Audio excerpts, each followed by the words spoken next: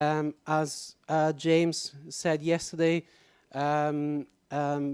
questions from early career researchers, PhD students are welcome. And also I remind you that if you write a long commentary, a long discussion about one of the papers, you can also submit those discussions to ESPL as Essex discussions, and they can be published. After the session 10, we have another poster session. It was quite successful yesterday. People were there talking. That was great. We are going to have a Pisco poster session, so there will be some drinks there for you just to facilitate the discussion in front of the posters. And then, yeah, some lost and found here. If this is yours, you can come here and collect it.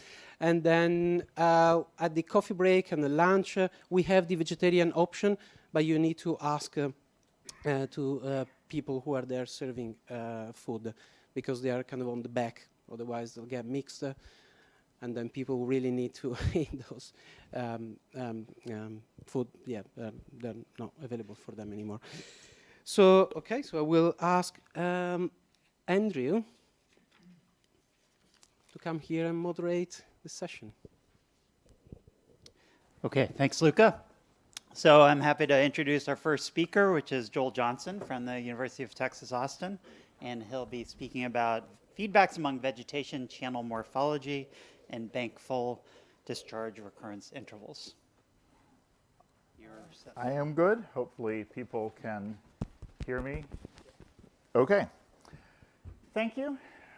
I appreciate the opportunity to give this talk. And there are a variety of people that I have worked on the different parts of this, and will show, where they have done things here. A lot of what I'll talk about. Well, actually, here that's good. I'm going to give a broad introduction about vegetation, and kind of what we know about its roles, and the fact that it's also pervasive on land's surface, which makes it hard to separate out its effects. And then I'll actually talk about kind of two separate pieces of projects. One on dryland channels, where you don't usually have flow. What we see here is an example of that, a channel in the Henry Mountains, one of the places that I'll talk about extensively in different ways here. And then a really qualitative conceptual model, and I'll be honest, it's very arm wavy. I'm curious and a little nervous to see what people think about that. About possible roles of vegetation in controlling bank full discharge and sediment load of rivers.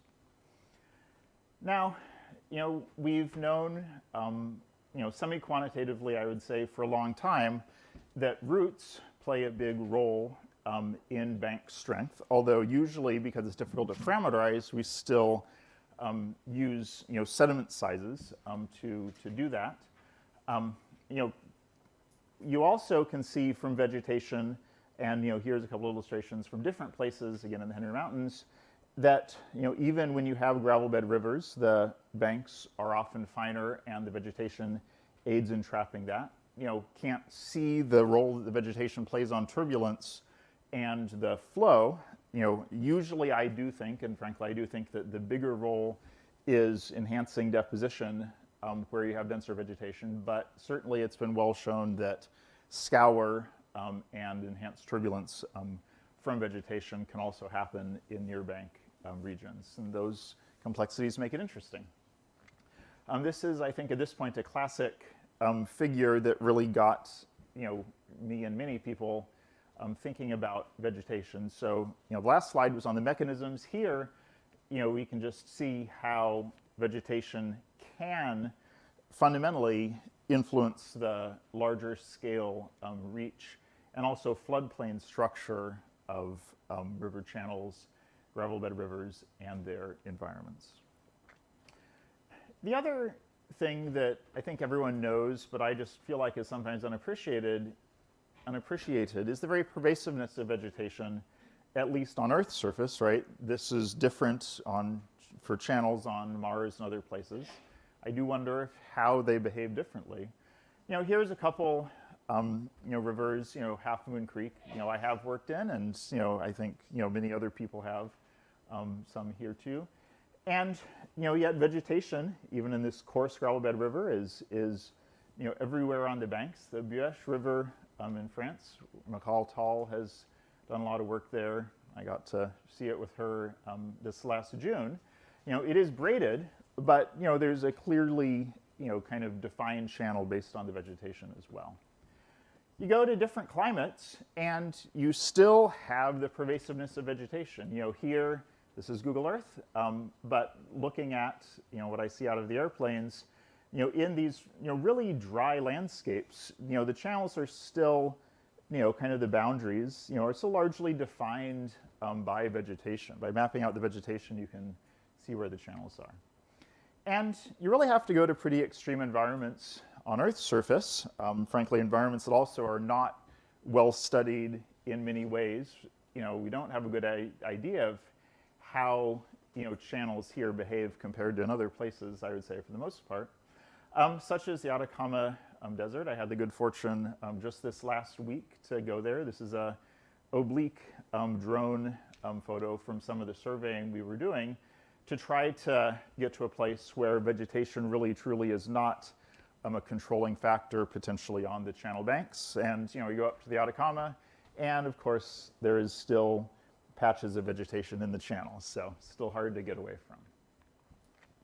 So a couple years ago, when I was invited, and I really appreciate it, to give a talk, this is exactly the stuff that I was going to talk about. And I confess that I have, along with a former master's student and some of my colleagues, professors at UT Austin, published it, but I'm still going to talk about parts of this as the first section here.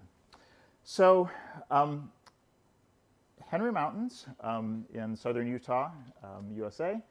And you can see here a channel, and there's a big difference in less vegetation. There's still vegetation along here, and more vegetation going through there, a natural system, and we're going to take advantage of that. The reason that I'm interested in well, it's many reasons in this stuff, is though to better understand how vegetation plays into stream rehabilitation and the climate change and such that is happening. I would also say that channels without base flow, such as these, much of the world is dry land areas where you don't have persistent flow. They still are not as well understood as channels with perennial flow. So there are springs. They are lithologically controlled in the shallow subsurface in this area. And so here's kind of three. Really, I'll talk about these two, but we have analysis from three of those in this area. And so basically vegetation changes dramatically as you go from upstream of the spring into the stream, and then into the spring, through the spring reach, and then back downstream. The streams give a trickle of water. There's no appreciable surface flow, no transport happening from the springs. Really, it's water in the subsurface that keeps the vegetation going. And the thing that I like about this setup with these springs is that the long-term sediment load through these reaches has to be the same, going from upstream to downstream along a given channel, obviously not in comparing channels or reaches farther apart. But we can compare what's going on upstream through the vegetated reach and downstream. Same with flood discharges. A drawback, and there are always drawbacks, is that there aren't any gauging stations out here, and so we don't know what the flood or sediment transport discharges have been. There are also some bedrock exposure, definitely in the banks, though for the most part, the vast majority of the distance, these are gravel bed rivers with gravel and vegetated banks. and beds. So here is one of the springs. It's actually the one that I had a image of before, going from unvegetated to vegetated. And we're using airborne LiDAR with classified vegetation returns the classified vegetation returns to constrain vegetation density. The species distribution and stuff is interesting, but we are not doing anything with that. We're just treating vegetation as a monolith basically of classified LiDAR returns. And we have the underlying bare earth topography. So certainly there's some uncertainties in those classifications. Well, if we look at, just in field photos, this is what the channel kind of looks like in that reach, looking in this case downstream. Still some vegetation along the banks, some places more than this, some places a little bit less. In the vegetated reaches like this one, the vegetation actually gets denser than that in some places, but there's no point in showing a photo of just trees. But you can see there's dense grasses, there's horsetails and such in there. And one of the interesting things also is that in some of these reaches close to the springs, there will be a little thalweg that's literally like 20 centimeters wide and about that deep, that has very slowly flowing water. You can see from actual rain-induced floods that the grasses and reeds are pushed down. So there is dense vegetation through those reaches. So we took the airborne LiDAR data and did flood modeling using Anuga. This is a open source available flow solver, shallow water wave equations. And we varied the discharge through the reaches that we modeled, trying to do it so that it was kind of below bankfull to above bankfull for numerical stability and some other issues of time of the master's student finishing. He did 10, 20, 30, 40, 50 cubic meters per second through there. We do have roughness from the vegetation parameterized in terms of Manning's N, and there's a couple of papers on how we did that. We also did comparison runs without parameterized spatially variable Manning's N. And from the flow modeling, we can get at kind of measures of the wetted width, at least wetted kind of depth and velocity. So it's a model, but it's still an objective measure of what the channel is. And you can think of this as looking at kind of attestation changes in the channel with discharge. So we also parameterized or calculated the LiDAR returns in terms of just a very simple measure, which we called LiDAR vegetation index. It's just in a given area, say meter squared area, the number of vegetation classified points divided by the total number of points. And in some of the reaches, it gets pretty dense vegetation. Well, kind of zoom in.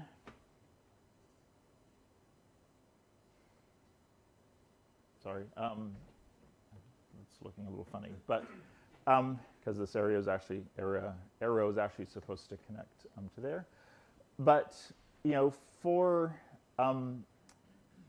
you can see bare earth, kind of the lower vegetation areas here, and a flow model at 30 cubic meters per second. Well, in the more densely vegetated reach, at the same discharge, and this is about 1 kilometer apart, a little more along the channel, but we actually get a much wider channel in the vegetated reach in this scenario, more braided looking system, at least under the vegetation, although it's hard to see a lot of detail of that when you're in the field. And if we go along the channel, the gray is that kind of basically cross-section averaged relative density of vegetation, our LiDAR vegetation index. A couple different discharges and kind of different roughness flow models. There's a lot of variability, but the channel does on average get wider where the vegetation is a lot denser. And, that, initially was, a little counterintuitive to us. So let's compare that to a channel called Trail Canyon. Here we're looking upstream again in Google Earth. And in this one, you have vegetation on the banks through the spring reach. Hard to see, but the ground looks a little wet where the actual spring is right there. Upstream, there's less vegetation. And, here's a photo. You can see trees here in autumn.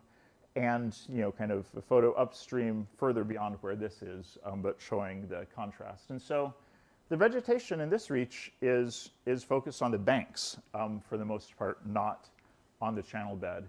And that makes a big difference. In the less vegetated reach, we have kind of that channel doesn't look so different, but it is same scale, a little narrower in that section.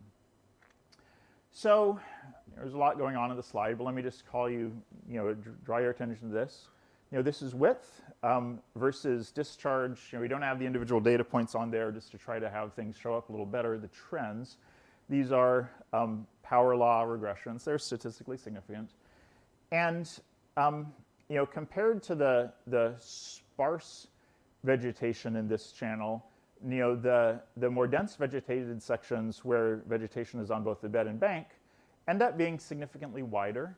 The reverse is true for this one, where the densely vegetated sections, but only on the bed for the most part, are narrower.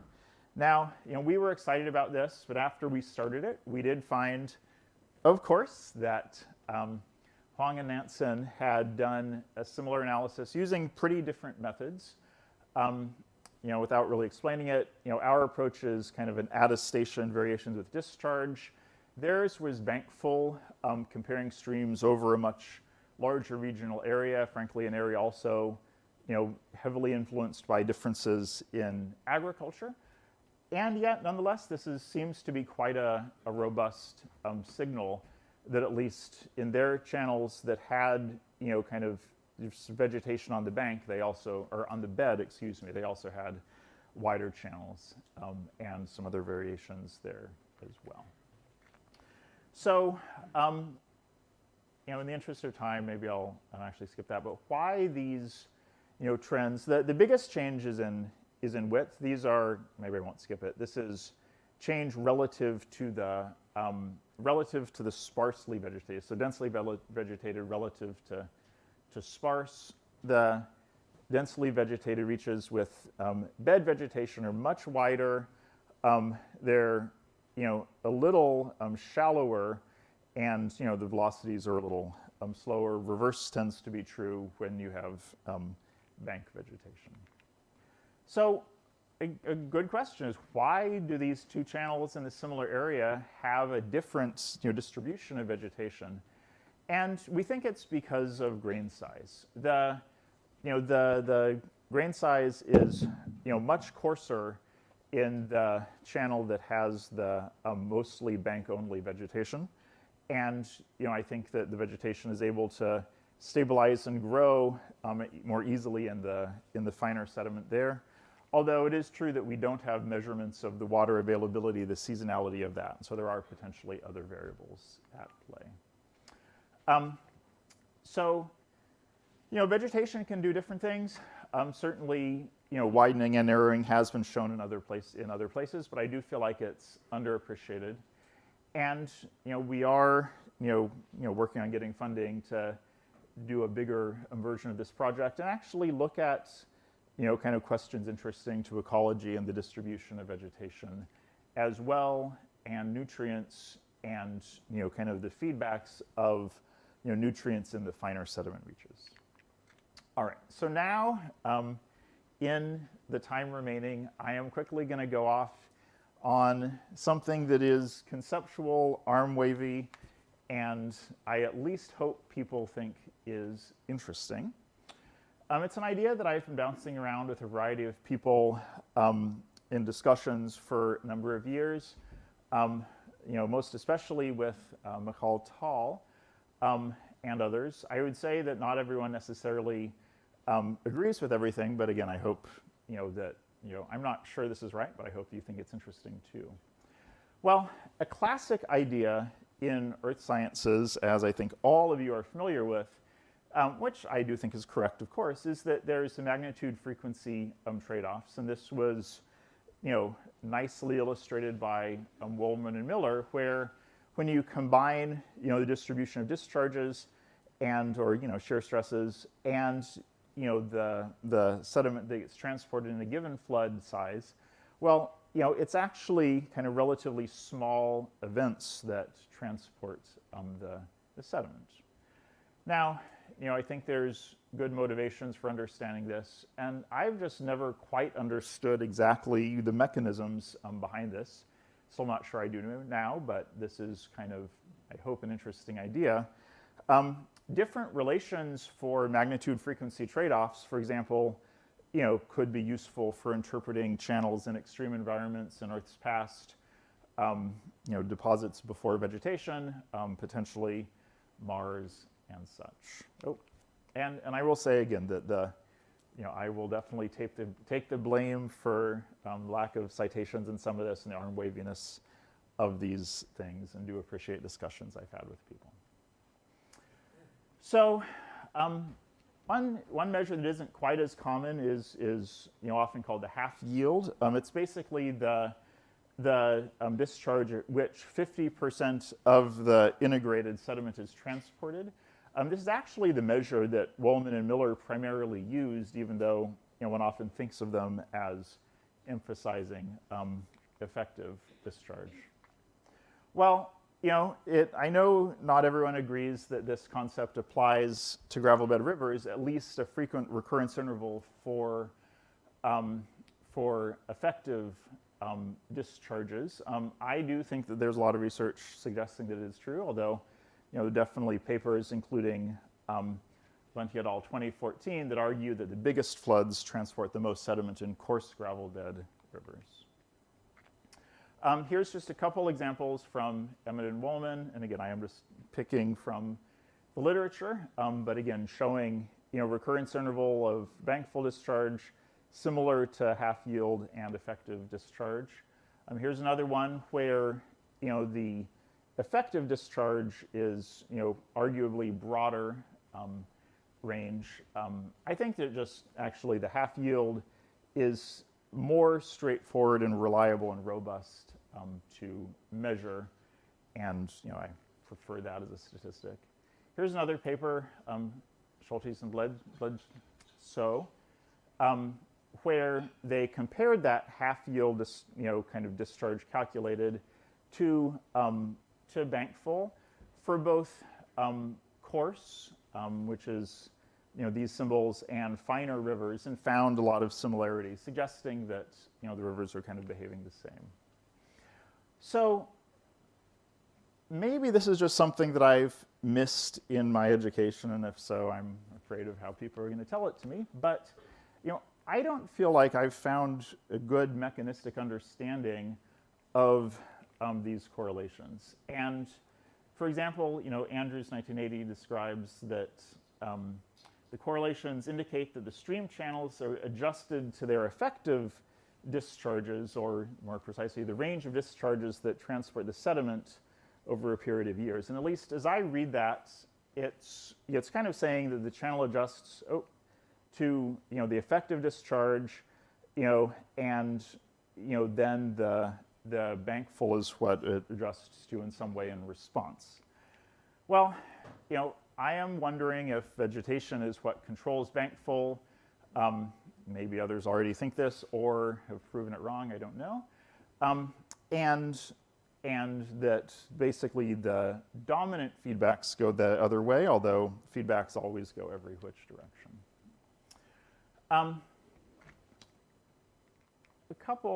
So here would be kind of a description of this. Just kind of laying it out. I know it's very wordy. If vegetation controls the width, basically as a near threshold model, but based on vegetation, that's part of the argument. And there's a time scale inherent in vegetation growth that, now what time scale matters is open to debate. But unlike sediment transport and deposition, the vegetation, again, has this inherent time scale to it. And I think there's reason to think that, kind of something in the ballpark of 2 years is how long it takes communities of vegetation to stabilize banks in a lot of places.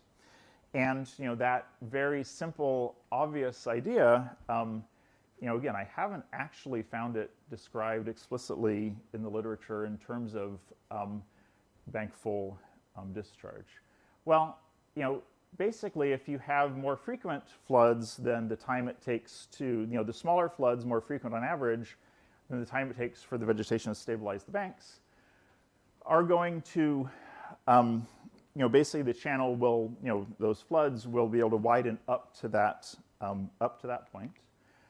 Narrowing, where the vegetation grows down the banks enhances deposition as well. And so I think that vegetation time scale could cause the balance of this 1 to 2 years, or at least influence it. Let me also say now, right, I recognize that vegetation isn't the only factor at play here by any means, but maybe underappreciated, even though a lot of people think that vegetation matters. And certainly it's not only width, but I think vegetation is dominantly controlling that width. And then the other parameters of morphology adjust, in response, and especially in response to the sediment load from upstream, though that also is influenced by what the channel is doing upstream, at least over these time scales of adjustment.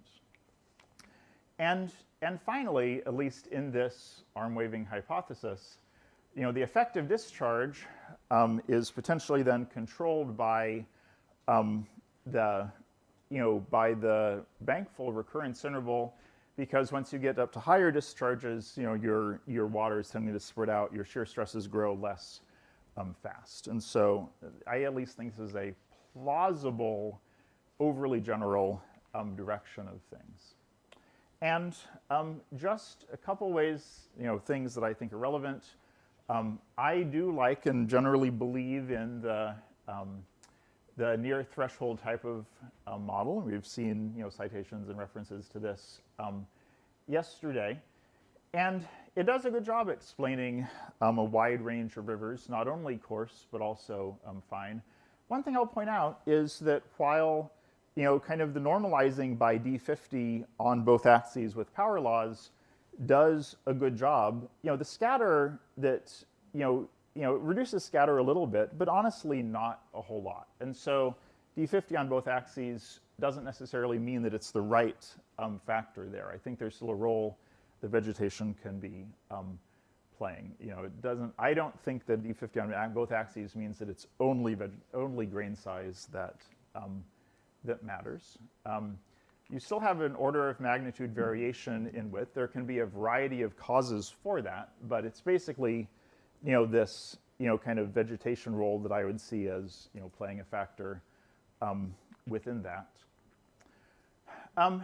The other thing is that this theory generally doesn't apply to or isn't applied to a broad range of discharges. Usually people are taking a bankful discharge and looking at how the channel adjusts to that.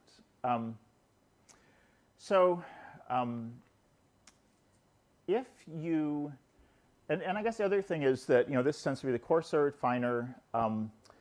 When you're looking at, depth and slope, the finer rivers, where you wouldn't necessarily expect them to, follow threshold behavior, fall off of that curve. And I do, wonder, well, so one possible explanation by Dunn and Gerald Mack, and others have worked on it too, is that, cohesive banks from clays are the explanation for the threshold width. Again, vegetation, I think, is going to be a bigger role in almost every place.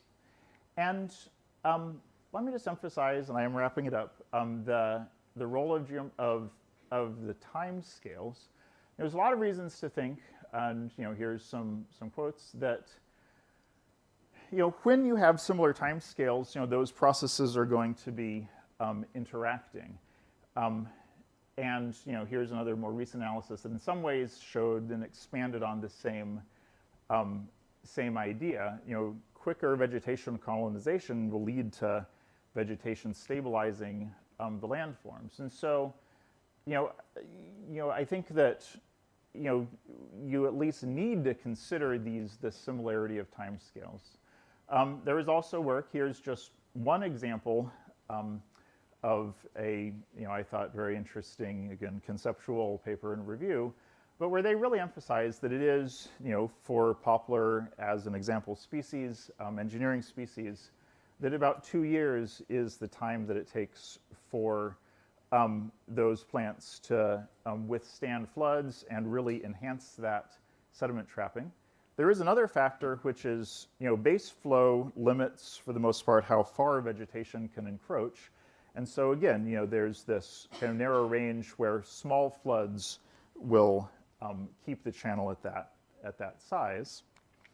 And, bigger trees, they still over 10 to 15 years, continue strengthening the banks and can withstand substantially larger floods. There's also reason to think that similar behaviors, and arguably, though not hugely understood and measured, similar timescales probably apply to different plant communities as well. So I am wrapping it up. I think that the next step that I have started on but don't have things to show is to look at, and fortunately we can do this without really understanding vegetation, because understanding vegetation is hard. But we can look at how effective discharge depends on bank full stress. I think that, or bank full discharge, I think that is a testable assumption, and a way to do that is basically by kind of calculating in a model effective discharge or half-yield discharge for a range of channel sizes, keeping other things similar and seeing what roles there are. And finally, if vegetation is not this control, I think that one ought to be able to explain why similar timescales don't affect each other. So very arm wavy. I appreciate your listening. Thank you.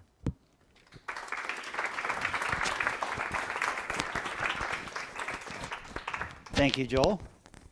During the next talk, I hope you'll be sharpening up your questions for Joel. Yes. He gave us plenty to think about. Okay, so the next talk is by Virginia Ruiz Villanueva. Is it all just about sediment in gravel bed rivers? Current progress in research on in-stream large wood. And Virginia is now at one of the Swiss universities in Lausanne, but I can't keep track of all of them. So thank you. University of Lausanne. It's easy. Thank you, Andrew. So good morning, everyone. I'm very happy being here talking about wood in rivers. So after the previous presentation, and as we saw also yesterday, we know that fluvial processes cannot be well understood without considering the important role of vegetation. But much less is known about the afterlife of trees, or what happens when trees become in-stream large wood. And here we have two different points of view, so we can ask ourselves what happens to a river when a tree falls, or what happens to the tree after falling into the river. So in this talk, I will briefly summarize the aspects related to the first question, but I will focus much more on the second one. So my talk is about the dynamics of wood in rivers. So when a tree falls in a river, it becomes an important source of energy dissipation and flow resistance. So it's affecting the turbulence and the flow velocity, is usually reducing transport capacity, so it's affecting sediment dynamics. It's also both enhancing and reducing bank erosion, and so it's influencing the channel morphology by, for example, creating steps and pools in mountain rivers, but also affecting the channel width and the lateral mobility. And at the river scale, the presence of wood enhances the overbank flow and is improving the connectivity between the channel and the floodplain. So by these processes, wood enhances the complexity of the channel and so increases habitat diversity. But the presence of wood in rivers also affects the water quality and the water chemistry and temperature, and the wood provides a hard substrate for the biofilm to grow, and is the influence or the feedback, the interactions between the flow, the sediment, and the wood that provides better conditions for aquatic species, macroinvertebrates, and fishes, but also affects or influences the establishment and succession of the vegetation and the development of islands. So the wood, in fact, affects the entire food web and usually improves biodiversity. So despite the fact that wood is really relevant in rivers, most of our knowledge about rivers overlooks wood. And this might be explained by different reasons. One is that sometimes wood is simply ignored. But in many cases, it's because most rivers lack a natural load of wood. And this is because after centuries of managing rivers and their catchments, we have been reducing the amount of wood. So we have been transforming what once was naturally rich, wood-rich rivers into wood-poor rivers. So by removing wood from rivers, what we do is we normally increase flow velocity, so decrease sediment deposition. This increases erosion and channel incision, and then significantly impact channel morphodynamics. We simplify and homogenize morphology, lowering habitat suitability, and therefore lowering biodiversity. So then why has been wood removed from rivers? So this video shows you one of the main reasons. So although wood is most of the time stable in river channels, like sediment during floods, wood might be transported, and as you see in this video, large quantities of wood can be mobilized. So the main question here is what happens with all this wood. First, where is it coming from, and most importantly, where is going? So at critical sections like bridges or dams, wood may accumulate and then affects flooding. And this is usually the main reason why wood has been removed from rivers. So these images from recent floods in Europe illustrate this quite well. But what is important to stress here is that the problem is not the wood itself. So not all the dangers posed by wood are inherent to the wood itself, but to the structures that were not designed to allow the wood to pass. So we are artificially increasing the trapping efficiency of rivers and the wood transport capacity of rivers. Still, images like this may result in dramatic management strategies like removing all the wood from a river, and also leads to a general negative perception of wood in rivers. So we must integrate wood dynamics into our understanding of rivers, and to do so, we recently defined a natural wood regime in a similar way as was done for the natural flow and sediment regimes. So the wood regime consists of wood supply, transfer or transport, and wood storage, and it can be characterized also in terms of frequency, magnitude, timing, mode, and rate. So quantifying the wood regime is key to advancing our scientific understanding of rivers, but it's also really relevant for designing sustainable and successful management strategies. But it still remains very challenging and is rarely quantified, mostly because of the lack of data and the lack of monitoring stations. So like for sediment, when quantifying the wood regime, we need to understand the processes supplying the wood to the river. So where does the wood come from? we may need to predict or estimate how much wood we can expect during a flood, when is it transferred, how the wood is moving, and also what are the possible or the potential impacts, so the related hazards and risks and their drivers. So how do we do this? I will show you how we combine in different approaches. We can try to answer these questions, and then I will illustrate with some recent examples what we get out of it. So we combine field surveys with drone surveys and remote sensing, and we also tag and track wood in rivers. So we install metal tags and also RFIDs, or radio frequency transmitters, in wood. But we also install cameras, and we are developing a machine learning algorithm to detect automatically the wood into the images. This is part of the PhD of Jambert, who is here, and we have a poster, so you are very welcome to come to visit the poster.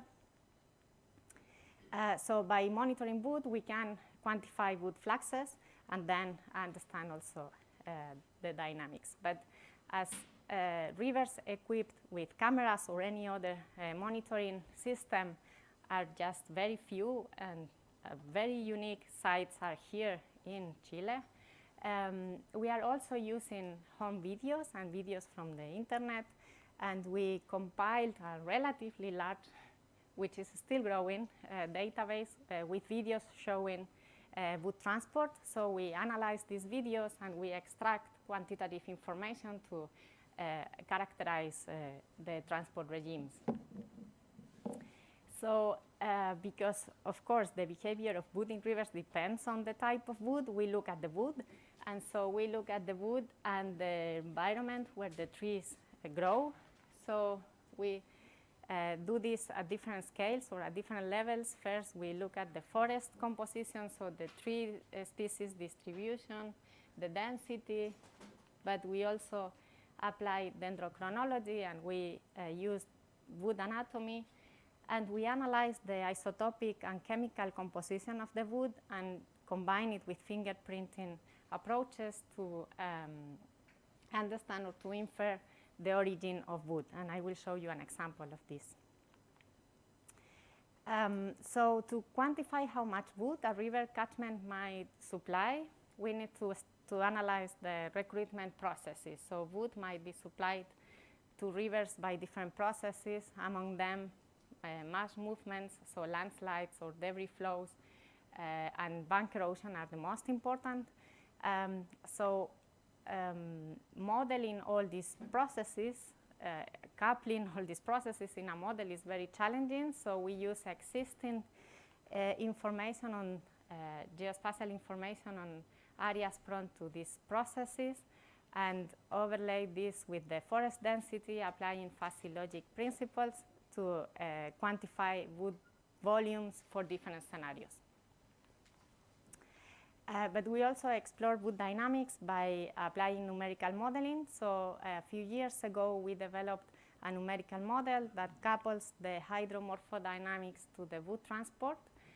So this model is called Iverwood, and it solves the Sand-Venant equations in 2 dimensions for hydrodynamics.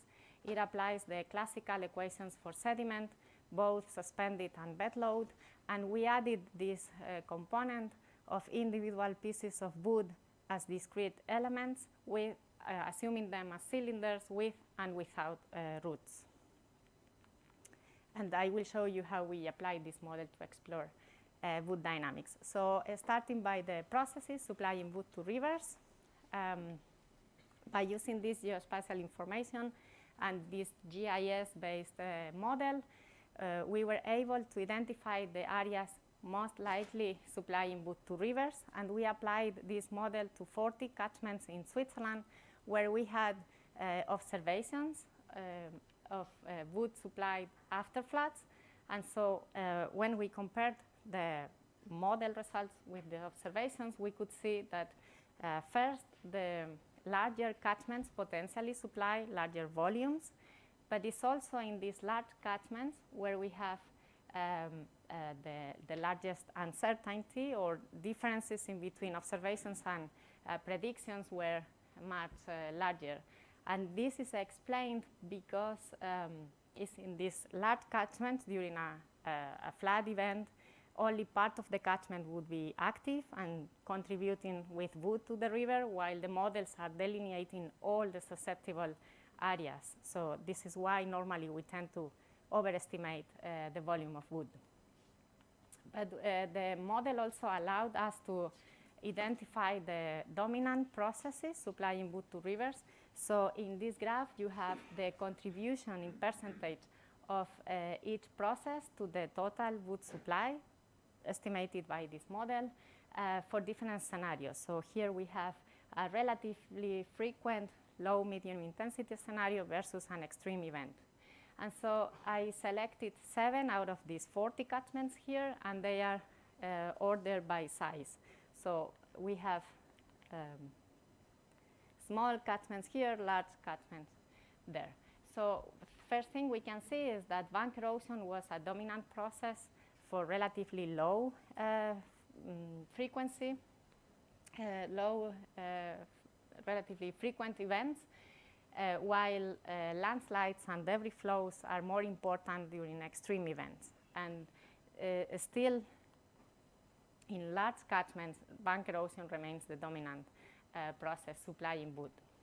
But as I said, it's in large catchments where we have large uncertainties, and this is because after the wood is supplied to the river and transferred to the river through the river network, it may accumulate at a lake or a reservoir, and then it's very challenging to know where the wood came from. And this is exactly the case, as you see here. Oops.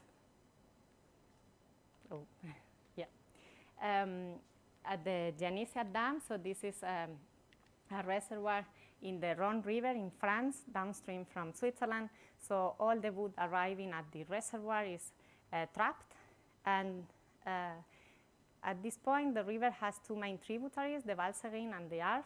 So the Valserine is draining the Jura Mountains, which is mostly limestone, while the Arve is draining the Mont Blanc Massif in the Alps, which also drains crystalline rocks and is partially glaciated. So these differences in the environment of the 2 tributaries is recorded in the trees growing there. So we use this information to infer where the wood is coming. So we use the stable isotopic composition of the water molecules, so hydrogen and oxygen, and we were able to distinguish between wood coming from the 2 tributaries.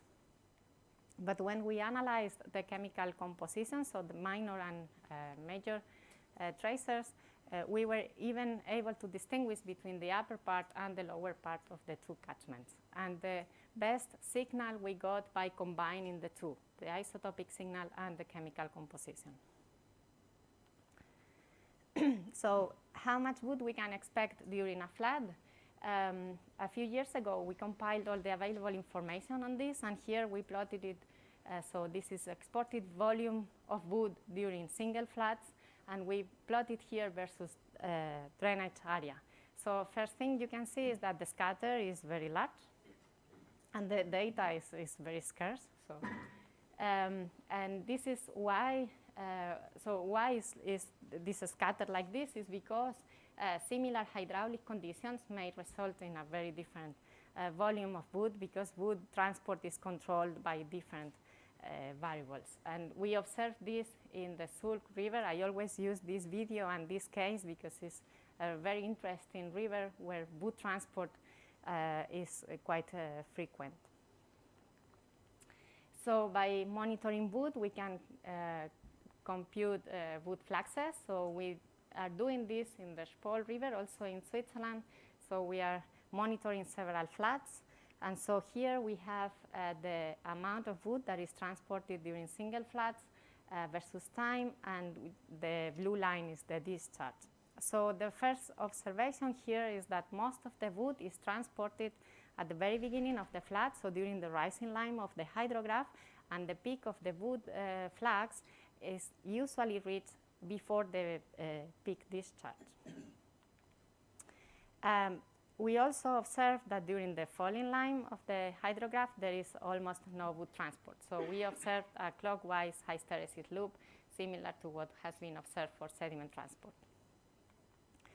By analyzing sequence of floods, we could also see that the first flood was transporting significantly larger amounts of wood than a second one, despite the fact that the second one had a much higher peak discharge. And this is because these two floods were very close in time and there was no recruitment of new wood in between. So most of the wood that was available in the river to be mobilized was transported during the first flood, and then there was no wood left for the second flood. And so this shows that wood transport is a non-linear process, and the relationship between mobilized wood and discharge is complex, but also shows that flood history and wood availability are key factors. So in the previous example, wood was moving floating as single pieces, and that is what you may expect, but it's not always like this. So sometimes large amounts of wood are transported in what we call wood-laden flows. So by analyzing videos like this, we defined for the first time this type of flows where wood was the most important element. What we could also observe is that the rheology of the flow is significantly affected by the amount of wood. So in this type of flows, we have a front that is moving, not floating in the water, but just dragging or sliding in a similar way as a debris flow or a snow avalanche. And so we define this as a hypercongested flow, and then we analyzed some characteristics like the flow velocity, which is significantly lower than wood in a congested mode. In a congested mode, where normally is transported floating as a carpet, or in a non-congested mode where wood is just floating as individual pieces. So finally, we look at the potential hazards and risks and their drivers. So when wood accumulates towards a bridge, what is happening is that the cross-sectional area of the bridge is reduced, and so this triggers a backwater effect. And this may result in flooding in the nearby areas. And we illustrate this with this case from a river in Poland. So here in this map, you see the difference in the water depth for two scenarios, the same discharge with no wood and the same discharge with a bridge blocked by wood. And so in that case, the backwater is up to 1 meter or even higher than 1 meter, and it is enough to flood the nearby village. So here it's really important to know what variables are controlling this process, so bridge clogging or the blockage probability. So we explore this applying the numerical model. And so here, first thing we explore was the influence of discharge. And as expected, discharge is, of course, affecting the blockage probability. So here in these box plots, you have blockage probability for different scenarios versus different values of discharge. And what we observed is that the relationship between the discharge and the blockage probability is not linear, and there is a critical discharge or a threshold for which the blockage probability is higher. The next thing we tested or we explored was the influence of the size of the wood. And so again, we saw that the bigger the wood, the higher the blockage probability. Particularly important is the length of the wood. But again, we also saw that there was a threshold for which blockage probability increased significantly. This is related to the ratio between the length of the wood and the width of the channel or the span in between bridge piers. Another factor that we explored was the amount of wood that is supplied to the river. And here I illustrate this with the River Blanco example, so it's not far from here. And so in this river was affected by a volcanic eruption, producing a lot of sediment or leaving a lot of sediment and wood to be mobilized. So we explore the consequences of this availability of wood for the river crossing the town of Chaitén. So this is the scenario with no wood, and for the same discharge, we just simulate the previously deposited wood, and as you can see in the map, the flooded area increased significantly. But when we supplied additional wood from upstream, then we saw an increase in the flooding area and the water depth. So wood supply also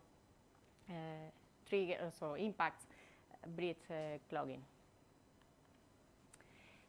We also could identify the critical section here in this river was the bridge, the Austral Road Bridge, and we could also see that there was a bridge pier that significantly trapped more wood than the others, and we could observe this also during a flood in 2015. So this shows that the number of piers and their location within the channel are also controlling the blockage probability. Finally, we explored the geometry, the influence of the geometry of the bridge pier, so the shape, and by using flume experiments, we could see that the square nose bridge pier showed a significantly higher blockage probability than other geometries like rounded shapes. And we explain this by the fact that the flow around the pier with different geometries is different, of course, and is affecting the way the flow is pushing the wood towards the pier or downstream. And we could also explore this with the numerical model. So the geometry of the pier impacts also bridge clogging. But bridge clogging or blockage probability is not univariate, so you could not explain or predict the blockage probability by just using one variable, but by combining several of them. And so we identified the relevant variables by analyzing 49 bridges across the UK. And so here we see that some of these variables are related to the bridge geometry, as I said before, but there are other important variables related to the channel, energy, and the catchment. So by combining all these variables, we were able to identify bridges prone to trap wood. And with this, I finish. So some take-home messages. In-stream large wood is a natural and functional component of healthy and resilient river ecosystems, as important as flow, sediment, and vegetation. The wood regime is a useful framework for assessing and managing rivers, but wood dynamics vary significantly within fluvial systems because it is governed by complex processes and interactions. Still, there is a geographic imbalance, and I would say most of the flow regimes in the world are not fully understood and have not been quantified yet. We still need further investigation on the sources of large wood, the supply processes, the wood transport, particularly wood transport, and we need also to pay more attention to the characteristics of the wood and how this influences wood dynamics. And I would stress that monitoring is key, so we need to increase the number of monitoring sites and start monitoring wood as another component of rivers. And last but not least, wood in rivers research requires cross-discipline collaboration. And I think yesterday we discussed about this, but in this case, I think it's very clear that we need to exchange in between disciplines. And with this, I finish. Thank you for your attention.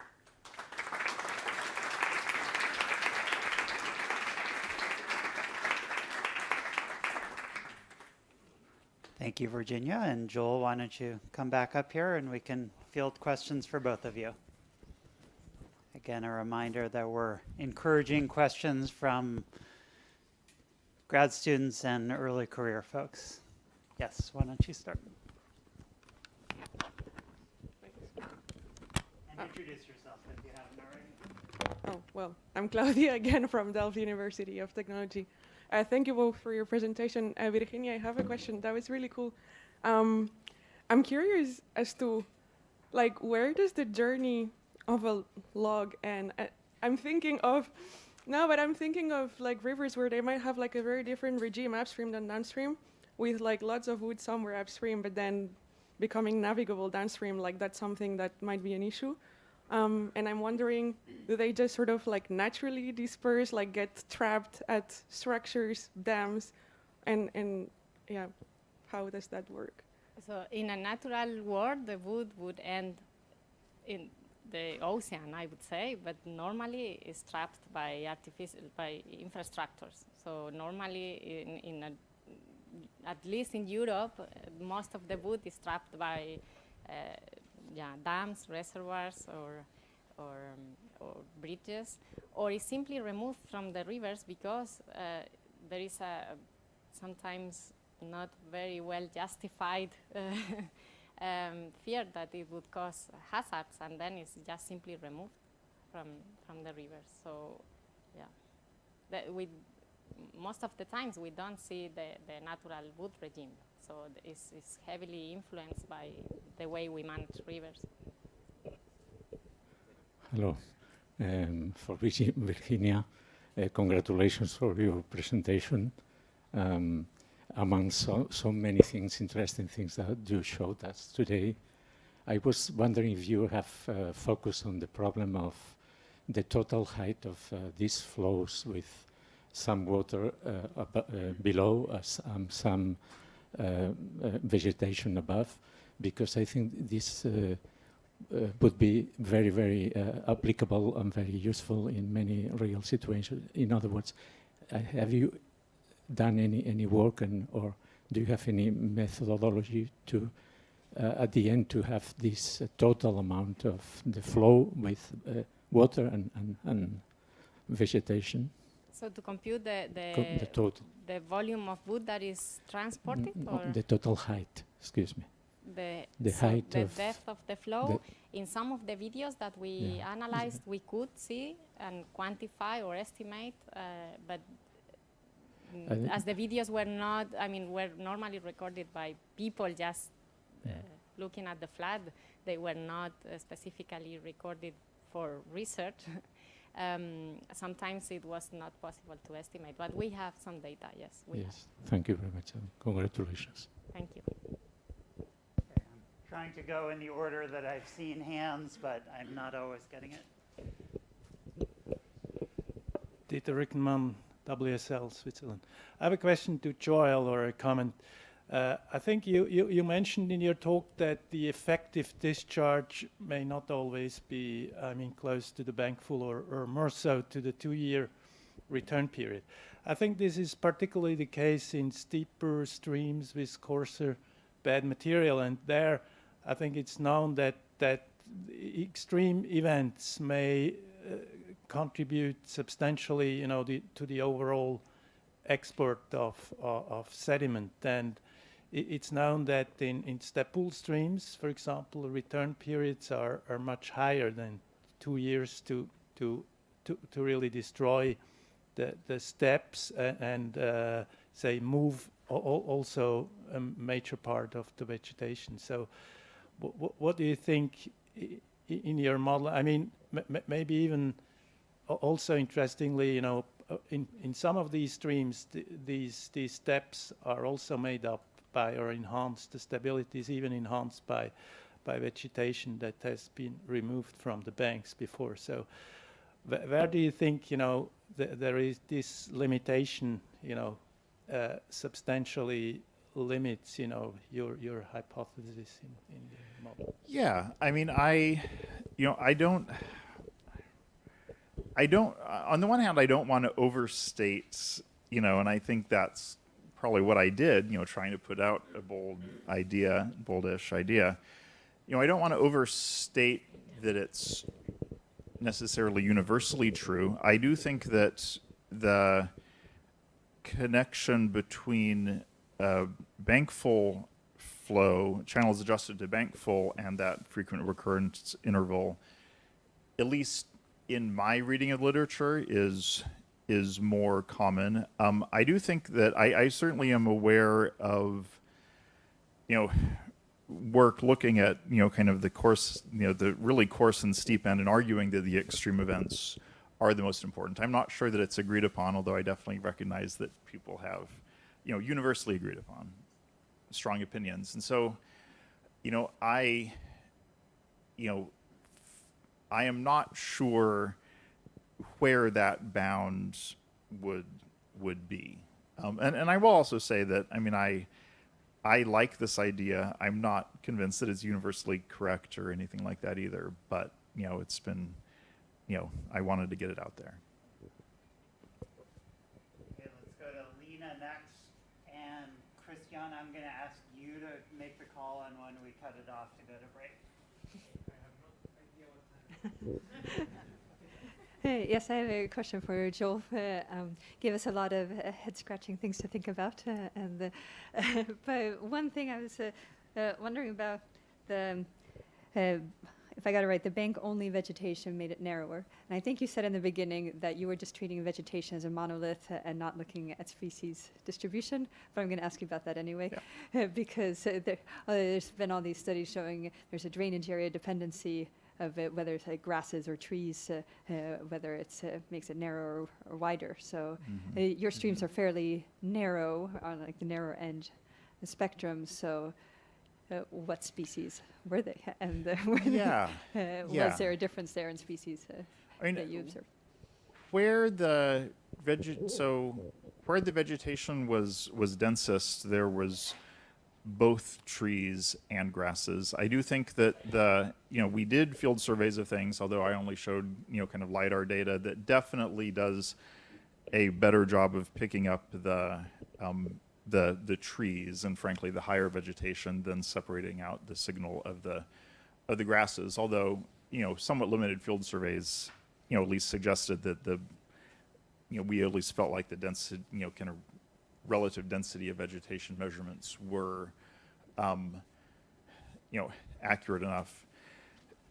As far as I do think, there's, it's a very interesting paper that I'm thinking of recently, where the trees in the fine grade banks made them potentially wider than expected. Coarse grade banks made them narrower than expected. I guess it's sort of same theory. I don't have a clear answer or explanation for that. I think that this, my hope is that there's some element of truth of this, that this is a broadly generalizable and underappreciated control, and that there's a lot of interesting complexities in the details. But that in the same way that near threshold theory, one doesn't want to overstate it, doesn't explain everything about channels and the variations in channels and the limits to which it applies. I think that vegetation, be it grasses and trees, will still stabilize banks and probably drive things more towards kind of the threshold and when you have base flow narrowing than otherwise. So I'm not sure how to answer beyond that. And Nuzzo Sevilla from University of Trento. I have a question for Joel. So in your conceptual model, that seems to be very interesting. I was wondering if you thought to develop a mathematical model to test your hypothesis, and then from what I get is the vegetation dynamics plays a fundamental role there. And the real answer is that I've been beating my head against that for a lot of the fall, and kind of came and presented what I what I had on this part of it right now. So, I mean, the real answer is that I have been trying to do that, and I'm still optimistic, but I'm not there yet. I certainly recognize that it needs a better quantitative foundation. Walter, and then I see questions over there as well. We are keeping the microphone here. Well, first of all, thanks to both for the interesting and very thought-provoking talks. I have, if I can, two different questions, for one for each. So for Joel, I was talking about your first field, the comparison between the two field sites. Have you thought about a possible explanation for the difference of the two could be related to the stream power or the specific stream power of the two streams? Yeah, so they have pretty similar drainage areas. They have actually, the one that is coarser is also steeper, and so there is a slope difference.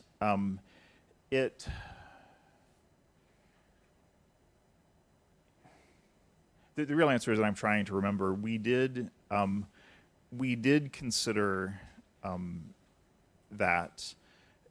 I think that certainly it is true that with the present day morphology, for a given discharge, where the flow is much more localized, of course, the shear stress is higher. I guess I would just say, it's kind of like, how did you get to that point as far as the widening versus the narrowing goes? I'm not sure that answers well either. Again, there is similar drainage area, similar discharges. There are differences in the shear stresses calculated that you get there. And for Virginia, it's a detail. When you showed the analysis, the geochemical analysis on the wood trap by the dam, was the species basically the same, or particularly with the upper and downstream part of the catchments, there was also a difference in the species? So the samples I showed in the graphs were the reference samples. So these are samples from living trees that we were locating from the different sites. So they were all same species. Yeah. So we are for now. Yeah. So far we just tested one species. So we are testing Alnus, and then we move to maybe Fraxinus, and then we'll see, because we wanted to have a species that is homogeneously distributed all along the river network. Yeah. But this may play a role also in.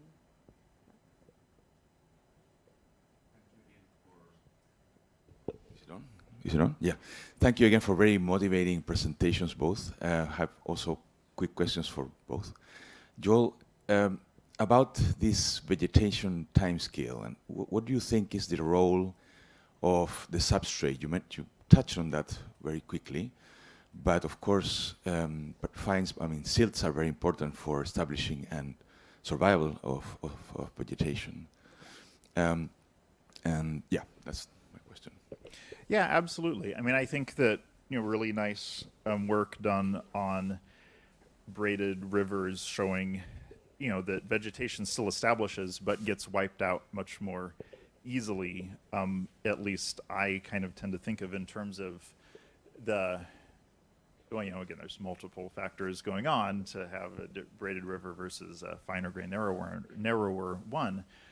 But absolutely I think it's well established that the finer grain substrates allow the vegetation to grow better and get a better. So that would change your time toehold. scale between number of years. Also the climate, because we see in Patagonia very slow growth.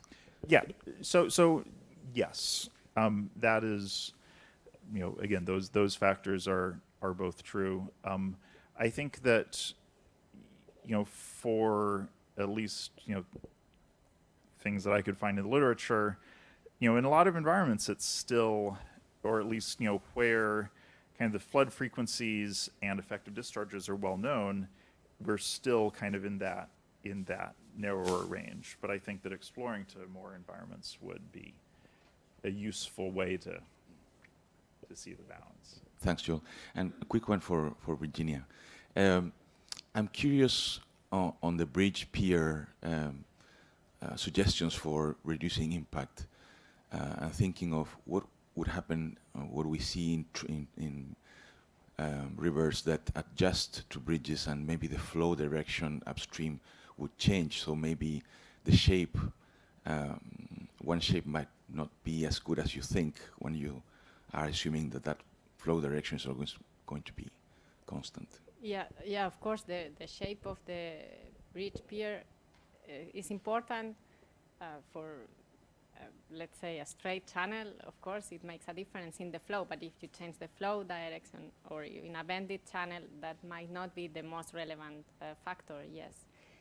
So some strategies so the shape is important, the geometry is important, but for bridges that are already in place, there are some management strategies, like, for example, installing some structures in front of the pier just to change also the flow against the pier. So yeah.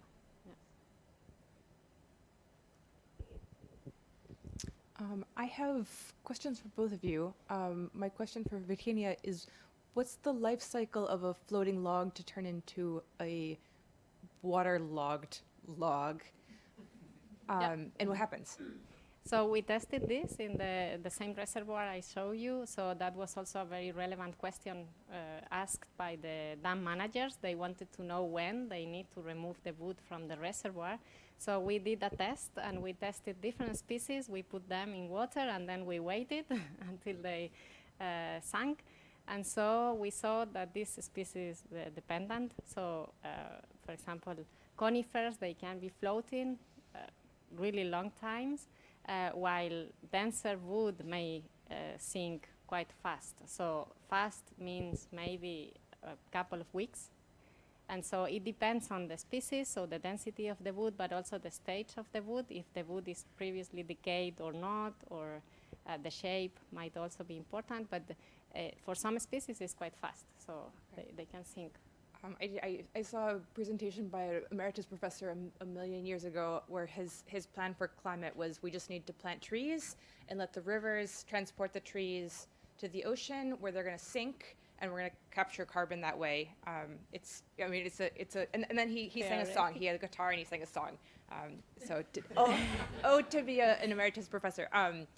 But something to think theoretically about. Might be. So Joel, my question, and I'm coming from not a river geomorphology perspective, but it seems like there's sort of a chicken and an egg in terms of vegetation establishment and flow changes.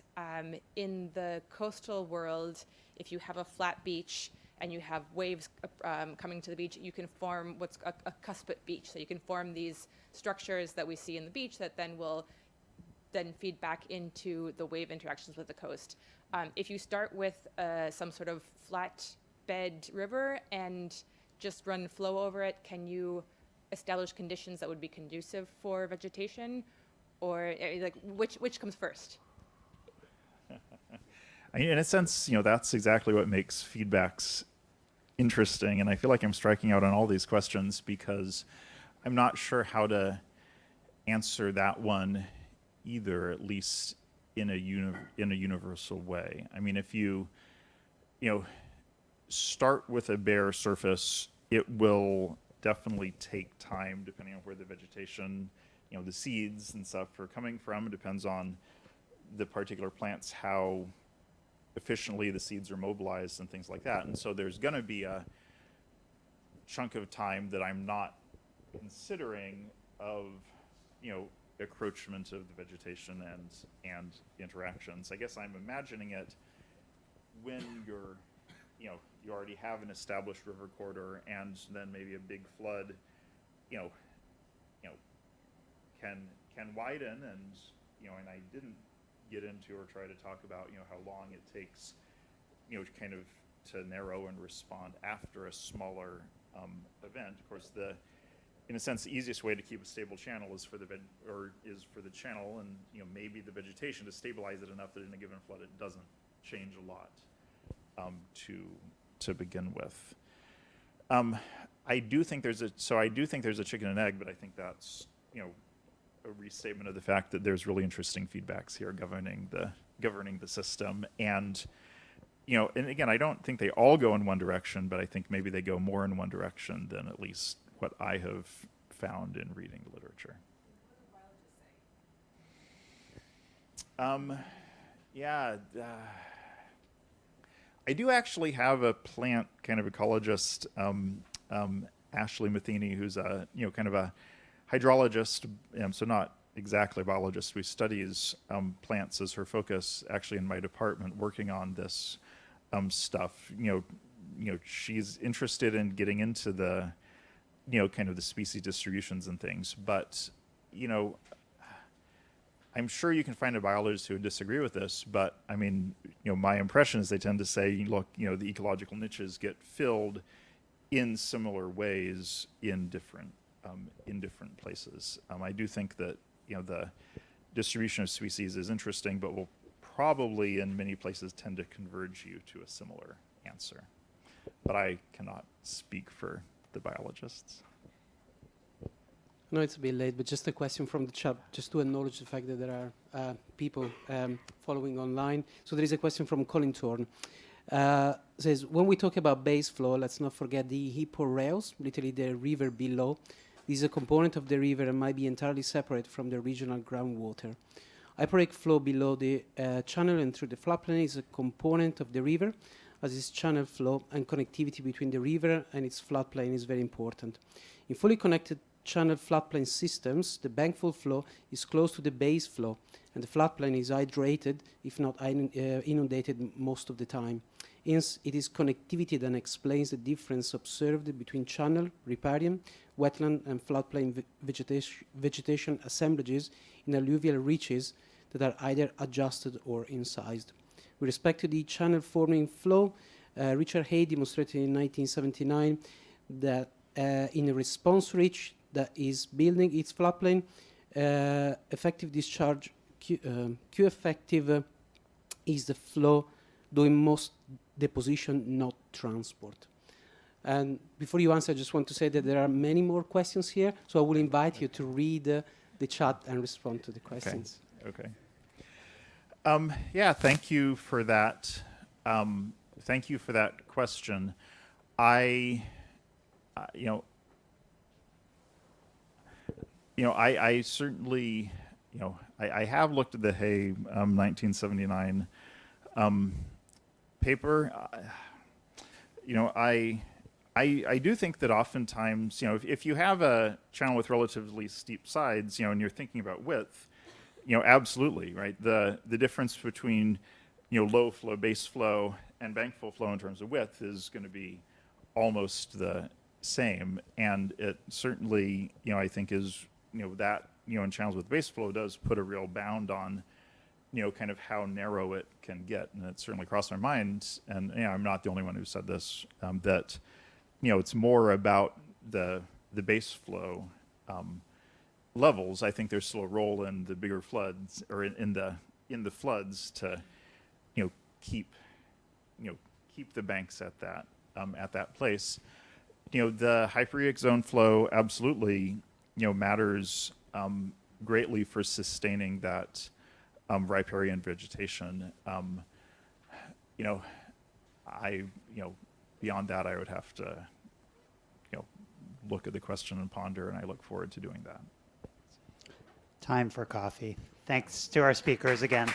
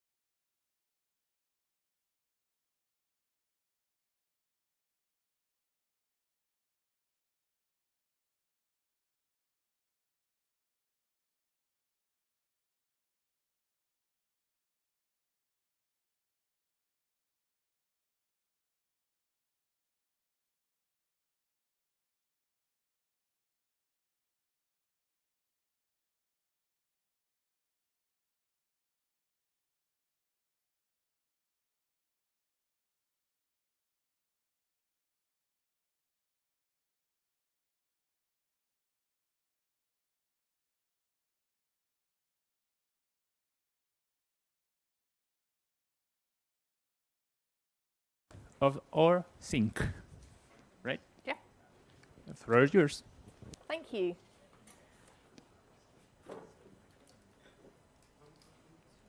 So I'm good, but I'm not that good without doing it without slides for 25 minutes. So, okay, so we're going to change pace slightly and change what we're thinking about. And I'm not sure if it's translated across the world, but in the UK, David Attenborough is very famous. He's a very famous naturalist. And about 5 or 6 years ago, maybe a little longer, he decided that plastics were the next big problem. And kind of the David Attenborough effect of plastics has rippled through into the scientific community. And plastics became the hot topic. So I'm going to talk to you today about actually, do they matter? If they are in our rivers, do they matter? And what kind of processes control their movement through our gravel bed rivers?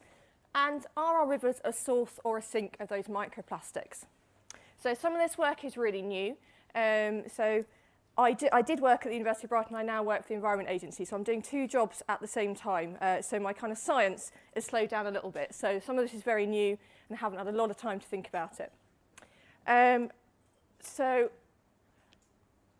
we can be used to, or we probably are used to these sorts of pictures now. So the top picture is the Mekong River of Southeast Asia.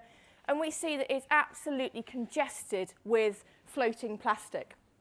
So these plastic particles that are in the Mekong River here are visible to the naked eye, are typically called macroplastics, so anything that's kind of bigger than 5 millimeters. But what I'm going to be talking to you about today are what we can see in the bottom image there, which are microplastics. So these are between 63 microns and 5 millimeters, and they are typically not visible to the naked eye, and they typically don't float like these big macroplastics do. So they are contained within the riverbed. That said, some of them have very low density, so they do float, and you will see them occasionally kind of on the surface. But what we're concentrating on today are these microplastics, so less than 5 millimeters, and typically stuff which is contained within our gravel bed. So to date, a lot of the research literature has concentrated on trying to understand our global oceans as kind of the sink of plastics. So a lot of the focus has been trying to understand how they circulate around the global oceans, where they end up, so we get these big ocean garbage patches. But that plastic has to get from our terrestrial environment, kind of where we're generating it on land, to our oceans. And our rivers are the conduit for that. And there's been some estimates that up to 95% of the global load of plastics into our ocean is transported there by our rivers. And I'm sure we've all seen pictures in kind of newspapers or online about the impacts that these plastics have on biota, and they can cause these adverse health impacts in these aquatic organisms. So that might be that these aquatic organisms mistake plastic for food and ingest it, or they become entangled in it. But we don't really know kind of those impacts, again, within kind of our river systems. That tends to be very much kind of in our ocean systems that we've begun to think about this. And I'm going to flag this now. I know this is kind of the wrong audience for this, but I'm going to end my talk on this. Actually, the so what. So what if we have these plastics in our rivers? And one thing we can think about for that so what is actually the possible impact on human health. Okay, so I'll talk about that at the end of my talk. So one of the earliest papers which came out trying to understand the importance of our rivers in transporting plastics to our oceans came from Le Breton in 2018. And here on this image here, you can see our microplastic production in tons per year. So the darker the colour on the maps, the more plastic production. So parts of Southeast Asia or across large swathes of Asia, for example, we are in excess of 10,000 tonnes per year of plastic production. And as I said previously, that plastic has to go somewhere because typically we're not very good at kind of recycling it or reusing it, and typically it goes to landfill and waste. And particularly in these countries where we have high microplastic production, we see this high plastic input from rivers to the oceans, because typically it's across those parts of the world which don't have very good recycling, reuse, for example. So across Southeast Asia, the work we've done on the Mekong, you typically just tend to see people throwing rubbish into the river rather than kind of thinking about how they could recycle, because it's kind of it's not on their radar. And kind of we were going out there doing some of this work, and they were like, why do we care? Why do we care if our river looks kind of like a garbage bin? So there's quite a lot of kind of work to be done kind of on engagement as to why this is so important. But as you can see there with those proportional circles, a lot of this plastic input are kind of on these big monsoonal rivers of Southeast Asia. So there's some important questions there about monsoonal systems versus kind of other types of rivers, and how that will affect the process of plastic flux through our river systems. And I'm going to concentrate today on a couple of things and talk to you about the limits of knowledge, particularly in gravel bed river environments. So I've been working across gravel and sand, but figured I would get lynched if I talked about sand in here. So we are just concentrating on gravel bed rivers and kind of limits of knowledge. But I'm very happy to talk about kind of how those processes might differ between those kind of environments. So the first question I'm going to talk to you about is kind of whether or not gravel bed rivers are a source or a sink of plastics, and how that might change with flow regime. The second one is kind of thinking about the fact that our rivers are diverse. So beautiful braided river, the Villarricca River in New Zealand, kind of top picture there. Hugely diverse system, hugely diverse processes that are driving what that river looks like. So that diversity in kind of what our rivers look like is also then mirrored by the diversity of our microplastics. So we've got this hugely complicated system, probably more complicated than trying to understand kind of sediment transport, because we've got this diversity of plastics in our environment. And finally, the kind of question I get asked most is actually, can we treat plastic particles as sediment grains? Are they analogous to sediment grains?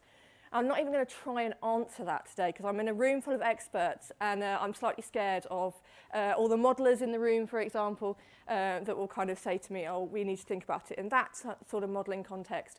But I'm just going to give you something to think about with that in terms of how persistent plastics are compared to sediment within the environment. So first then, the paper which came out in Nature Geoscience in 2018 by Hurley et al. Was the first to really think about rivers as a source or a sink of plastics. So what these guys did was they went out and sampled the gravel riverbeds in a small catchment in the northeast of England, so a relatively industrial catchment in the northeast of England. And they went out pre and post flooding. So the image that you can see there is total number of microplastics, or kind of microplastic concentration on your y-axis, and pre and post as your dark and light shaded bars respectively. So what you can see from those bars is that post-flooding, we got a massive reduction in microplastic contamination within the sediment bed. So i.e. we got flushing of these plastics from the sediment bed. And I'm sure we can all think, yeah, okay, that makes sense. We're used to thinking about flushing effects within contaminants of riverbeds, but this is the first time it had kind of been proved with microplastics. And the first thing that they also did was kind of prove the existence and the magnitude of the problem of these plastics within riverbeds. What they also showed was the difference in kind of the spatial element of this. So the rivers, we're talking kind of very small English rivers here, so none of our beautiful braided systems. We're talking sort of 2 or 3 meters wide, mostly gravel bed systems. But so we've got massive spatial heterogeneity. So there's this flushing effect, but then there's also this effect of what we look like in space. So this is a first real attempt at kind of quantifying how our rivers responded to, or kind of how they control the concentration of plastic. So I wanted to pick that up a little bit more with some work that I was doing. I wanted to begin to kind of control this a little bit more. So we ran some flume experiments. So you can see the flume set up there at the University of Loughborough. And we had a graded bed, so between 1 and 45 mil, D50 about 9 millimeters. And we seeded it with a known concentration of plastic particles. So if you're eagle-eyed and you can see well, that little inset picture there, you can see some like little black pellets. So they are the plastics. They look like little bullets, and they're relatively dense, and they're about 4 millimeters in size. We then exposed that sediment bed to some armouring flow. So we wanted to create some structure akin to what you would find in the field.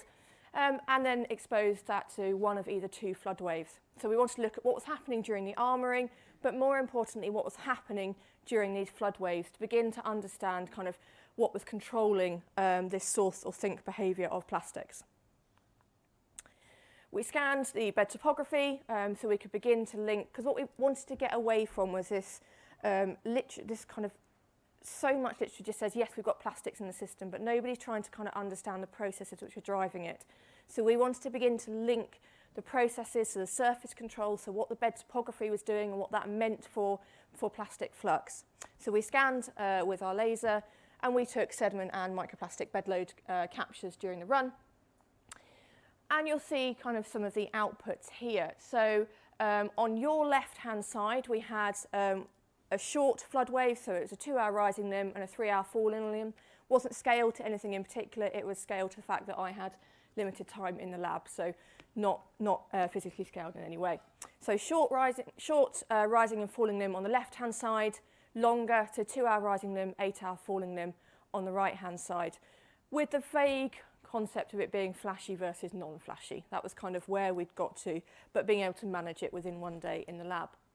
And just going from top to bottom, so the top image pair, so A and B on there, is the start after the armouring flow, so kind of the start of the flood wave. The middle pair, E and F, are peak discharge, and the bottom image pair, I and J, are the end of the flood wave. Okay, so we've got a progression of topography as we go through the flood wave. And what we see, so this has got nothing to do with plastic at all. What we see is the riverbed evolve through the flood wave, as we would all expect. We get changes to the structure on the bed surface, we get grain scale coarsening on the rising limb, we get destruction of the bed surface at the peak discharge, and we get kind of a reorganisation of the bed surface during the falling limb. So none of that is specific to plastics. That's what we would expect to find in any gravel bed river that's exposed to a flood event. We also see that we get bed scale structures developing, again, not influenced or controlled in any way by the plastics that are on the bed surface. But we just wanted to see kind of what this surface evolution was doing. And what we see, so we've got bed load in our top 2 images here. We've got our shorter flood wave on our left-hand side, longer flood wave on our right-hand side, bed load on the top, plastic load on the bottom. The solid line is our discharge, and the dotted figures on there are either our bed load or our plastic flux. And what we saw, what we began to link with, was that there was this link between the surface evolution and the plastic bed load flux. And we saw these kind of 3 thresholds. So below that red line here, so kind of for discharges on the rising and falling limb that were below that red line here, we saw this early grain scale rearrangement on the surface, either pre or post flood. So that was kind of grains jiggling about, beginning to form this kind of surface structure or reform the surface structure after the flood wave. We can then see this kind of big jump in plastic flux, and that's as these individual grain structures begin to break up on your particularly on the rising limb. So you can see on the rising limb here, we have kind of this big jump in bed load, in plastic flux. And that's as I said, these grain structures begin to break up. And then we see the full surface mobilisation. So the point that is kind of sitting up the top here on both of these is this full surface that's mobilised at the peak discharge. So we've begun to see this link between what the surface is doing and the plastic flux. So then what we did was use the laser scan data, and there was a paper in about 2009 from Joe Abelay in Germany, and they used laser scan data to derive active layer depth. Essentially what they assumed was that how far so the line of sight of the laser was essentially related to how porous or not the bed surface was. So, and they related that porosity to active layer depth. Well, that's the assumption they made. So essentially, the deeper the laser scan could see into the bed, the less porous it was, the deeper your active layer was. And that's the kind of approach, rightly or wrongly, that we took for this. So what we wanted to do was look at how this active layer changed through the flood wave, because we figured if our beds were changing from a sink to a source or a source to a sink, it was that active layer that was going to control that flux. So what we can see is that we have an increase in active layer depth through the flood wave. So that's the two solid lines there for the short and long flood wave, respectively. But our active layer continues to increase during the falling limb. So we don't go back to kind of the state that it was in pre-flood. Okay, so again, that's getting at the suggestion that these beds might change between source and sink and back again. But the longer flood waves have this deeper active layer. So again, getting at this fact that the duration of the flood wave is really important in controlling how much bed load and then eventually plastic load that we have.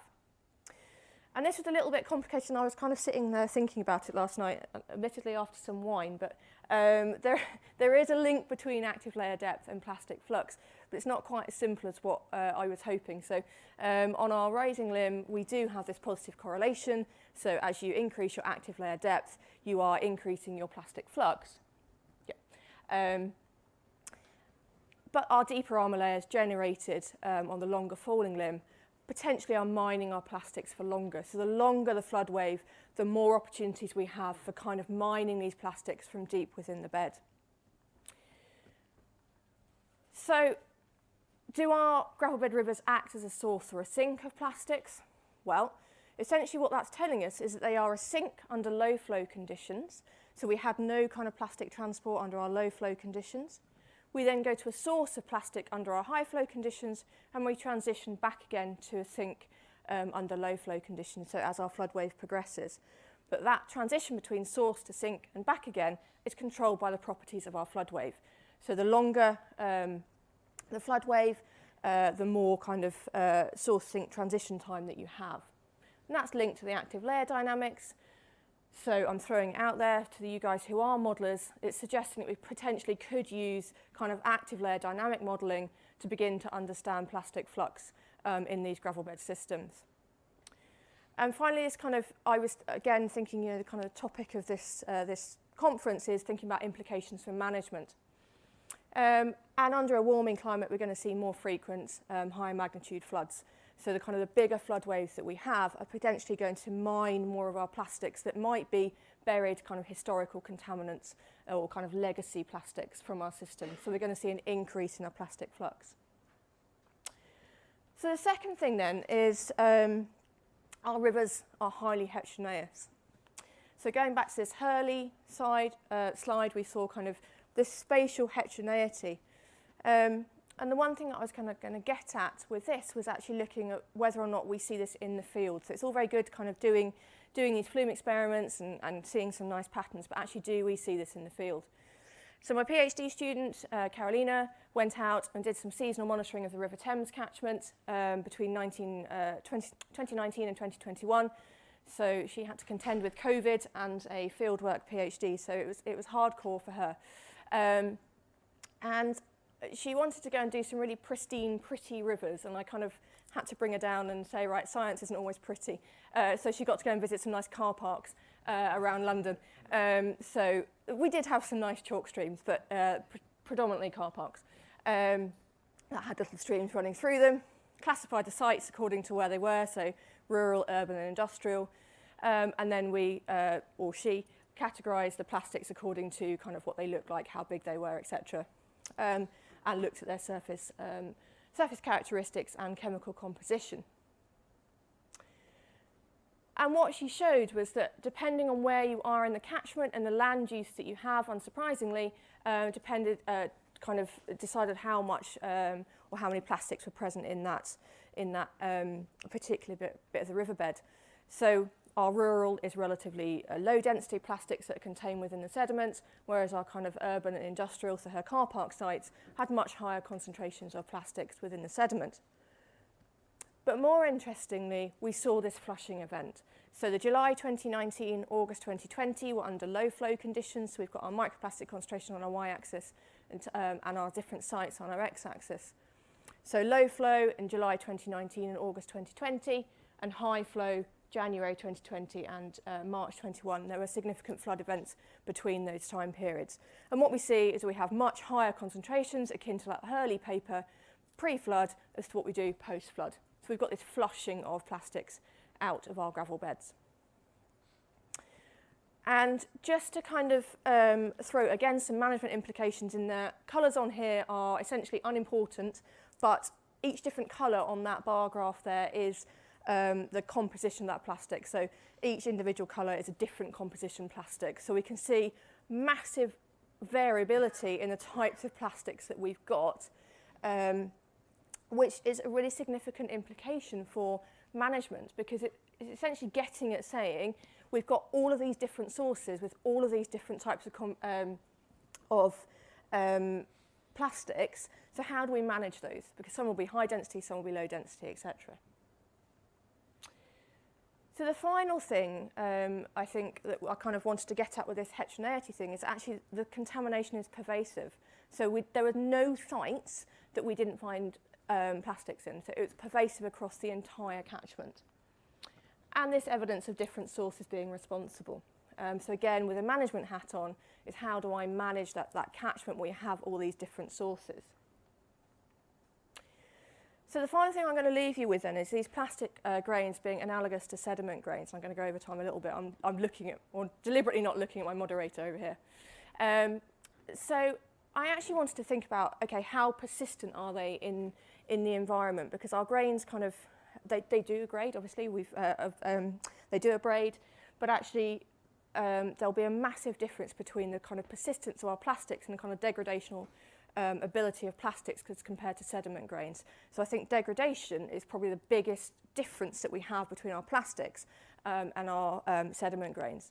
And these are just some examples of some of the scanning electron microscope images that my PhD student found, and the different types of kind of patterns that we saw in the surfaces of those plastics.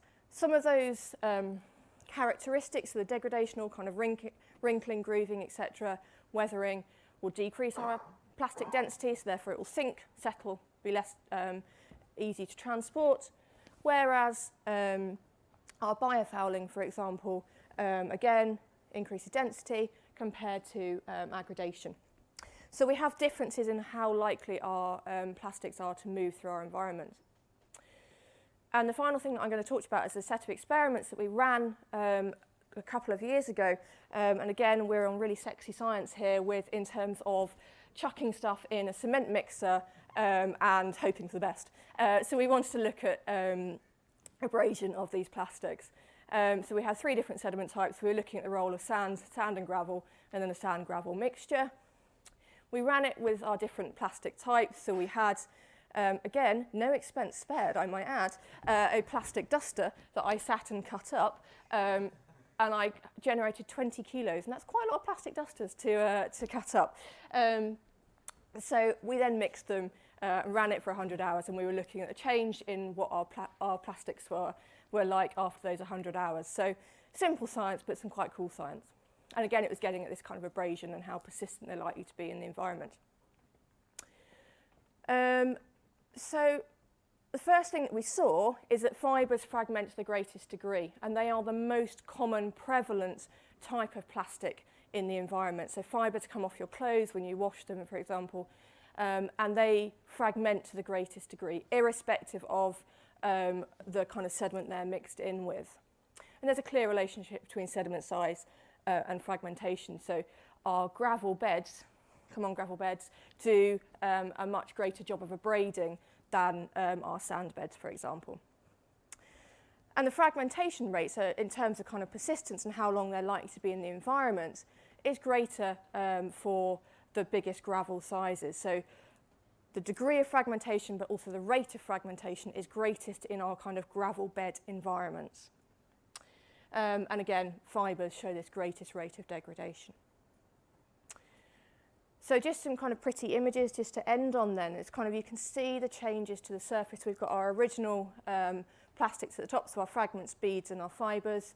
And then we've got them at the end of the runs according to what they've kind of been battered about with for those 100 hours. And you can see significant changes to those bed surfaces. And we were interested in this because it changes the chemistry of the surface. So we were getting at this from a human health perspective and saying, right, okay, if our surface changes, so the images, the 6 images on the right-hand side are the different elements that we find on the surface. So silica was the big thing that changed on the surface. And oxygen. And essentially what we were trying to get at was, well, things can attach to that. So things like E. coli, for example, is more likely to attach to a surface that's got more oxygen on it. So we were trying to get at this kind of implication for human health. And I'm going to skip through those because I'm aware that I don't have time, but I'm happy to talk to you about it about the kind of the implications for human health a little bit more if you want to talk about it afterwards. So just to leave this then, I've kind of left us with the structure that I've used all the way through. So, oh, sorry, I haven't. So we really do have this lack of process-based knowledge. So we've shown that we have this kind of gravel bed transition from source to sink and back again. It's related to our flow characteristics. Those flow characteristics, discharge regime, will change in the future. But we need to do a lot more. I'm going to throw things like this that kind of, we don't understand our entrainment mechanisms of our plastics. We don't understand how those might change through our flood wave. We've shown that plastics are heterogeneous, so we do have massive diversity. But again, we are right at the very beginning of showing that. So we've shown our fibres, for example, are much more reactive than fragments. But what does that mean? What does that kind of, where do we take this forward? Moving away from just we have plastics in the environment to understanding how they're moved and the flux of these plastics. And finally, I don't have the answer to this. The plastics, are they analogous to sediment grains? I don't have the answer. I suspect probably not. Some of those degradational experiments that we did show we have kind of different processes occurring than what we would have in sediment grains. But it's also, entrainment thresholds, kind of the things that Eloin was talking to us about yesterday, kind of how do we kind of think about critical entrainment thresholds, et cetera, for these plastics, and then how do we begin to model them? So we are way, way away from being able to understand these processes. So that's where I will leave you, and hopefully I wasn't too far over time. Thank you.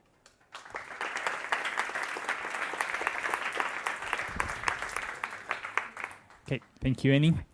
So our second speaker, Matt, will be online. So therefore, Annie, if could you? Yes, I can. I'll stop running away. Yeah. So if folks, you have questions, we have time for a couple of questions before we go with Matt. Eloin. Hi, Annie. That was a great presentation. Thank you.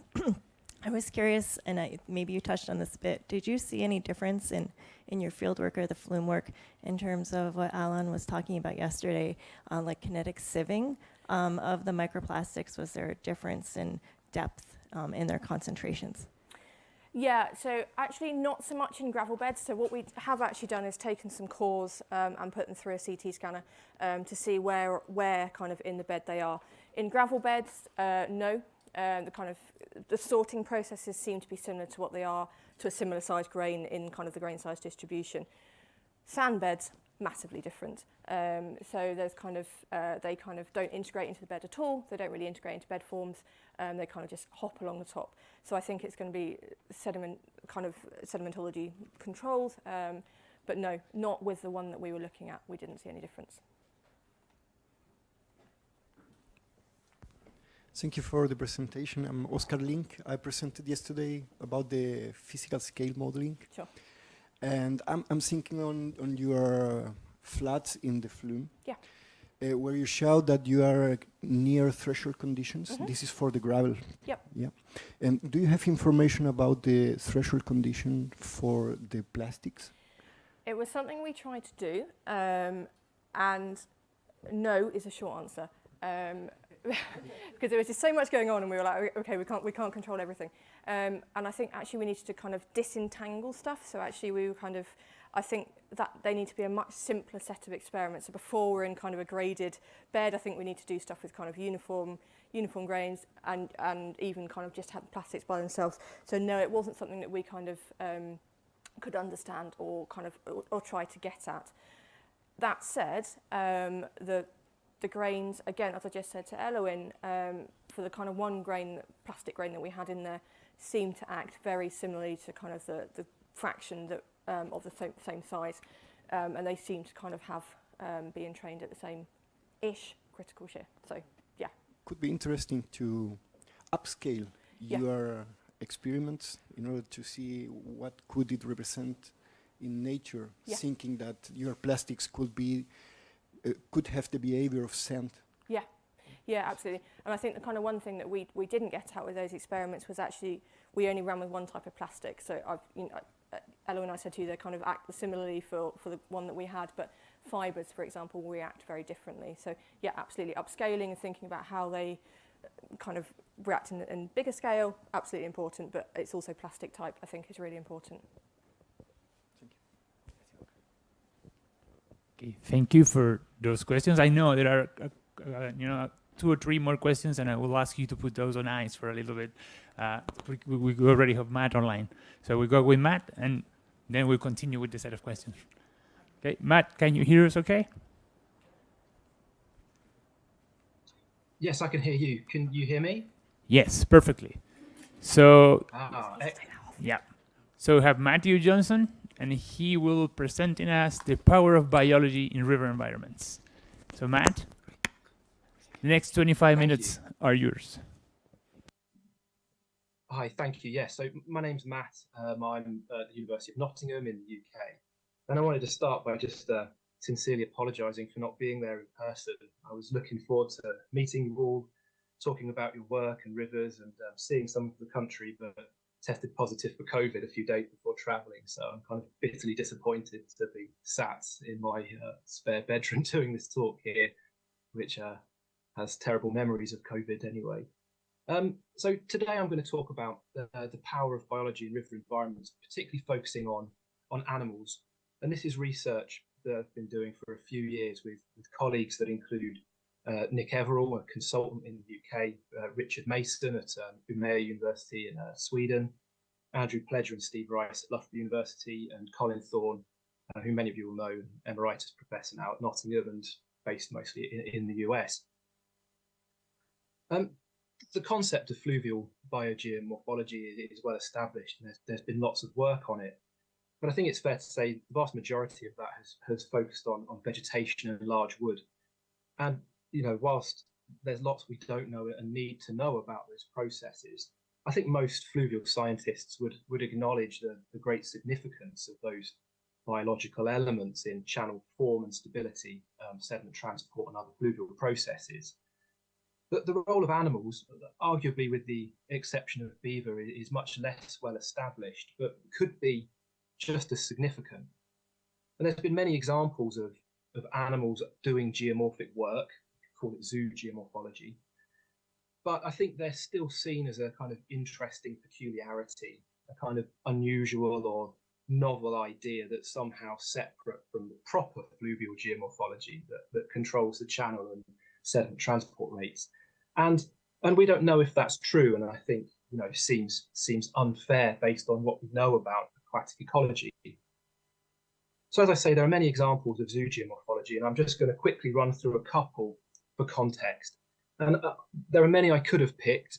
I must admit I've picked 3 of my own, partly for self-promotion, but mostly because I have that information to hand, so it's good for a presentation. So the first example is of an insect larvae called caddisfly, globally ubiquitous, tens of thousands of species, and can occur in very high densities, thousands per square meter of many temperate and tropical rivers at least. And they spin silk. And this particular animal spins silk nets. And you can see in this image that the blue threads are caddisfly silk fluorescing under UV light. And in this case, they're binding. So the purpose of the net is to filter feed, to catch organic matter in the flow, but it has this other ability to bind grains together and to stabilize them. And in a series of laboratory experiments, we found that surfaces that had been colonized by this animal required shear stresses between 30 and 40% higher than identical experimental surfaces where this animal had been excluded. So they have a potential meaningful impact on gravel stability. A kind of reverse trend would be the activity of crayfish. And here there's a short video of, in this case, a signal crayfish, an invasive species across much of Europe, parts of North America and Japan. And it uses its legs under its body and claws in front of its head to jostle and move and redistribute sediment grains in order to pick out the organic detritus that's in the interstices or between them or beneath them. And, as we've heard about earlier, we know that the geometry of grains that make up the surface of a gravel bed are really important in controlling their stability. And so in this series of experiments, we exposed water-worked gravel surfaces to 6 hours of crayfish activity, and were able to quantify the destructuring of the surface as crayfish began to randomize the orientation and friction angles and protrusion of the grains across the surface. And as you would expect, that destructuring led to the crayfish colonized surfaces being far more mobile than the controls where the animal was excluded. And then a third quick example is based on field data.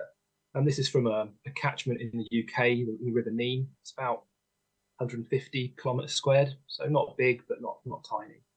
And this graph shows monitoring data across a couple of months, where the bottom dashed line is the water depth. And you can see, hopefully, on the 16th of August and the 29th of August, the water depth goes up after some rainfall events. And the grey line above it, with a moving average through it, is the turbidity. And what you can see is when the water depth goes up, so does the turbidity, as you would expect. But as the water depth drops, when you have periods of relatively flat, consistent water depth, you get this oscillating turbidity sequence. And these are nocturnal peaks in fine sediment transport associated with the nocturnal activity of crayfish. This river has been heavily infested by this invasive species. And doing simple modeling, we were able to ascertain that crayfish are contributing something like 20 to 40% of the summer fine sediment transport within this catchment. So again, non-negligible. So here are 3 examples of small invertebrate animals that can stabilize surfaces. They can destructure and destabilize surfaces and affect fine sediment transport. But the big question that remains is, does it matter in reality at scales of geomorphic process that we are most focused on for management in terms of channel form and stability in the landscape? I mean, obviously, science and our methods has developed a lot, but maybe contentiously, we can still simplify it down to this very well-known diagram of Lane's balance, which is the sort of classic of all undergraduate modules, quite rightly, including my own. And what it's saying is that the channel in the landscape is a response between these 4 key parameters, and that rivers are working towards some kind of quasi-equilibrium form where the stream power, the slope and discharge, is balanced somehow by the load and the grain size, and that if you adjust one of these 4 things, then through the processes of erosion and deposition, your channel will change as it works towards a new equilibrium. And in a paper a couple of years ago, me and Colin and others, we kind of indicated, as have others before us, that this really ignores a really key control on channel form, which is the wider ecosystem and the ecology. So going back to my previous examples, if your river has an abundant population of caddisfly, then you might expect there to be a smaller sediment load than you might expect if they were all, killed off through a pesticide leak or something. And similarly, if your river was invaded by signal crayfish, then you might expect your sediment load to increase through their destabilizing behavior without necessarily seeing any physical change in the other parameters. And so these are examples where ecological processes can affect and modulate the form, at least theoretically, and stability of channels in the landscape. when you factor in vegetation, as we heard this, earlier this morning, then it really complicates this system. And this is something that I really want to understand and begin to move away from these small scale examples and to try and integrate them more into fluvial geomorphological knowledge of channel form and stability. That's ultimately the aim of this talk, and I'm going to try and do it through the language of energy by building on, some might say copying in the nicest way, the work of Jonathan Phillips in 2009, who studied the biological energy in the terrestrial landscape by comparing estimates of energy associated with processes of uplift and denudation, so all weathering and tectonics, volcanism, erosion, and comparing it to the energy locked up in vegetation on the terrestrial surface. And he used primary productivity as a surrogate measure of biological energy. And as you can hopefully see from the graph, the primary productivity is 7 orders of magnitude, 6, 7 orders of magnitude bigger than all the combined processes of uplift and denudation. Now, only a small part of that will be used to alter geomorphic processes, root growth, changing surface roughness, but it would only take a small proportion of it to be comparable to those processes that we think of as shaping the Earth. And so what we wanted to do in this talk and the associated work is to try and do something similar, but for invertebrates in rivers, and try and use energy as this language to try and think about the relative significance of these processes. So the concept is that in the world of rivers, we do have an understanding of energy budgets and dynamics through river systems, often using the language of stream power. And the same is true within the biological literature through metabolic efficiency and food webs. Animals eat each other to gain energy to do their metabolic necessities. And so you have these two bodies of work that are very well established and detailed. And I suppose what I'm interested in is the exchanges between the two. They don't occur in isolation, they're the same system. And those exchanges happen in both directions. So for example, the net spinning caddisfly is saving its biological energy by utilizing the flow to bring food to it rather than having to search food out. And there's work that's shown, fish swimming is more efficient when they use turbulent structures. And for the rest of this talk, I'll be thinking about exchanges in the other direction. So crayfish, caddisfly, using the energy that they've gained through the biological system to disturb, restructure gravel beds, which then affects the environmental energy required to mobilize them. And so the ultimate aim was to try and quantify and explore one of these exchanges and to think about whether this is a useful framework and allows us to ask and answer, interesting questions that we haven't been able to before. So to try and do this, we had two methods, both subject to significant error bars, as was the work of Jonathan Phillips, but hopefully indicative, and I think probably correct to the order of magnitude. So the first method, like Jonathan Phillips, is to try and calculate a kind of theoretical maximum energy that could be associated with the invertebrate community. And to do that, we sampled the macroinvertebrates at 11 rivers across England in spring and autumn over 5 years, plus an additional 10 sites along the River Trent to look at longitudinal trends. And we identified them to species level and looked at their abundance and biomass. And from that, we were able to estimate the calorific content of the community using some established relationships between biomass and calories.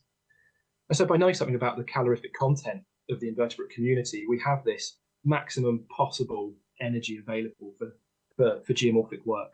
And of course, only a small proportion of that would be used for geomorphic work, but that's also true of the stream power. So a theoretical maximum. The second method is the other extreme, and we tried to develop a theoretical minimum. And we did that using signal crayfish as an experimental organism, placing them on a substrate made of marbles, as you can see from the bottom image. And the benefit of the marbles is the grains are all of near identical size and weight.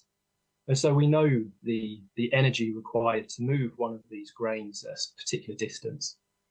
And so by videoing the activity of these animals and watching them back and painfully estimating, measuring the number of grains that were moved and the the distance they were moved, we could come up with what is likely a conservative estimate, but meaningful estimate of the minimum energy that would have been required to do the recorded geomorphic work of this animal over a 2-hour period. So we have these two estimates, a maximum and minimum energy expenditure that's associated with invertebrates in rivers that we could then compare to stream power.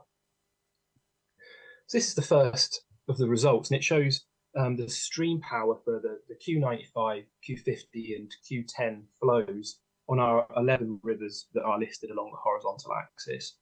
And there's, as you would expect, variation between them.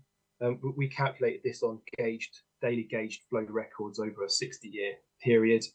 And we selected the sites to try and get a good distribution of sizes, geologies, river types. If I then overlay the power locked up in the invertebrate community in spring and autumn, you get the squares. The green is spring and the orange is autumn. And for most of the rivers, they kind of approximate the stream power associated with the largest flows, the Q10. In some rivers, like the Avon on the far left, the biological power is much higher than any of our flow percentiles. In the Dove, they sit somewhere between the Q50 and the Q10.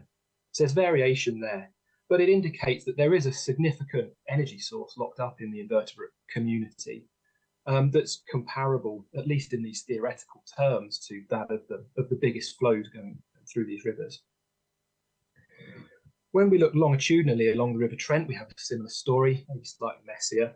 But here the horizontal axis is distance from the source of the river, so about 225 kilometers downstream.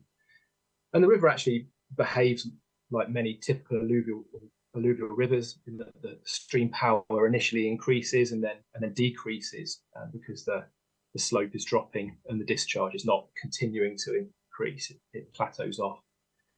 The biological power is messier.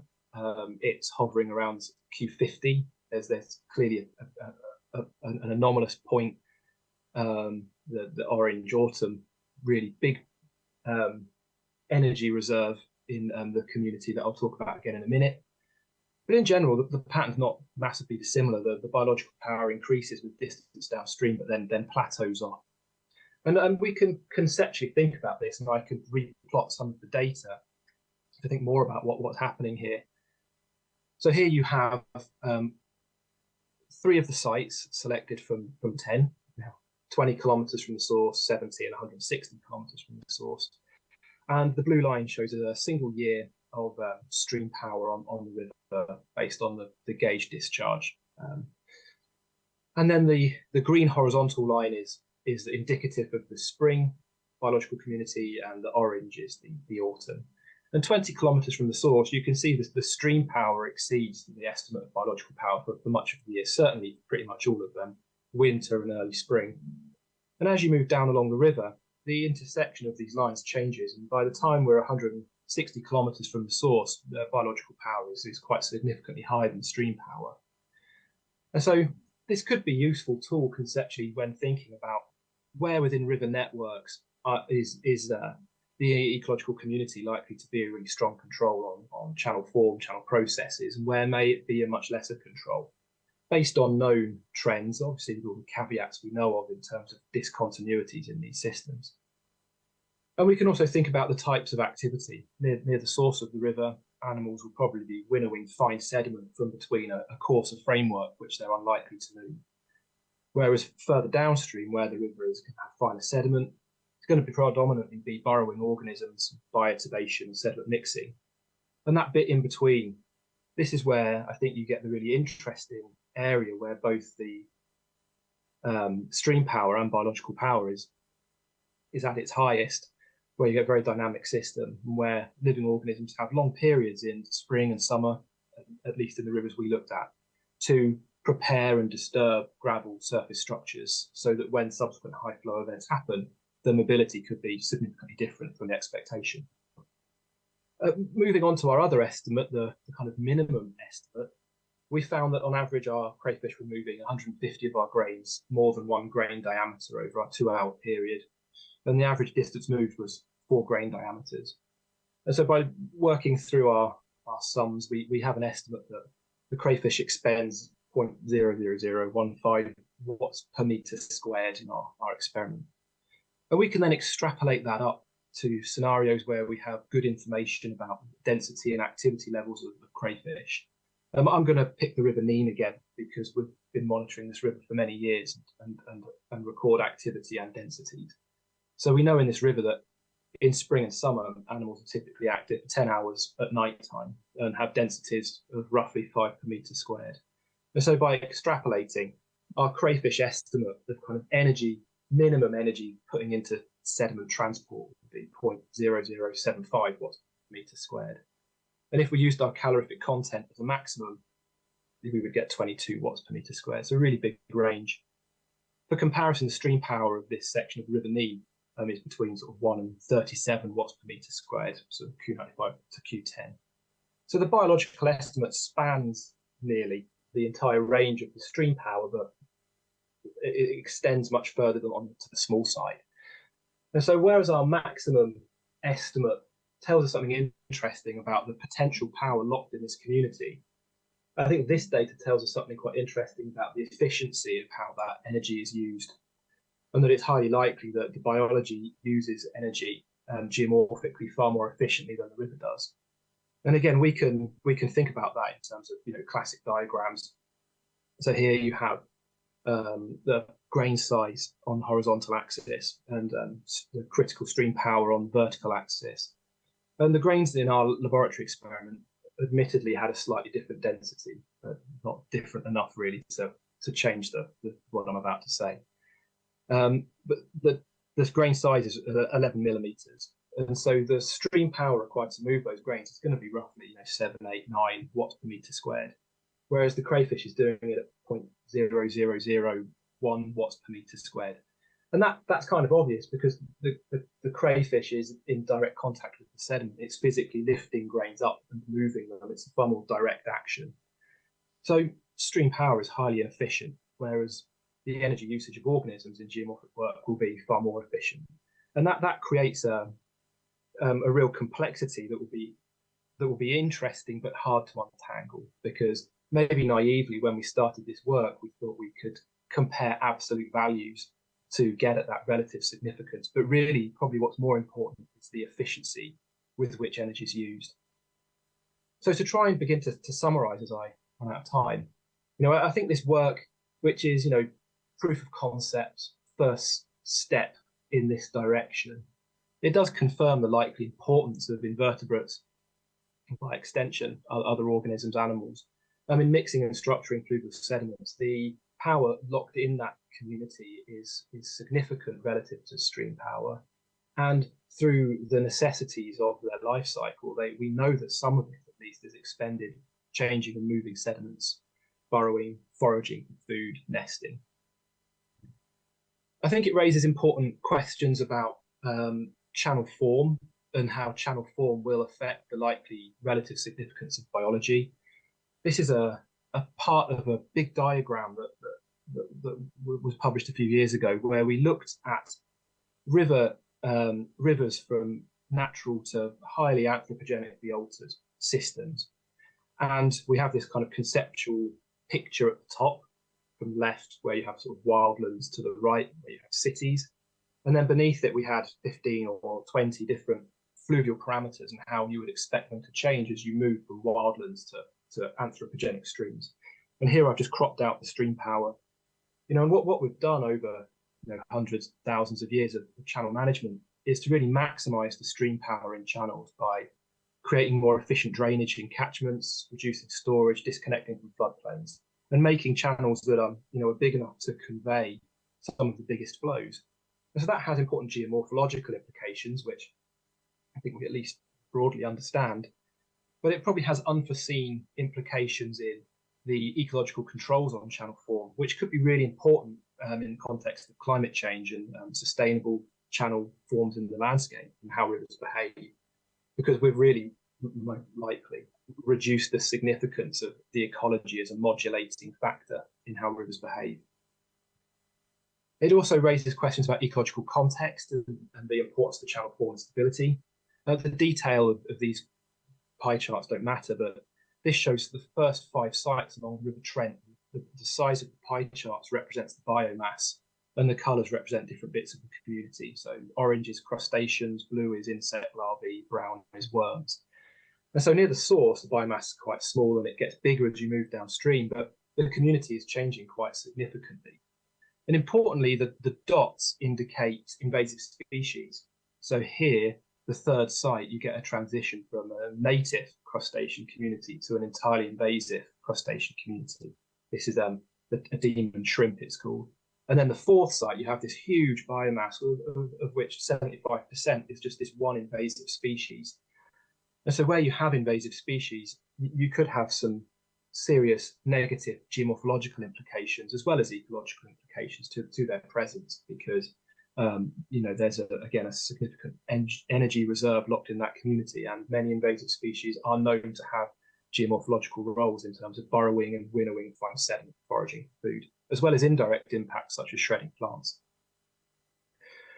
The next step clearly is to try and constrain these estimates and to try and measure the actual energy expenditure. This is something we'd hope to do, but it's actually really difficult because the kind of geomorphic activities that we're talking about are quite ephemeral. You can look at the energy expenditure of a swimming fish, because if you put the fish in a flume and you turn the flow on, it has to swim, so you have some control.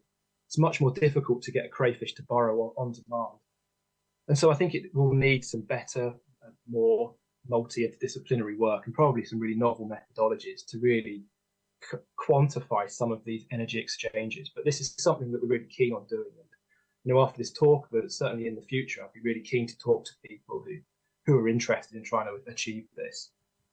But, given the limitations and the slightly arm-wavy nature of the talk, I do think that the idea does allow us to ask and answer some important questions about the relative role of biology in channel form that will be very difficult to untangle any other way.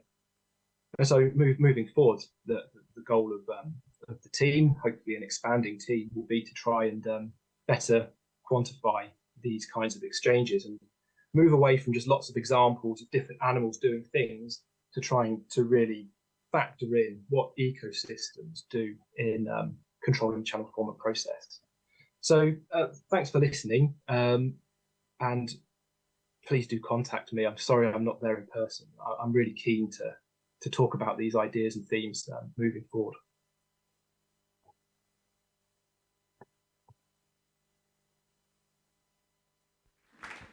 Well, thank you, Matthew, for your presentation, and I would like to invite Annie back to the podium. And I know there are a couple of questions.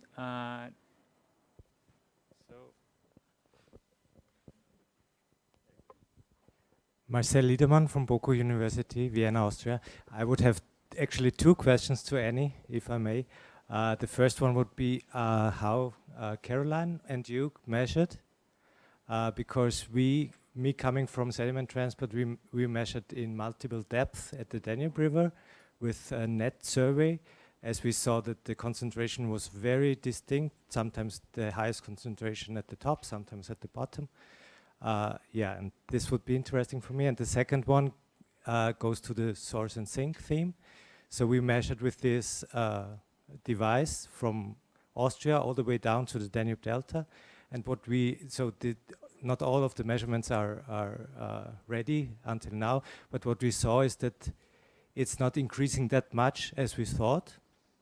So there must be kind of sink, or maybe also I liked your research about the abrasion. Maybe do you think that abrasion could work as high, that the quantities are lowering that much?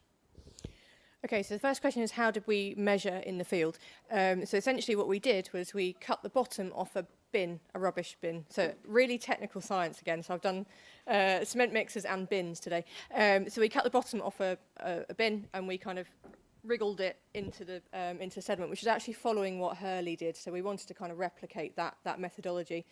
And then we agitated the surface of the sediment to kind of loosen it.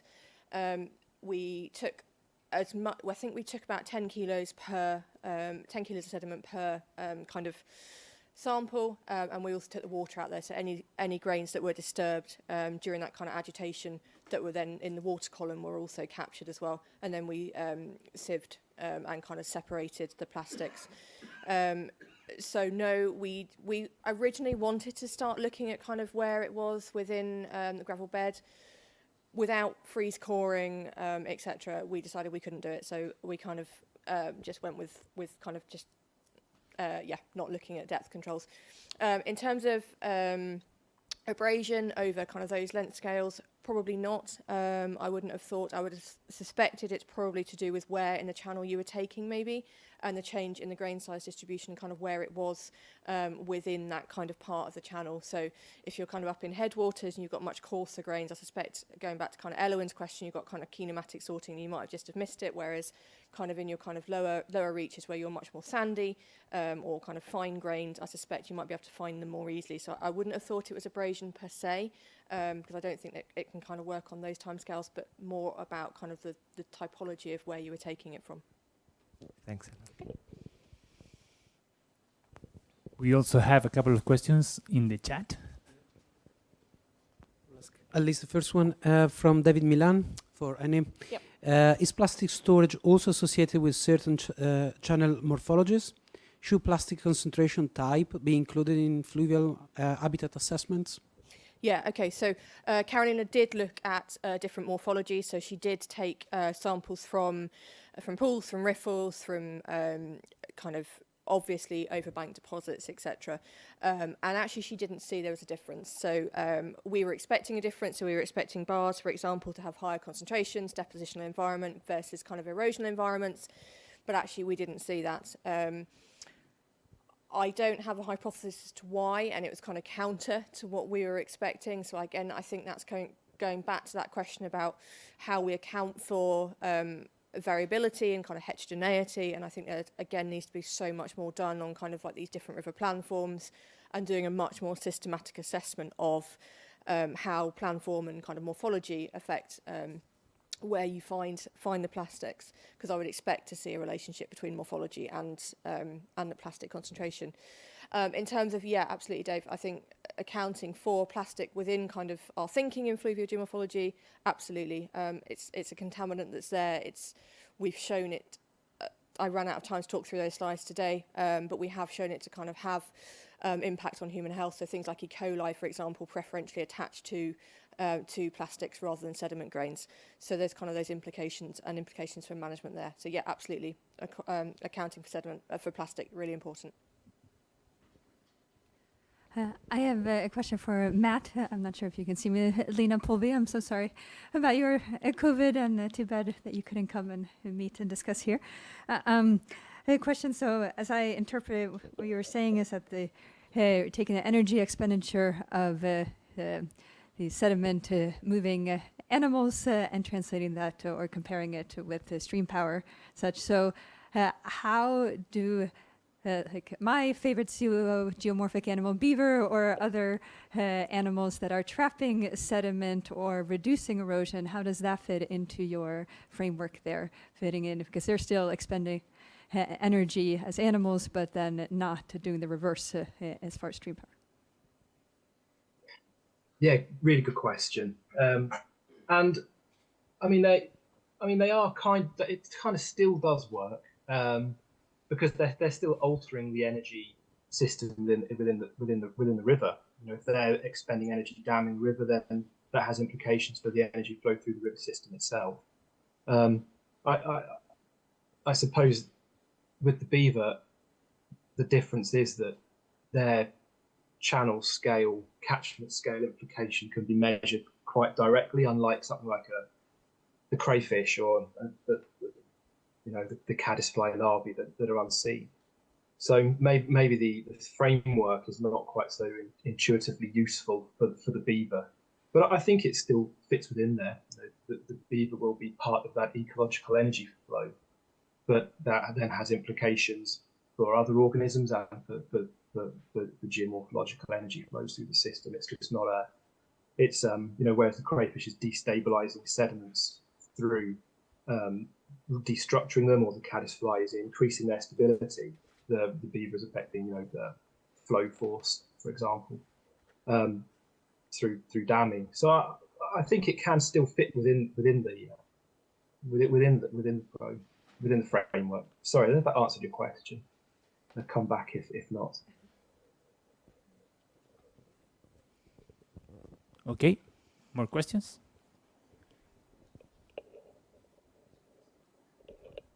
Okay, didn't see that.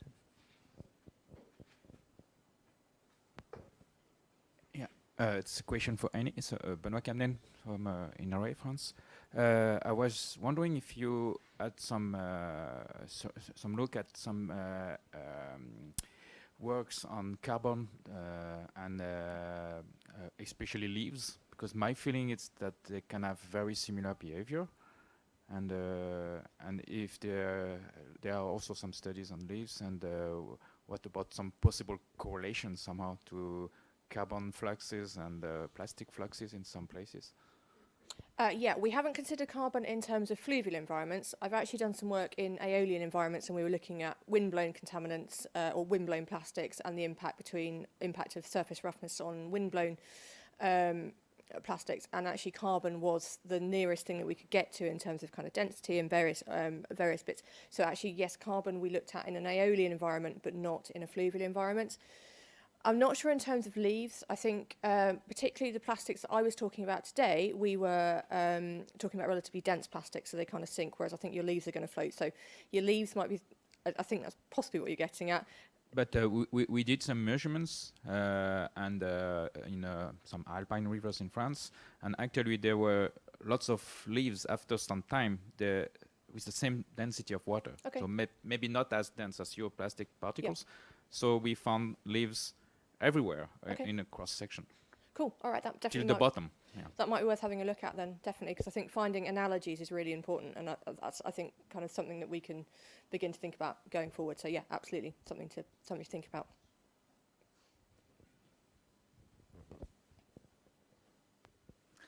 A question for Annie. Do you have any data on your stream where you show the flushing effect of the flood on the plastic in the channel, which is quite interesting, but do you have also an evaluation of the trapping effect of the riparian forest on the plastic, because this could be a critical sink of this flux? So do you have any information on this? Yeah, flow, not so much. We had depth data, so we're talking really tiny little rivers here. So we're talking kind of 2 meters wide by about 30 centimeters deep. So we're looking at relatively small, narrow streams. Flow data, we struggled to get. So no is the short answer. The second part of your question was? Oh, just if you have any information on studies looking at the trapping effect of a riparian forest on the plastic, because we are quite interested by this for flood marks, you know, after. Yeah. So it's quite common to find some plastics in the trees near the river and so. Yeah, absolutely. No, we haven't. So again, our field sites were relatively urban. They were kind of there was not much vegetation, not much connectivity between floodplains, and we didn't look beyond kind of in channel, so we weren't looking at that specifically. Just as kind of I guess thinking about when I've been out in the field, we've done things with kind of log jams, for example, so smaller than what Virginia was talking about earlier, but you definitely do see trapping in there. So I suspect you would see exactly the same in kind of out of bank flows in your riparian forest, and yeah, definitely use it as a flood marker. They will probably tend to be your plastics, which are much lower density, because they'll obviously, I suspect, float. So I suspect there'll be a significant density issue there. But yeah, absolutely, I think they could definitely be used as a flood marker, but not something we've kind of looked at currently.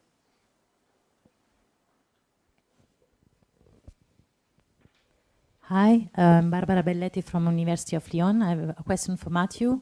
I was wondering if you can give us your point of view of if developing further this knowledge on the role of biology and mostly of macroinvertebrates mainly, if it is deserved to be included in a river assessment, so which are the application, and if deserve how do you think we could include that? I might have misunderstood.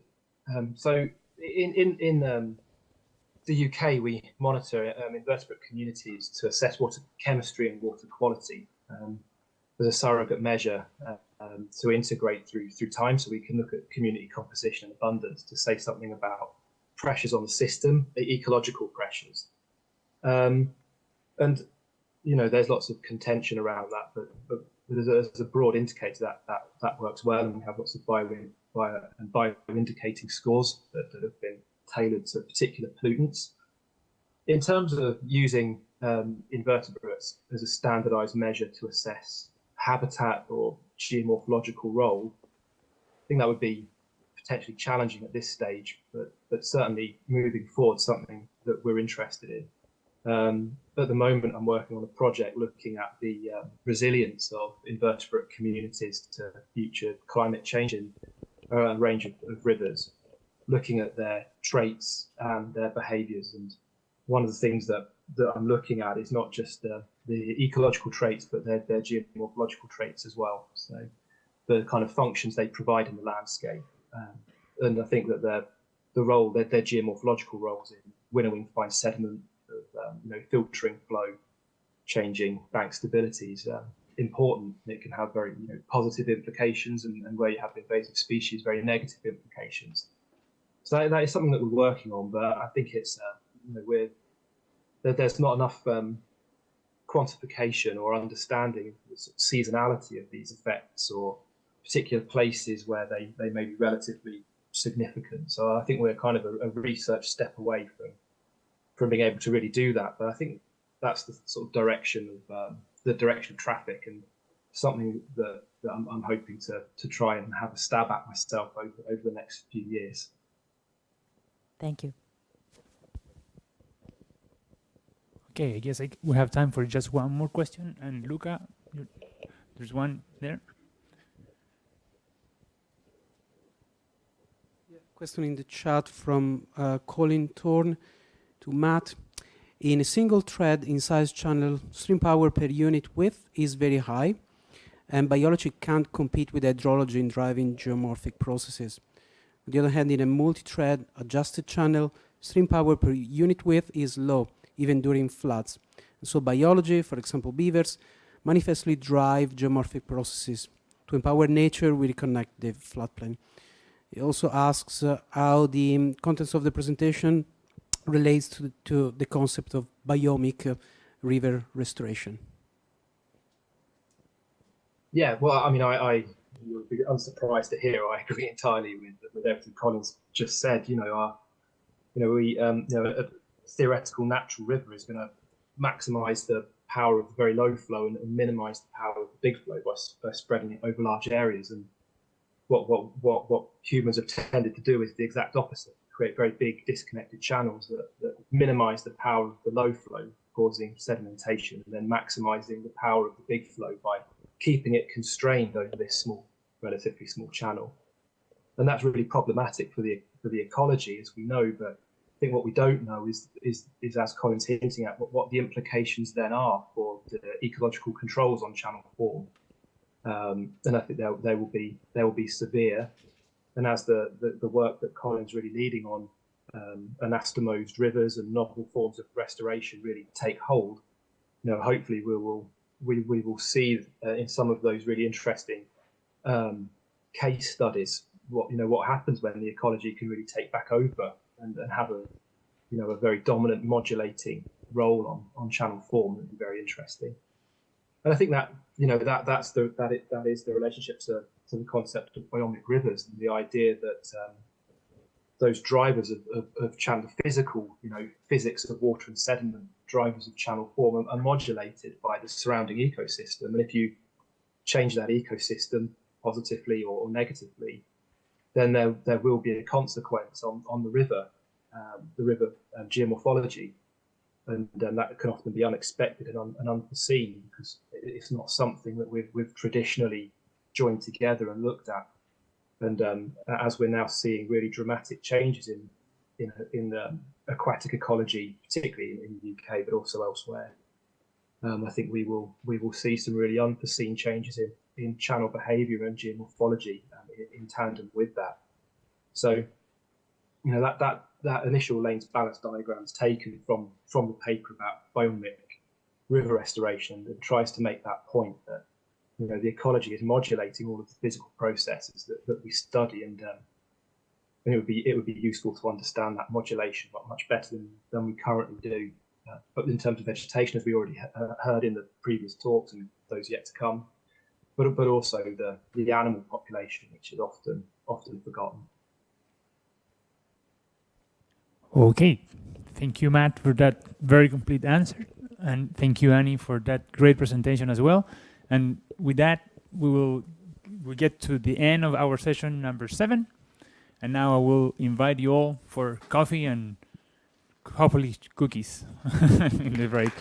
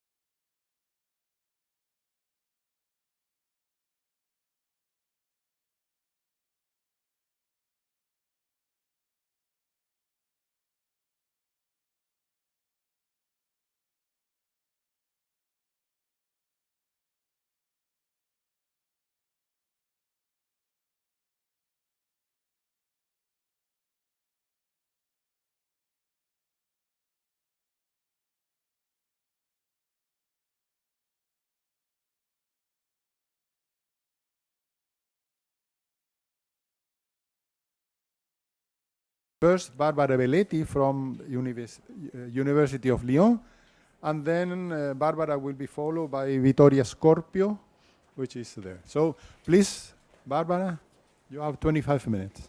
So good morning, everyone. First of all, thanks to the GBR committee for inviting me. This is my first time at GBR, so I'm really honored, but also a lot stressed. So don't tell Luca and so, but I try to do my best. For those that don't know me, I've been working since 10 years now on regional scale fluvial geomorphology using remote sensing.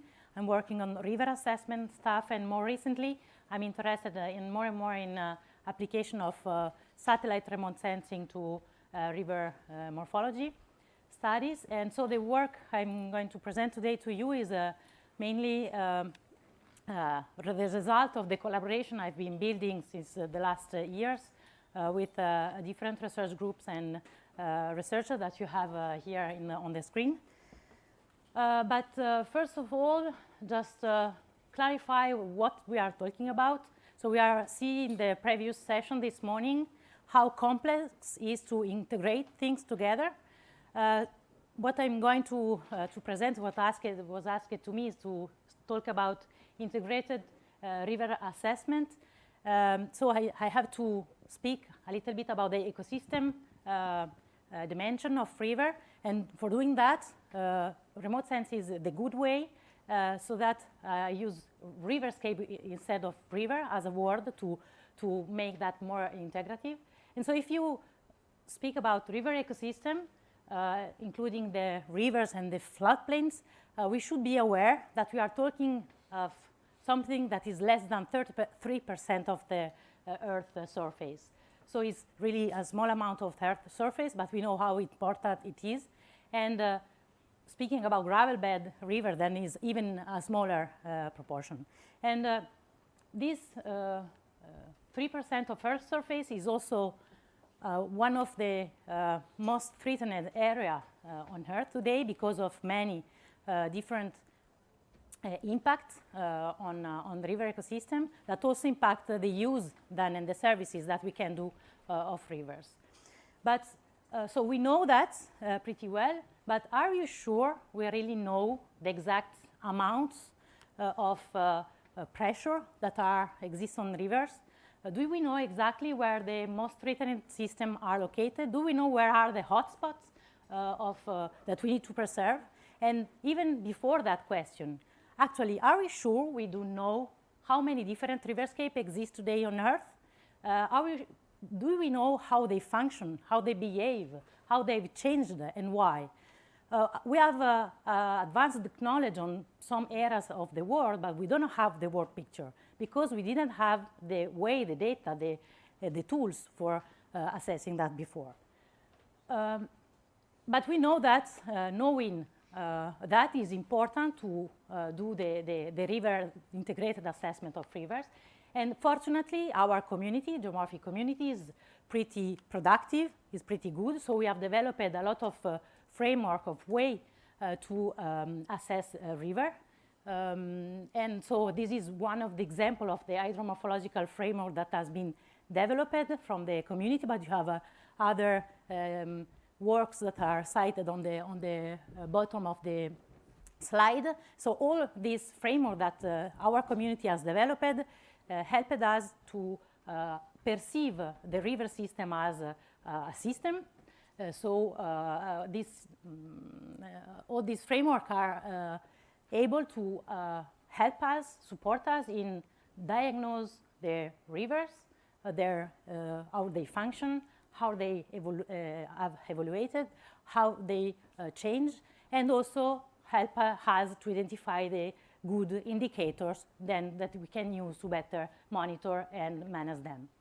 And most of these frameworks are the base ground for the integrated riverscape assessment, because we can easily, with this system approach, we can easily link also to the different components of the river ecosystem. And in parallel with that, so our community also worked a lot on the application of remote sensing to support the river system assessments. And specifically, this is more the advances that has been occurred during the last 5-10 years. So one of the main work we can cite is the book edited by Patrice Carbonneau-Hervé Piguet in 2012, where the discipline of fluvial remote sensing was officially formalized. But then there are other work that are arrived. So here on the right of the slides, you have one contribution of Simone Bizzi and colleagues at the EGU in 2018, where they actually try to specify the contribution of the different remote sensing sensor we have today to inform the river system assessment approach. But things are going really fast. And so today, what we have is a huge amount of data. Notably, we have almost 40 years of archive of Landsat imagery. We have high-resolution multispectral remote sensing data as a Sentinel-2 constellation of Copernicus.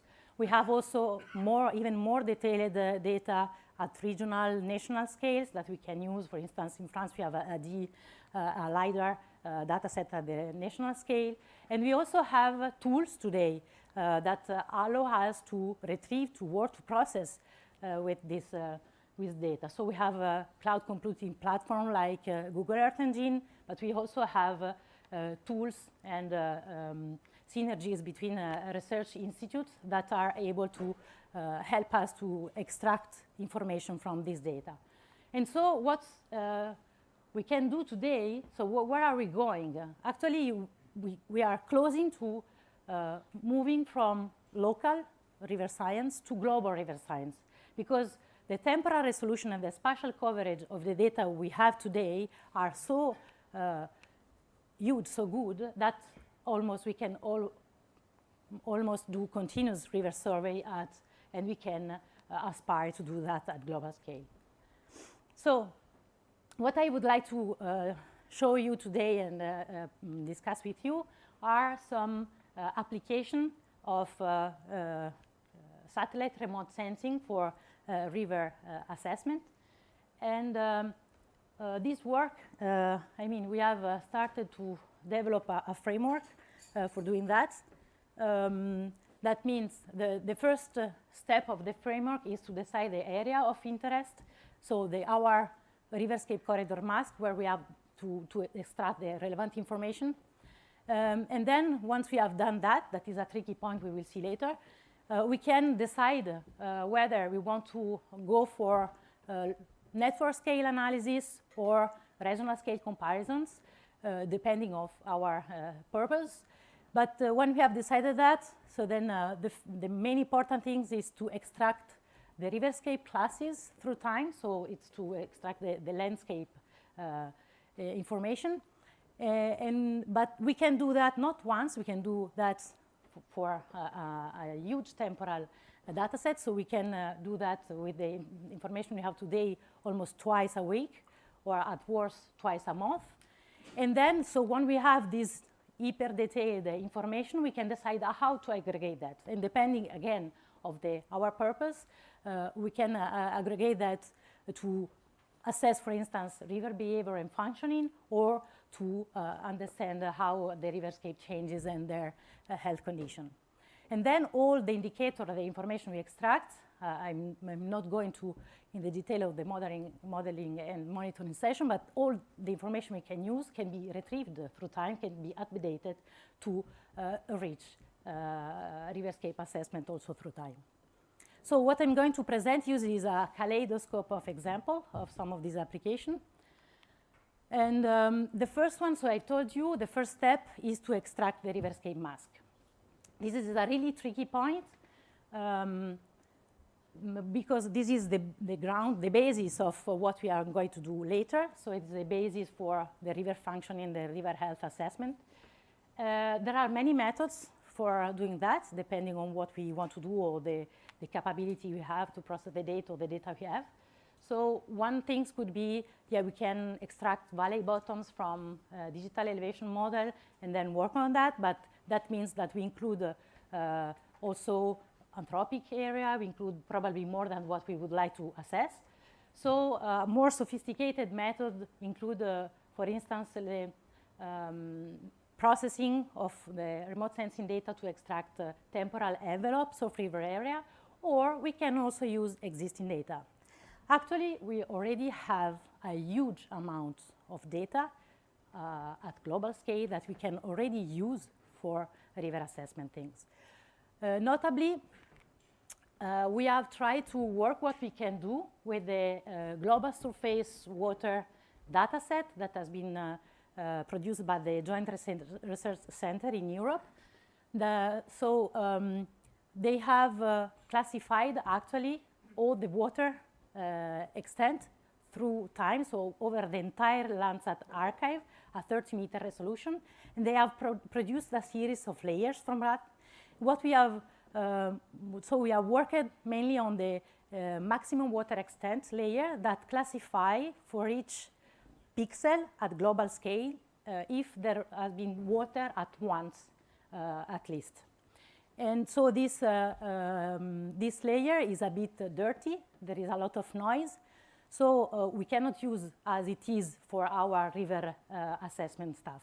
So what we have done, so we have along the river network of the Ganga-Brahmaputra basin, we have taken this layer, we have do some geomatic processing, and we have cleaned it. So now what we have is the red layer here. We have the river corridor area for the entire Ganga-Brahmaputra basin that we can use for our purposes. I put here also on the background a black layer.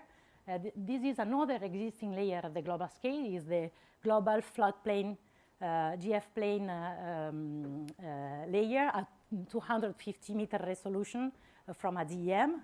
Yesterday, Mark introduced that to us. So this is already another layer that can be used at the global scale. But what we have seen is that it is, since it includes all the floodplain, all the geomorphic floodplain, it was too much for our purpose. So we wanted to improve that. And with our new river corridor mask layer, now we have improved it. So you can see that we can go a little bit upstream in the Himalaya chain, and we have also been able to extract some lower area of the Yamuna River upstream Delhi. So once we have our riverscape mask, no matter how we detect that, the next step is to extract relevant information. The easiest way to do that is to use spectral indices with satellite remote sensing.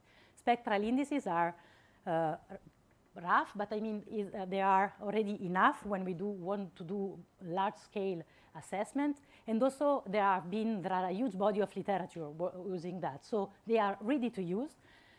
So what we have done in that example, we have analyzed the bar dynamics for the Usumacinta River. That is a river in the transboundary area of Mexico and Guatemala. This is a sandy river, so I'm ready to be lynched, don't worry.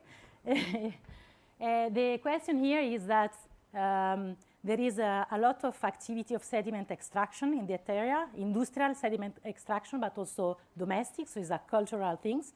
We have colleagues that work on that and were interested in understanding a little bit the effects of the extraction of the bar dynamics. So they asked us, how could we do that for the entire Usumacinta River and through time, because it's activity that is through time in the past.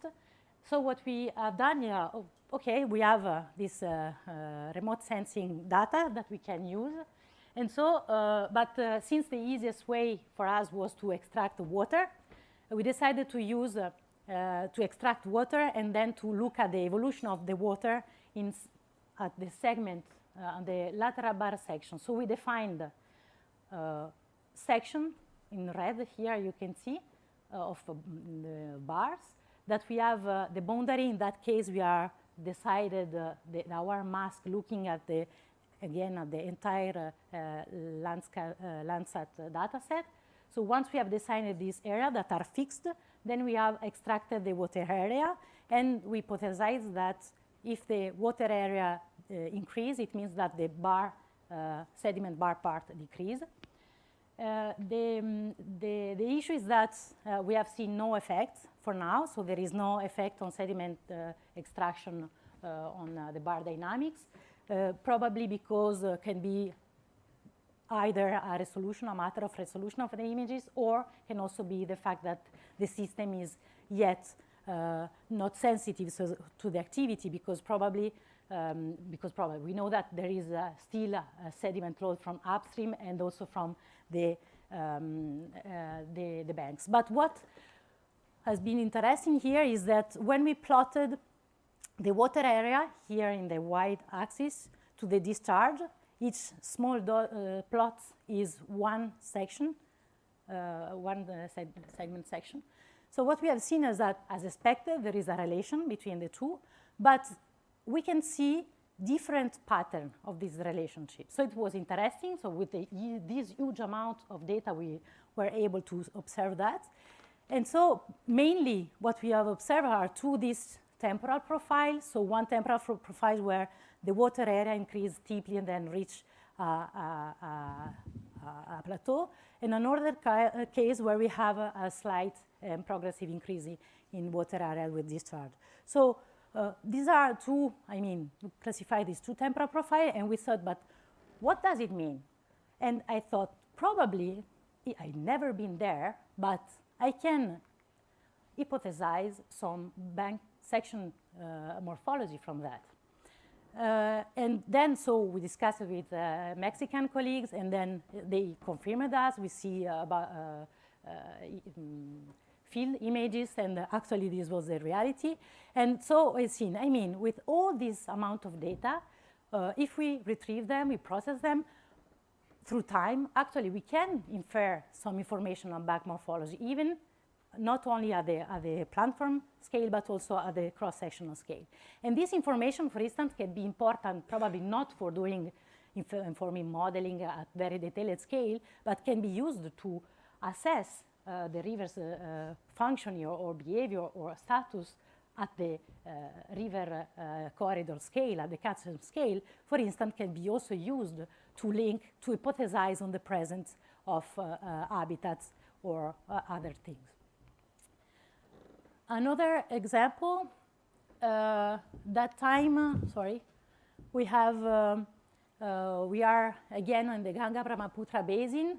Here, we wanted to look at the regional scale pattern of multi-thread ridges comparison to do as I did also on my PhD in the French Alpine braided river, so to see if a regional structure of this river exists.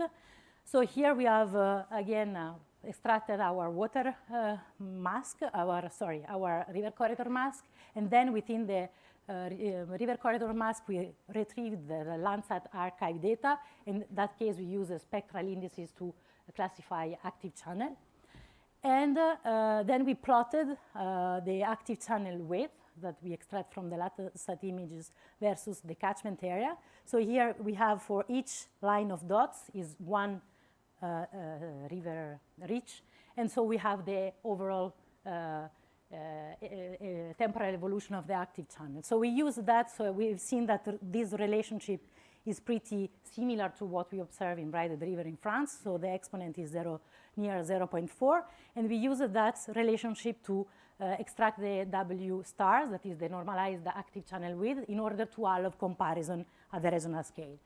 And when we put all the things together, what we have seen, so these are the normalized active channel width.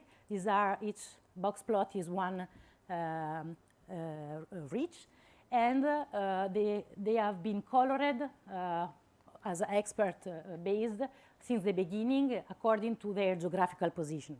So what we can see is that there is a huge variability within the geographic zone. So probably we are mixing things that are not comparable. So we have to go further in the detail to see which are these intra-zone variabilities. But what we can see also is that there is an increasing trend of the active channel width. I mean, from west to east, rivers are more and more larger compared to their upstream catchment area. And this can be explained, and so these are the Ganga tributaries till the yellow one. And here we have one of the most large of tributaries of the Ganga section. And so this, and this can be explained with the fact that the monsoon activity is higher in that area, and also the fact that these are sand-based bed river compared to the eastern one. I have another example concerning this time the longitudinal pattern along the Ganga main stem. Here again we extracted all the landscape units, and when we plotted here we wanted to look at the evolution again of the active channel through time, and when we plotted it at the sub-reach scale, so we segmented the Ganga main stem in 2 kilometers length, and we extracted the information again. And when we plot the raw information, the first things I thought was, oh, this is a good painting, but I don't understand what it means. So one idea was probably there is too much noise because of resolution, because of things we cannot handle. So we should use mean annual values. But let's see if we plot that also including the month information. And if we plot the month information, we can see that the scatter, the eye scatter, is pretty constant through time. It corresponds mainly to February to April month. That means that there is something that happens here. So we thought it could be vegetation development, but we are not in the vegetation development season. And so we discussed it with Indian colleagues, and then we also went to the field and discovered that actually in India they cultivate the active channel right after the monsoon season. And so during that period, then in March and so on, is the vegetation development is at the highest. So this is the signature, the vegetation development due to agricultural activities. So the last examples this time, so the example I showed you before was we extracted what spectral indices from remote sensing data directly. In that case, this example is a work we have done in Italy with the Italian Environmental Agency, also Patrice Carbonneau from University of Durham, and also Simone Bizzi, that is now University of Padova. What we have done here was to use Sentinel-2 data that time that has a better resolution compared to Landsat. And we have developed an algorithm to classify Sentinel data, and the model has been calibrated by drone imagery on different sections of rivers in Italy. And so we have developed that algorithm that has been published in 2020, so you can see more, but we have been able to apply that to the entire river corridor of the Po River Basin. And from that, so we have been able to classify our corridor, and from that then we can also decide to extract indicators or other type of information. For instance, from frequency layers we can think to update our envelope, our river mask area, or we can decide to characterize in detail some of the riverscape area. For instance, another work we have done that is recently published by Giulia Marchetti, that is in this room, and there is a poster in the poster session if you want to go. So starting from our riverscape mapping, then we have also been able to characterize the grain size mapping.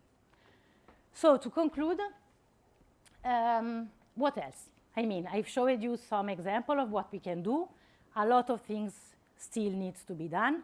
For instance, one important point that still need to be solved is to how identify the reverse corridor zone. I know that there are different groups of colleagues that are working on that. So, I mean, I think we are going to find a good way for doing that in a systematic way. There are also other important challenges to be faced. For instance, how to aggregate information, So here on the right, you have, for instance, the active channel, the raw information active channel evolution through time, and then you have the mean annual value here, so you can see the information is not the same. So depending on what we want to do, depending on our purposes, we have still to work on understanding how to aggregate this information. We have seen, for the example, in the Ganga for the vegetation. We have also to deal with data resolution. We are working at 10, 20, 30 meters, so probably we are not representative of for all the form and processes, so we have to discuss that. And so what we need is validation and calibration information from different parts of the world. Other challenges to be faced, so the community is growing. I know groups of people are working on different things. What we should do is to create synergies among of us, so we don't have to reinvent the wheel each time, but we have to put together efforts. What we have, I think I've showed to you that with this data, we have the potentiality to develop new indicators now. So, I mean, there is also a need for the community to think about that. And then we have to do something for, apply these things. So the community also has to work together to try to understand how to translate all these indicators into application, and so also to develop probably a monitoring system. And then other things, I've not talked about in detail about the impacts, but I know there are some overlooked impacts that we still have to work with. So here we have an example of the Lhasa River, the Lhasa city in the Lhasa River. So it's in the Tibetan plateau where there is a recent urban development. And so how can we detect that? How we can assess that? So we have to deal with these things. So just concluding, I would like to let you with some key messages that we can discuss further. So the first thing is global scale river science and global integrated assessment is today possible thanks to the huge amount of data and the processing tool we have. But would you like to do that? I think that we need to do that because if we don't do that, what we observe at our local scale, we don't know if it is important, if it is relevant. So we need to build reference for natural river functioning and also for impacted river functioning.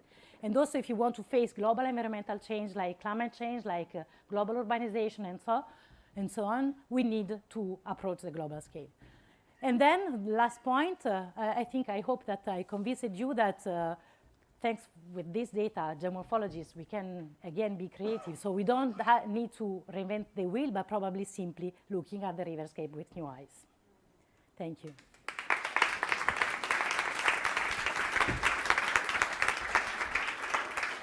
Thank you, Barbara, for your presentation. Now, as I mentioned, Vittoria Scorpio.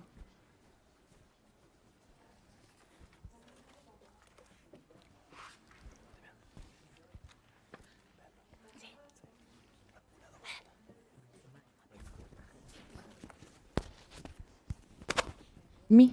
Okay. Good morning, everyone. My name is Vittoria Scorpio.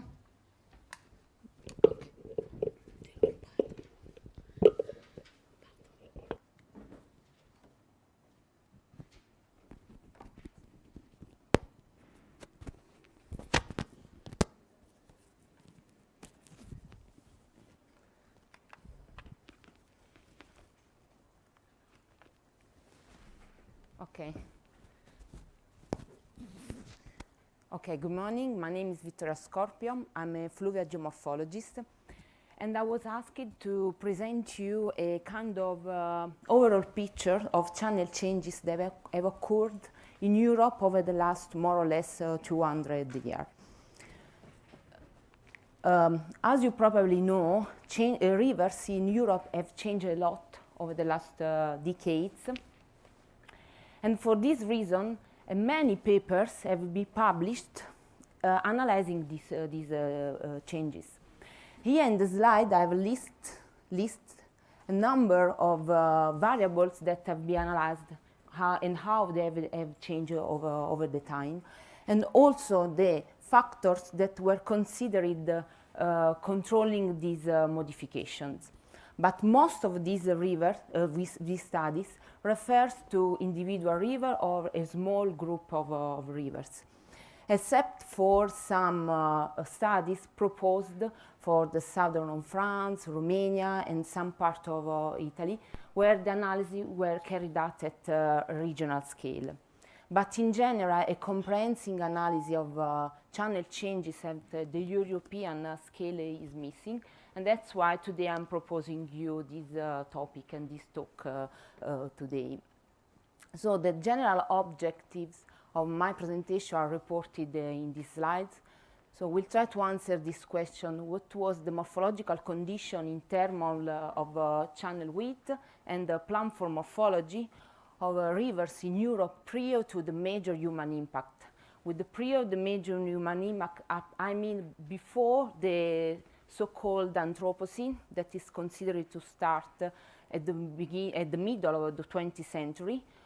What is the present morphological condition of the same rivers? When this river changed? And what about the bed level? What happened as for the bed level? And finally, what are the factors that have been considered by the different authors as the main drivers for such changes? So what about the material that we are used? We started with the metadata analysis of papers that have been published in Europe, as I said before. And we selected more than 100 papers on the basis of two specific criteria. That in the paper, it was possible to estimate the modification of the channel width over the time and the bed level changes. We derived this information, read the paper, analyzed the tables, and in some cases also derived information from the plots, the images reported in the papers. We started to build a new database, a data set. In this data set, we insert also many other information. And today, we will talk about especially the modification in terms of pattern, channel pattern, and the list and the timing of the factor, natural or anthropic, that we're considering the main responsible for such changes. And this slide summarizes the rivers that entered in our data set. We are talking about more than 100 rivers. And you may notice that the distribution of these rivers is not uniform all over Europe. They are mainly located in the southern part of Italy, and they flow through the highest mountain ranges in Europe. So these are the rivers presenting the higher amount of energy, they transport of coarse material, and they were also high populated. The catchments are populated. For this reason, in these basins, there are specific socioeconomic, very high socioeconomic conditions. Before starting with the result, I want to highlight that none of these rivers before the 19th century, because in all the papers, the analysis starts from the 19th century. So in the 19th century, none of these rivers was in a pristine condition. The rivers in Europe have been altered probably since the establishment of the first settlement, and at least started from the Middle Age. So most of these river structures able to intercept the bedrock were already present, or localized channelization, bank protection, or artificial changes of the river course were present. But for sure, they were, in terms of magnitude, very low in comparison to what was going to happen in the next decades. So let's start with the first two questions. What was the condition of this river in the past, and what is the morphological condition in the present? So this image summarizes the pattern that we found in Europe in the 19th century. So you can notice a wide spread of this red color that indicates the braided morphology. some unbranching rivers were present, especially in the Carpathian Mountains and in the Alps. And meandering river occupied especially the plains in the Carpathian and in Spain.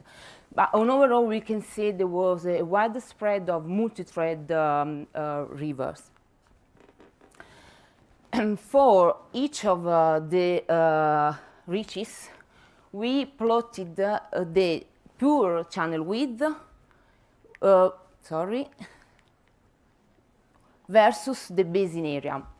And we obtained this relation. So independently from the morphology, the original morphology, there is a positive relation between the channel width and the basin area. So larger is the river, wider is the basin that feed this river. And considering this plot, instead to use the pure width, and in order to allow the comparison between different rivers presenting different sides, we decided to scale the channel width with the basin area. So this ratio was proposed by Pieguet et al. And obtaining the W-star ratio that is also considered as a proxy of the sediment supply and of the sediment transport in a river. So higher is this value, higher is the sediment supply to this river. So considering the W star for each channel platform, not surprisingly, the morphology that present the higher value of the W star were the multi-thread morphology. But it is important to say that even the single-thread morphology in the 19th century presented a lot of bars. So sediments, coarse sediments were transported by this river. And it is not the same as we will see at the present. And higher value of W star were found in the basin presented, according to the European scale, a middle size as a basin area. And this is the distribution of the W star in 19th century. In order to simplify the analysis, we have grouped the W star in 4 classes. But in general, we can notice a good distribution of this ratio in different rivers, and the widespread of this yellowish red color that indicates the higher value of this indicator. If we consider the different mountain chain, we notice that the Apennines in Italy are those presented higher amount of this value, while in the Alps there is a lot of variability with a lot of out layers, so a lot of river presented a great width, but also river present a lower width. So in the Alps, the variability was very high during the 19th century. Moving to the middle of the 20th century, so to the 1950s, on overall, we can say that there were some changes, but the multi-thread morphology were in any case very common. So these images is not so different from those that I showed you before. The unbranching river still survive in some area. And some rivers started to move towards more simplified morphology, as here as a sample in the South Tyrol. This image, I've extracted these images from different papers, so it shows you the morphology of the river in the middle of the 20th century. But it is important to notice that in most of cases, the agricultural area extended up to the banks of the river. So most part of the floodplain was used with the human activities.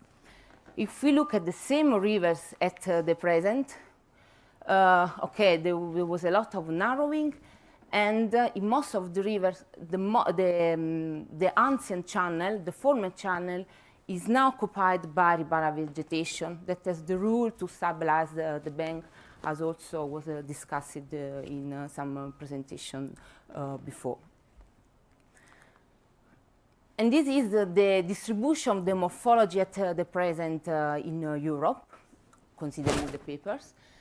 And in this case, there is a widespread of these blue and yellow colors that indicate the single thread morphology.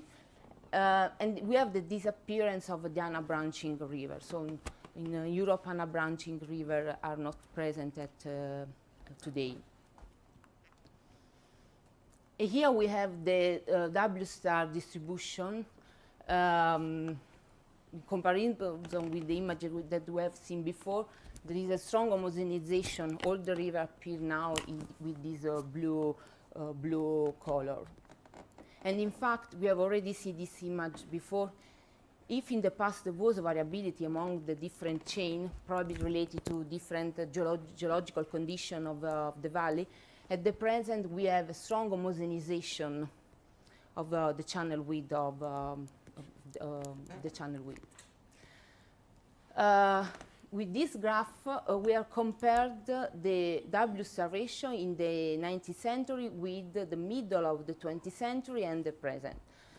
Looking at the first diagram, okay, the dashed line indicates all the points that follow of the dashed line present the same width in the 19th century and in the middle of the 20th century.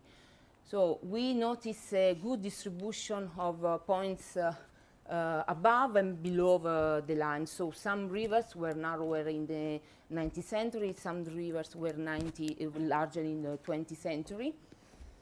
But these differences could also be related to the uncertainty, because we were comparing width extracted from historical maps and width extracted from orthophotos with different scales. In any case, the differences are lower if we compare with this diagram with this other diagram, where for sure all the points are located above the line, so all the channel experienced narrowing. And with this graph, I would highlight the differences among the different mountain chains. The orange points represent the Apennines, as in the 19th century. Also, in comparison with the evolution with the present, they appear to be the more active, those that changed more. The rivers in the Ainaric Pindo region changed less. And also in this case, in the Alps, we have the high amount of variability. So when these changes occurred mainly during the last 200 years, in order to answer this question, we reconstructed the evolutionary trajectory of this river. But also in this case, instead to use the proper width, we derived the width ratio as the ratio between the channel width in a particular year and the channel width in the 1950s. We decided to have the 1950s as a reference because it's the year that is more or less considered in all papers. It's the most common data. So all the, if the ratio exceed 1, the channel was wider than in the 1950s. It's, if it is below 1, it is narrower. So let's have a look of the different mountain chains. So in the Alps, here we have the 1950s. So most part of the narrowing occurred between the 1950s and the 1970s or 1980s, depending on the river. After, the ratio is more or less stable, or even some river, the author observes a kind of channel recovery. In the Apennines, also the most part of narrowing occurred between the 1950s and the 1970s, 80s. But after this first phase of narrowing, most of the river kept narrowing. And if we compare the number, For sure, this is a summary of all the rivers. But in the Apennines, also this graph confirmed that the amount of narrowing was much higher than in the Alps. In the Carpathian Mountains, most part of narrowing occurred between by the 1970s, and in the rivers in Spain.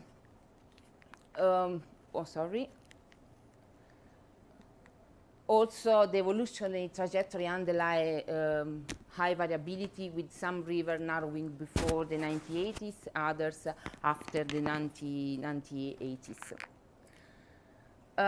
This is similar graphs to those I showed you before, but I want to highlight that in general, the multi-thread morphology indicated in red changed more in comparison to the single-thread morphology. So they were more sensitive to change in comparison with the single-thread morphologies. So what about the bed level changes? Okay, on average, the most dominant process was the channel incision. On average, incision was between -2 and -3 meters, but in some rivers it reached more or less 10 meters. The peak period for channel incision was between the 1950s and the 1980s.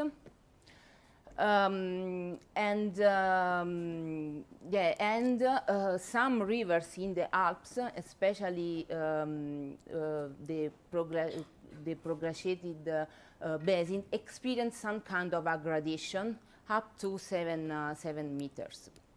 So in general, the most common process was the incision, but in some rivers there was even some aggradation. So what are the factors that were considered responsible for such changes? Okay, in this slide, I summarize here the factors that are considered by the authors as the main responsible for these changes. So they occur at different spatial and temporal scale, at catchment scale, network scale, and reach scale. And they have modified the sediment and the water regime, in particular decreasing the amount of the water discharge and the sediment discharge. Most of the authors assign the human impact as the most relevant factor modifying the channel morphology. But some authors recognize also the role of the natural factor as the trend of the precipitation, the trend of the magnitude of the floods, but they affirm that the potential climate rule was hidden by the human impact, because there was they occurred more or less in the same time. Finally, the two factors that are recognized by most part of the authors are the gravel mining, that is cited by most part of the authors, and the presence of in-channel works. Here instead, it is reported the magnitude of each controlling factor, and the darked shade indicate high magnitude of this factor. As a sample, most part of the dams were built between the beginning of the 20th century and the 1930s, and then again between the 1950s and let's say the 1980s. The gravel mining started at the end of the 19th century and increased, reaching the peak period between the 1950s and the 1980s. Then it started to decrease because in some areas was completely forbidden, theoretically. Summing up all these factors, the possible sediment input to the rivers was maximum during the 19th century and decreased, especially reaching the minimum between the 1950s and the 1980s. So in conclusion, considering all the papers, we can or most of the authors recognize at least 3 phases of adjustment in the rivers in Europe. The first phase between the 19th century and the 1950s, where some rivers experienced, and most of rivers experienced narrowing, and some river even some widening. The narrowing was related to the starting of the afforestation at the catchment scale, to the channelization of some river. Here it is reported the sample of the H river, and the construction of control works in the tributaries. The widening was related to the occurrence of floods, to the fact that in the basin there was still some kind of deforestation. And in the second phase, that is recognized by most of the authors as the great acceleration phase, instead we have the concurrency of all the human impact. In fact, all the authors can't assign the changes to a specific driver, but they affirm that the changes are related to a cumulative effect of most of one driver. In fact, as we have seen before, most of the gravel mining occurred in this phase. Most of the dams were built, as well also the in channel works. And finally, the last phase, the third phase, in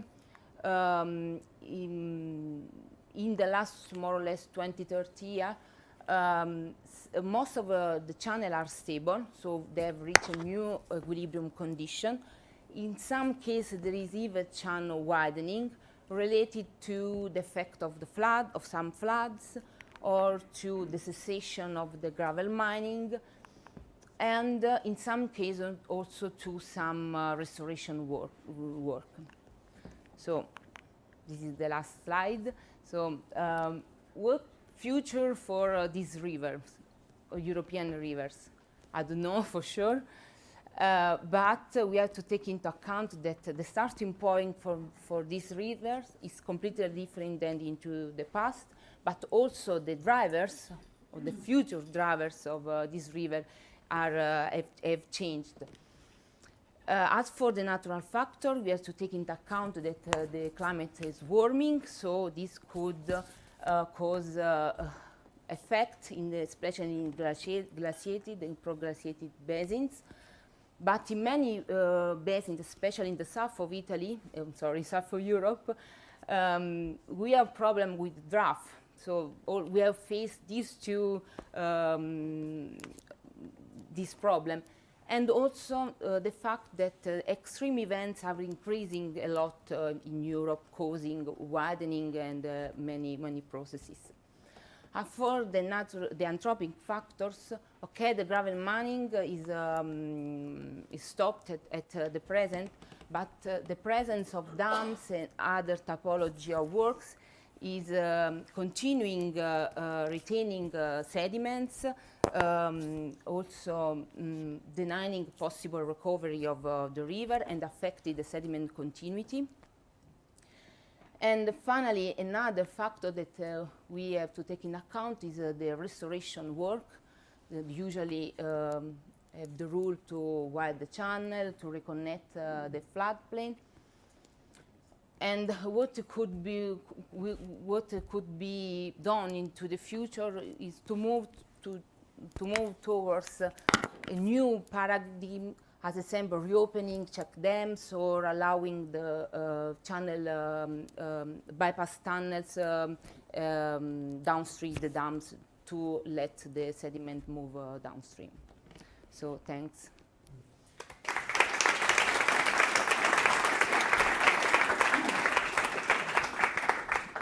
Thank you, Vittoria, for your presentation. Barbara, please.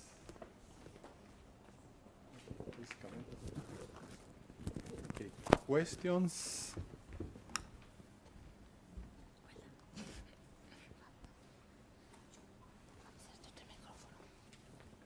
I'm going to stand in the back.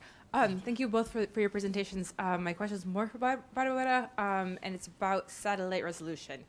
So a lot of the rivers in northern Chile are very narrow, so maybe 10 meters, maybe 5 meters, maybe 25 meters.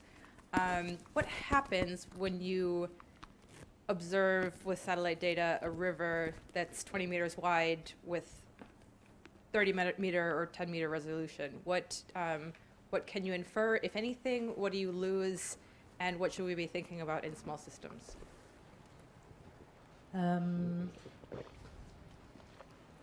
I don't know exactly how to reply to that. What is for sure is that at least what we can do now is develop things and indicators and things, tools that can be used when new higher resolution data will come. That is going to be soon. What we can inform now is, for instance, comparing larger system and comparing different resolution satellite data, for instance, Landsat and Sentinel, we can appreciate what we are losing with this data, so we can infer a little bit what we are losing with smaller rivers. But I mean, we cannot yet map everything, but it's going to be the future. And probably what we should do now to anticipate a bit is starting collecting validation data to be prepared then.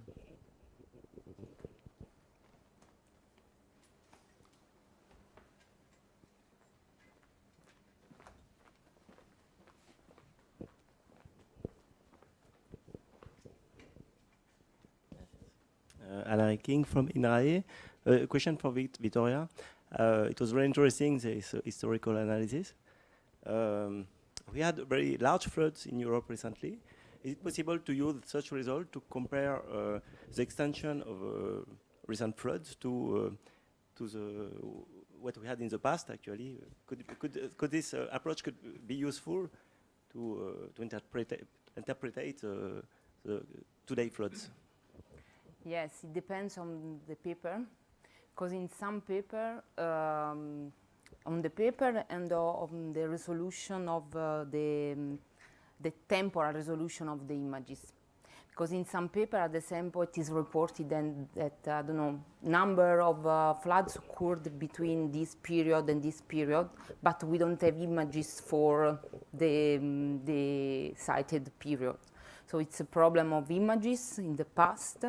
And on the images it depends on the amount of the evaluation of the width, the channel width, and also the resolution of data or about flood.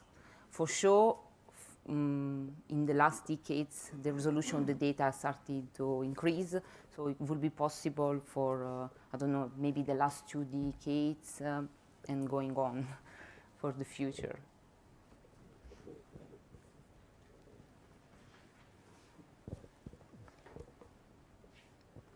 Dieter Rickenmann, WSL. I have a question to Vittoria. You have shown that the Apennine rivers had the highest normalized widths compared to other regions.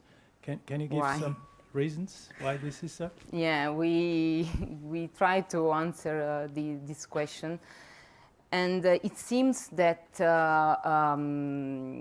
the human impact, especially at the catchment scale, in the Alps, as a sample, started to decrease before. As a sample, by the end of the 19th century or during the first years of the 20th century.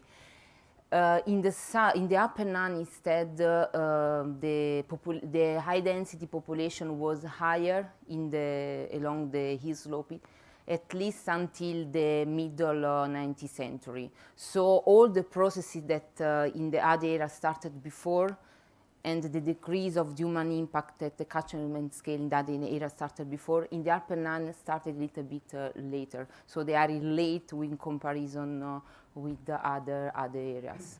Also because the Apennine are very narrow and there is a higher density population in comparison with the other chains. James Bathurst, Newcastle, also a question for Vittoria. That was a very interesting presentation. Have there been any other studies in other parts of the world, other continents, that can help to put this in context, perhaps with different histories of human impact, or even with more rivers that perhaps have had very little impact?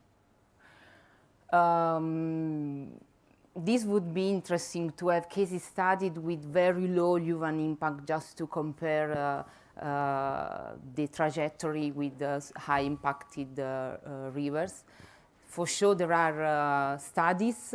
Now a specific study doesn't come into my mind, but yes, there are in America for sure. Do they show anything different from Okay, yours? in the Anthropoid area, the trajectory is quite similar. So yeah, maybe the timing it's different. The timing of changes, because it depending on the factor that have affected these changes. Okay, I have a question to connect, in fact, the two presentations. Do you think it would be possible to use the method presented by Barbara to help answering the question of Vittoria, and notably to look at the spatial variability of channel changes in notably the data that you presented in Italy, where you have very good pictures of the variability of the channel variables at the catchment scale. So maybe this can help us to discriminate the influence of the different controlling factors. Actually, I think it also allowed me to better reply to the first question. Actually, I think yes, that in the sense that the data, the method we use, but also the global scale, looking at what's happening in different parts of the world where the human impacts are not the same, and where probably the river are not in the same trajectory than the European one, we can increase our range of cases, and we can then probably try to understand what happened in Europe with zones where the situation is not the same. An example I have in mind, I've not presented that work to you. For instance, I've compared the active channel width in New Zealand and in France. And in New Zealand, their rivers are extremely wide yet because they are active, the impact are not the same.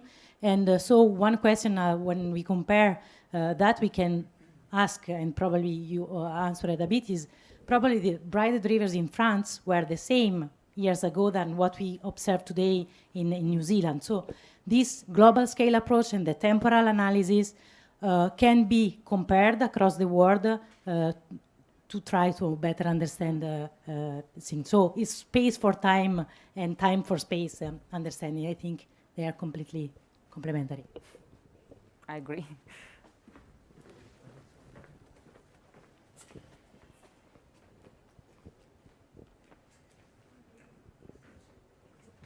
Hi, Isabel Rojas from Universidad Católica. Thank you both for your talks. Very interesting. I really like the scale you are looking at this problem. I have a comment for Barbara. When I saw your title thinking about this global scale analysis, I thought you will show us a map where you analyze all the rivers of the world. And I've seen this kind of papers before, like are very useful because it helps us put like rivers in the political discussion, I guess. But of course, when you go in the ground and want to use it for other purposes, then you see all these problems. No? So then I saw your work and I thought, well, it's global, but it's actually a case study, you know. So I wanna hear from you, like how you see the importance of the kind of work you are doing, and then how we can maybe think up later or in the future, think ways to actually reach the global scale with a better way of analyzing the data. It will come. I mean, maybe what are the limitations, and you can tell us a little bit more about that. we are going toward that direction. Actually, yes, I don't have yet a global scale picture, but some already exist. As I showed you, not you the map, but the global surface water layer already exists at the global scale that can be used for also for assess river evolution broadly, river evolution through time. We have also recently won a project where we are going to work on the global scale. But I mean, it's not yet, we are not yet there, but we are going through. So what was now, the work was to see actually what we could do. But the issue is that each world area, it don't deserve to be analyzed by itself. So, I mean, I think we are still a bit far from there. But when we are there, I mean, simply telling which is the true variability or river type that we have today on Earth, which would be something wonderful. A lot of things have been done, for instance, on river connectivity from dams. A lot of things have been done on intermittency of river. We have to go all together displaying which is the river diversity of riverscape at global scale. I don't know if I've replied. Yeah, thank you.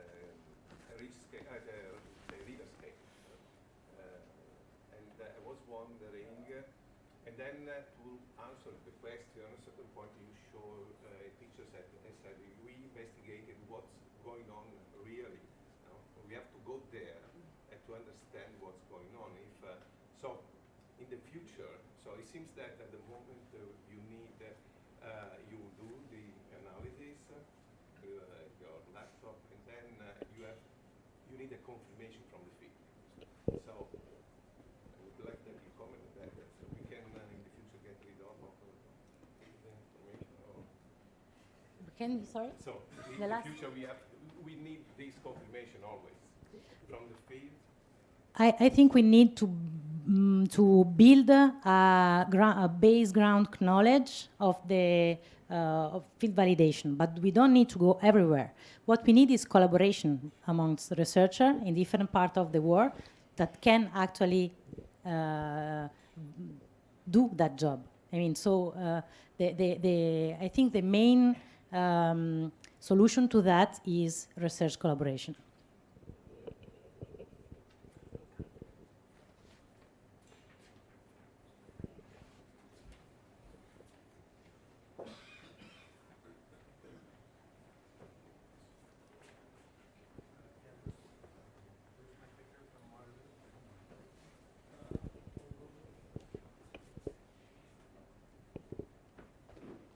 Bruce McVicker from Waterloo.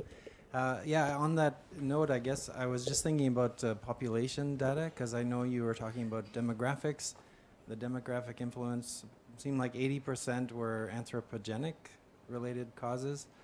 And then you were talking about the management within the watershed, which is historically was done in Europe as well, right? Where they would be much more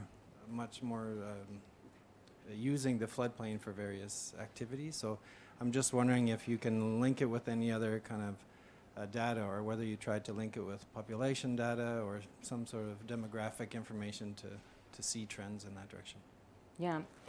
In a study that I performed a few years ago, we look at the distribution of the demographic population over the time in some rivers in Italy. It was this study.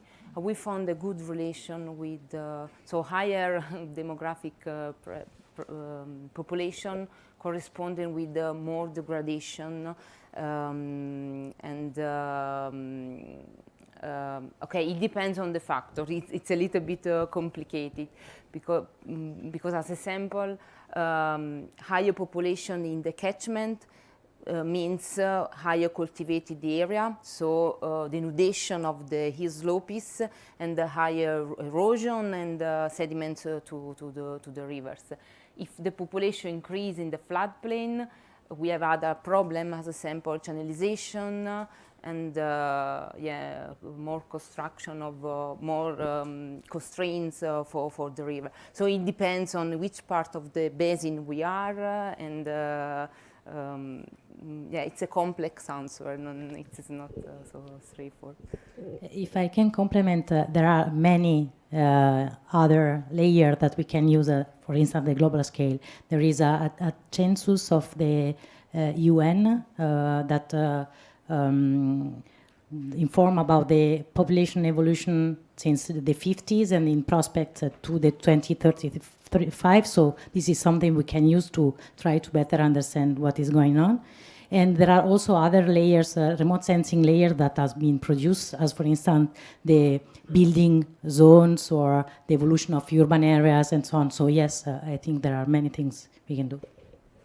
There is one question from Luca. Yeah, well, one from Colin Thorne, actually.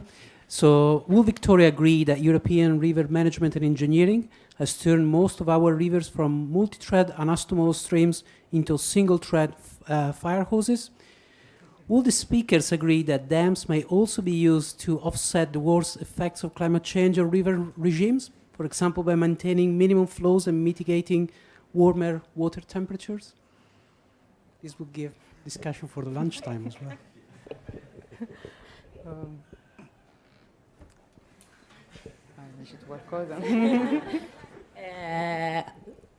The first question, maybe you can answer. Yeah, for sure, the engineering works constrained the rivers and reduced. Yeah, I agree. Even though maybe there are many engineers. So to have, as Barbara said before, a multidisciplinary approach in the managing the rivers, but not only, I think not only multidisciplinary, but also multispatial analysis, because every action that we play in a specific part of the catchment has an effect downstream or even upstream sometimes. So maybe in the past, especially during the 70s and the 80s, there was this kind of boom of anthropization, the use of material, and we didn't take care about consequences of this use of the landscape of the rivers in general. Concerning the dam question, I don't know if I understood pretty well the question, but I don't think the benefit we could have from dam regulating flow and so on are big enough to compensate their bad effects. But I would return back the question to Colin, because he has maybe more experience than us. If you would like to give his thoughts, I'm happy. Okay. Okay, well, thank you. We don't have time for another question. So thank you very much, Barbara and Victoria. Thank you.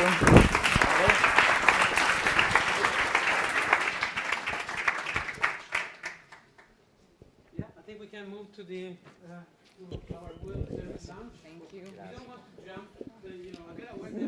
It's actually around, but No, ahora a las 2:55 parece, ¿no? Lunch, después del lunch, 2:55.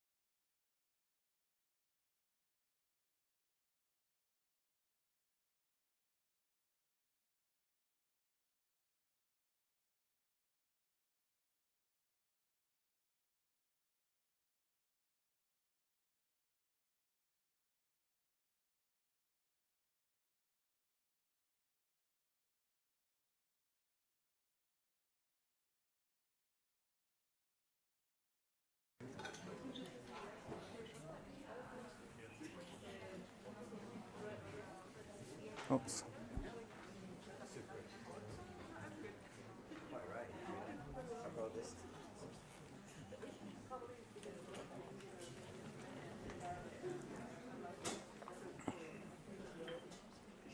All right. Well, at the end, right before lunch, we learned how to screw rivers up. And this session, we're going to be trying to figure out how to fix them. And so we're going to hear from Bruce McVicker and Lena Povey. And in particular, they're going to talk about some more unique type of restoration, some in the urban environment and some of the very strange Swedish environment that is quite unique. So with no further ado, Bruce, please give us a little insight into urban river restoration. All right, thank you for the introduction. Yeah, that was a bit ambitious maybe in the title. I regret putting in the insights in the title, but hopefully we'll get somewhere close. So first, this is mostly the work of Ellie Papangelaka. She was invited to come and speak, but she is unable to come for happy reasons. So I'm here in her stead. But this was the work with a number of other people. Thomas Raza was a master's student. Marwan Hassan is helping us. And Peter Ashmore is also throughout this presentation. Margot Chapuis is also in the room, and she shows up in a photo. So she was also part of this work. So let's get going here. So the context here is one of urban expansion. So this is happening around the world.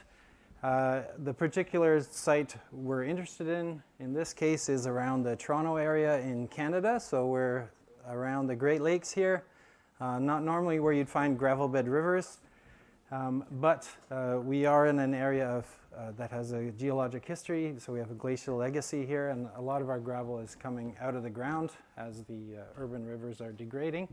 So I'll talk a little bit about that. But right now there's a fight, like probably is happening elsewhere in the world, between preserving green space, preserving ecosystem function, thinking about climate change, and of course a growing population. We have a rental housing crisis. You know, there's not enough places for people to live. And so there's a battle that's ongoing between expanding cities and also trying to reduce the footprint. So I'll be talking about that in this context.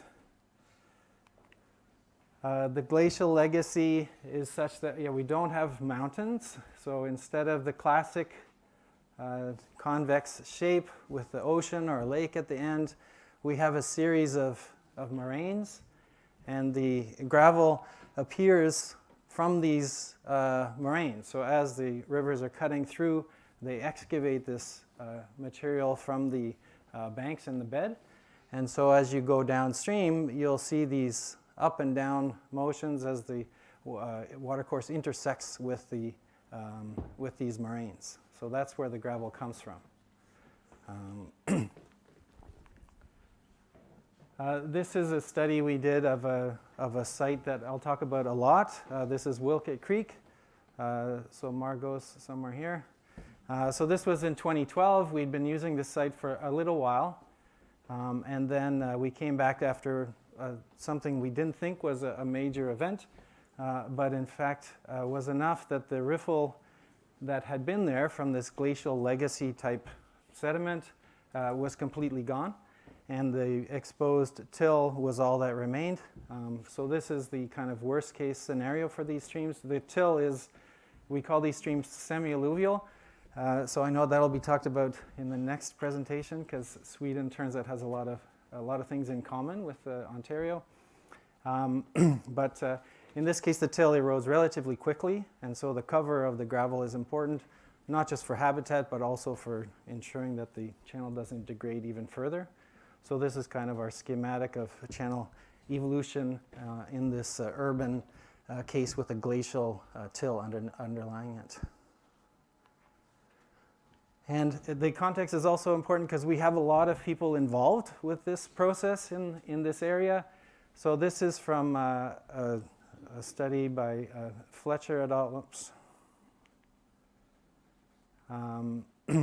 Talking about all the different types of stormwater management approaches, right? And the kind of growth of objectives with urban water management.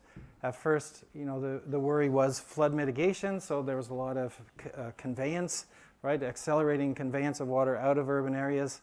But gradually over time, people said, well, other things are important. So what about the water quality? What about the flow regime? And what about stormwater as a resource? That's not something that we worry as much about in Canada, just because it's mostly still viewed as a waste product, right, to get rid of. But in other areas where they're more concerned about integrated water management, of course, they're trying to capture the stormwater to use for drinking or other purposes. So we have a whole bunch of guidebooks and a lot of people involved in this field that are going ahead and doing things, right? So they're out there building restoration, they're out there building stormwater management facilities, low impact development things, and we have a series of guides and conferences on how to do this. So I feel like that's important context, just because it's not like we appear and people are ready necessarily to listen to what we have to say.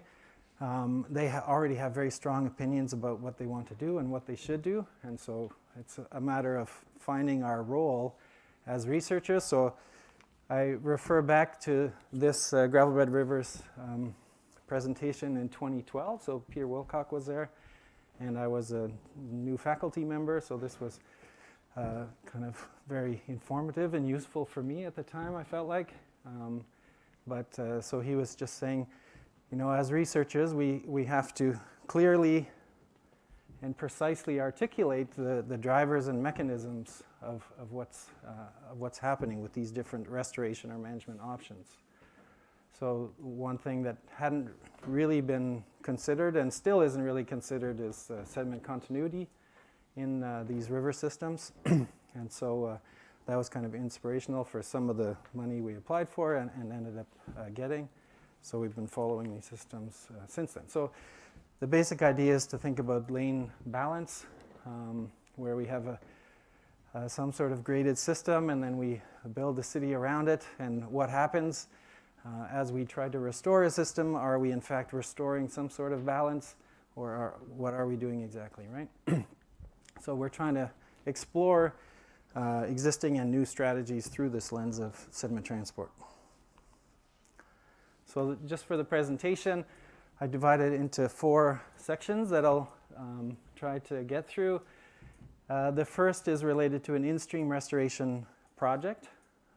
The second is about some work that was key to Ellie's thesis, was building this model of flow strength and tracer travel distance. And then that allows us to look at concept 3, which is about stormwater management impact on bedload transport. So we're trying to monitor and model that. And then think about whether there are some other approaches that might be more satisfying from a geomorphic sediment transport perspective. Okay, so this is our scheme where we identified these 3 watersheds. Similar drainage area, they all exist kind of on a till plane. They all have various levels of urbanization. So in the middle is Wilkett that I mentioned, 100% urbanized, no stormwater management whatsoever. Mostly developed 50s and 60s, so all the water was quickly conveyed to the river, and there's been a lot of erosion.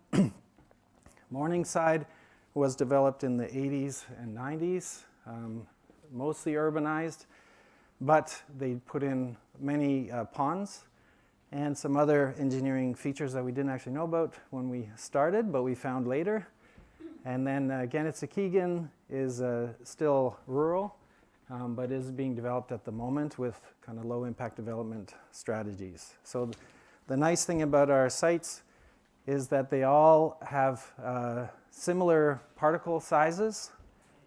So we wanted to have similar slopes, particle sizes, drainage areas, and then compare the response from these 3 systems. So in the shaded areas are the 3 size classes that we tried to tag with RFID tags and followed over about 3 years.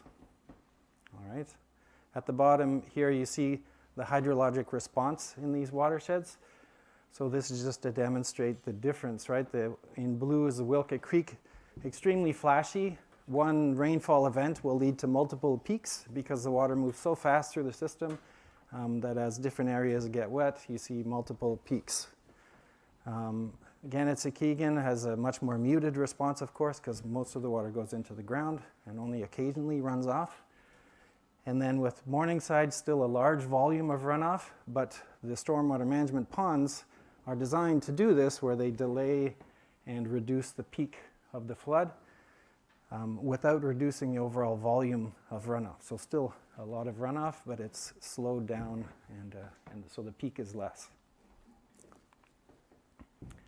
So this, I'll just do this briefly because I'm trying to cover a number of topics, but this is Wilkett Creek. So if you look at on the part A here, the reaches, or the section is divided up into a number of reaches that were identified by the consultant, who was not us, right? We were just kind of piggybacking on their work. But they are motivated. They're geomorphologists, right, that were trying to design this, working with engineers. They're trying to do it in a sensitive approach as possible, while still being told by the municipalities that they have certain criteria that they need in terms of stability. There's a sanitary sewer that runs the length of this valley, and part of the motivation for stabilization is because the sanitary sewer gets exposed during floods, and in another system they had a big a break during a flood, which led to a climate emergency, and a very expensive emergency. All right, so pre-restoration, you have a lot of good things, actually. The valley has been preserved here. They were hoping to preserve a green space in the suburban kind of neighborhoods, right? So they preserved the valley in this case.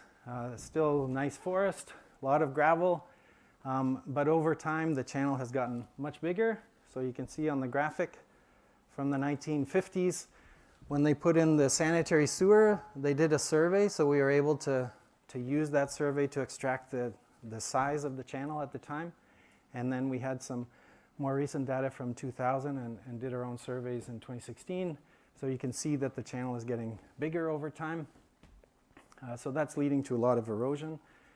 So the restoration then is to kind of lock it in place with very large angular stones and to build a series of riffles and pools.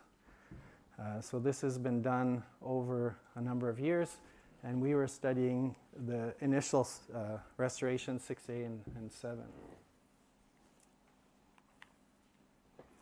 So very briefly, these are the key results. In terms of the cross sections, if you look at this section here, you roughly see the extent of the restoration with a series of blue areas that are pools, and the riffles are the white areas in between. Overall, the design is working as intended.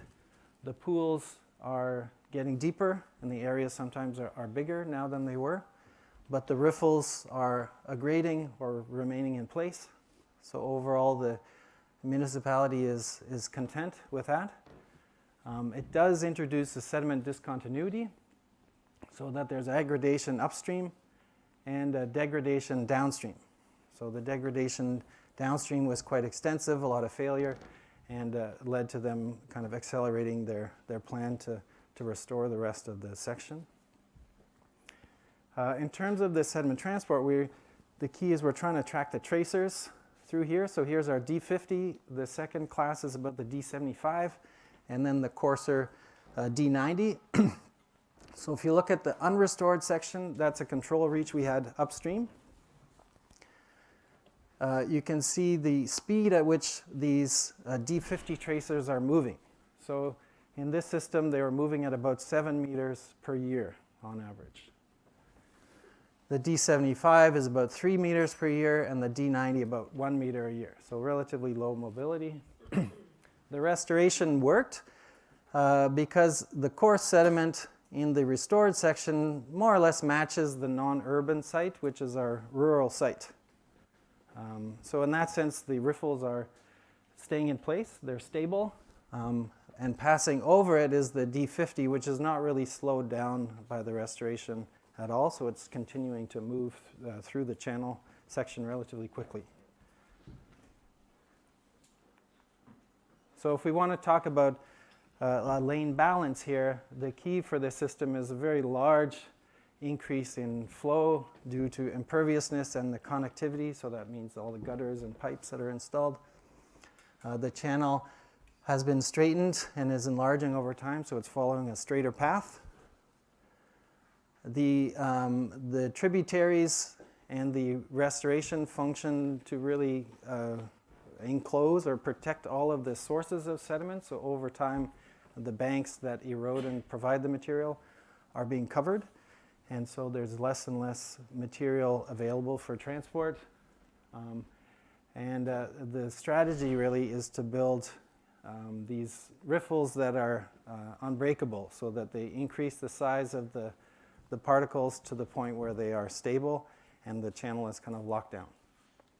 All right, so in terms of a lane balance, we can argue that this is slowing the transport of coarse sediment, but that in terms of the morphology, and this is the key, right, for communicating with a non-geomorphology audience, is to say the morphology is still out of balance. So it's not a restoration, right? It's a stabilization of the stream that occurs, but still, if the banks or other structure fails, the system is still strongly at risk of eroding very quickly.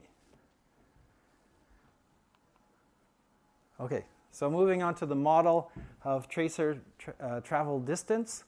I just put these papers here because this is the key from Ellie's work, as I said. So the idea here is we wanted to build a model that we could use with different hydrologies to say, well, if you change the hydrology, this will be your benefit, right? So if we can build sediment transport models for that, but we wanted to do it using this tracer data to show the implication of reducing the flow strength. So based on our 3 sites, the 3 sites that I pointed out, these are our 3 size classes, and this is a low mobility event, so very few particles moving, to a high mobility event where many particles are moving. So we just kind of picked out a few different events and plotted the distribution of the length versus the probability. And you can see that they follow a roughly exponential distribution. So we can fit exponential distributions to this. And that means that we can represent these distributions with just a single parameter. So the mean is all we need to represent this distribution.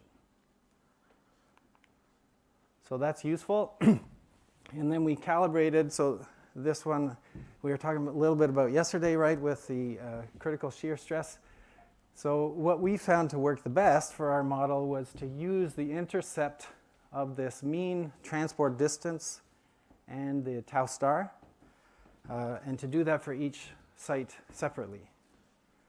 So when we did that, we end up with values that are on the high side. So these are the base values for the D50, 0.077, 0.080, 0.064. And then we did it separately for the 3 size classes, you can see here. And these larger size classes fit well with a standard kind of hiding function. So that's the hiding function calculation. So this worked very well for our model. It really emphasizes the larger systems because you need a certain threshold before you get more than 50% of your particles moving a distance greater than 1 meter. So that's the key to this calibration, is we avoid overemphasizing events that are near the threshold, but really emphasizing the larger events. And then we were looking at our data with respect to some dispersion and advection models. So Lajeunesse had a paper, Lajeunesse et al. Had a paper talking about different phases of tracer movements. So there was an entrainment phase and then a diffusion phase. And you can look at the distribution of the particles. So this is the initial setup where you have your seeded particles. And then usually what happens is you have some that take off, right? A lot of them stay in place, and then a few really start moving. But then over time, you should get to the end of that phase, and the front ones will get kind of buried, and the back ones will start to catch up. So over time, you'll have a normal distribution, in theory, as this thing moves downstream, and you're getting this vertical mixing effect. So we could test that. We could look for that. And so we plotted the variance and the skewness here. And so you can see our results compared to the prediction models. And in many cases, it works pretty well. So we have our skewness going up, and the slope is about right. We added a couple sites. So we added Bradley's work from the Half Moon Creek. And this was the Phillips and Jeromac work from the Mamayas River. So we added those in, and they worked pretty well as well. So we were pretty happy. And here we get kind of a slope change, indicating that some events are kind of getting close to that transition. And we could see it in the data, where in later events, the response was really not the same. So we created a model just for the entrainment phase. So just looking at this early entrainment phase, not thinking about the diffusion and the burial phase. Then we tested a bunch of hydraulic metrics. So these are all ones we could find in the literature, because we said there's got to be one that works better than the others. And we ended up with the cumulative excess stream power as really being the best metric. Perhaps no surprise, but this measure of excess energy correlated very strongly with how far these particles were moving on average. So you can see correlation coefficients very high. So we were pleased with that. But again, this is just for the entrainment phase, so you're not including the effect of the burial, which makes it more complicated for sure. And the other sites we had very large distances. Our sites are relatively low mobility, but some of these sites, traveling much farther. But the model still was fairly accurate for these other sites. So we were quite pleased with that. So then we were trying to use this model to understand the impact of scenarios, right? Say, well, if you change the stormwater management, you will get X, right? Ideally, that's what we would be able to do. So we're looking at this Morningside Creek site. And this is a complicated site. As we learned over time, there are 7 ponds. So we thought mostly that's what we are setting out to study. And you can see the nice urban development patterns here with the streets and these large kind of stormwater management ponds that capture the water before releasing it to the creeks downstream. But there was also this one additional online pond, which we weren't really expecting. And there was a unique feature here where they had taken advantage of the proximity to a larger river, and they had built an overflow structure so that in high flows it diverted directly to the larger creek. So our modeling showed that had a huge impact. And then, so this is the Tapscott diversion structure. So this is from Google Earth, where we could see the construction of this overflow weir and an intake. And you can see the nice meandering channel that they designed as part of this suburban development. So you can see this area has all been it looks like it's been combed like a golf course, but this is just the vegetation. They're preparing the area for vegetation. And since then, it's filled in with trees and grasses. But yeah, that diverts the water to this outflow structure because there's quite a large elevation difference between the tributary and the main channel.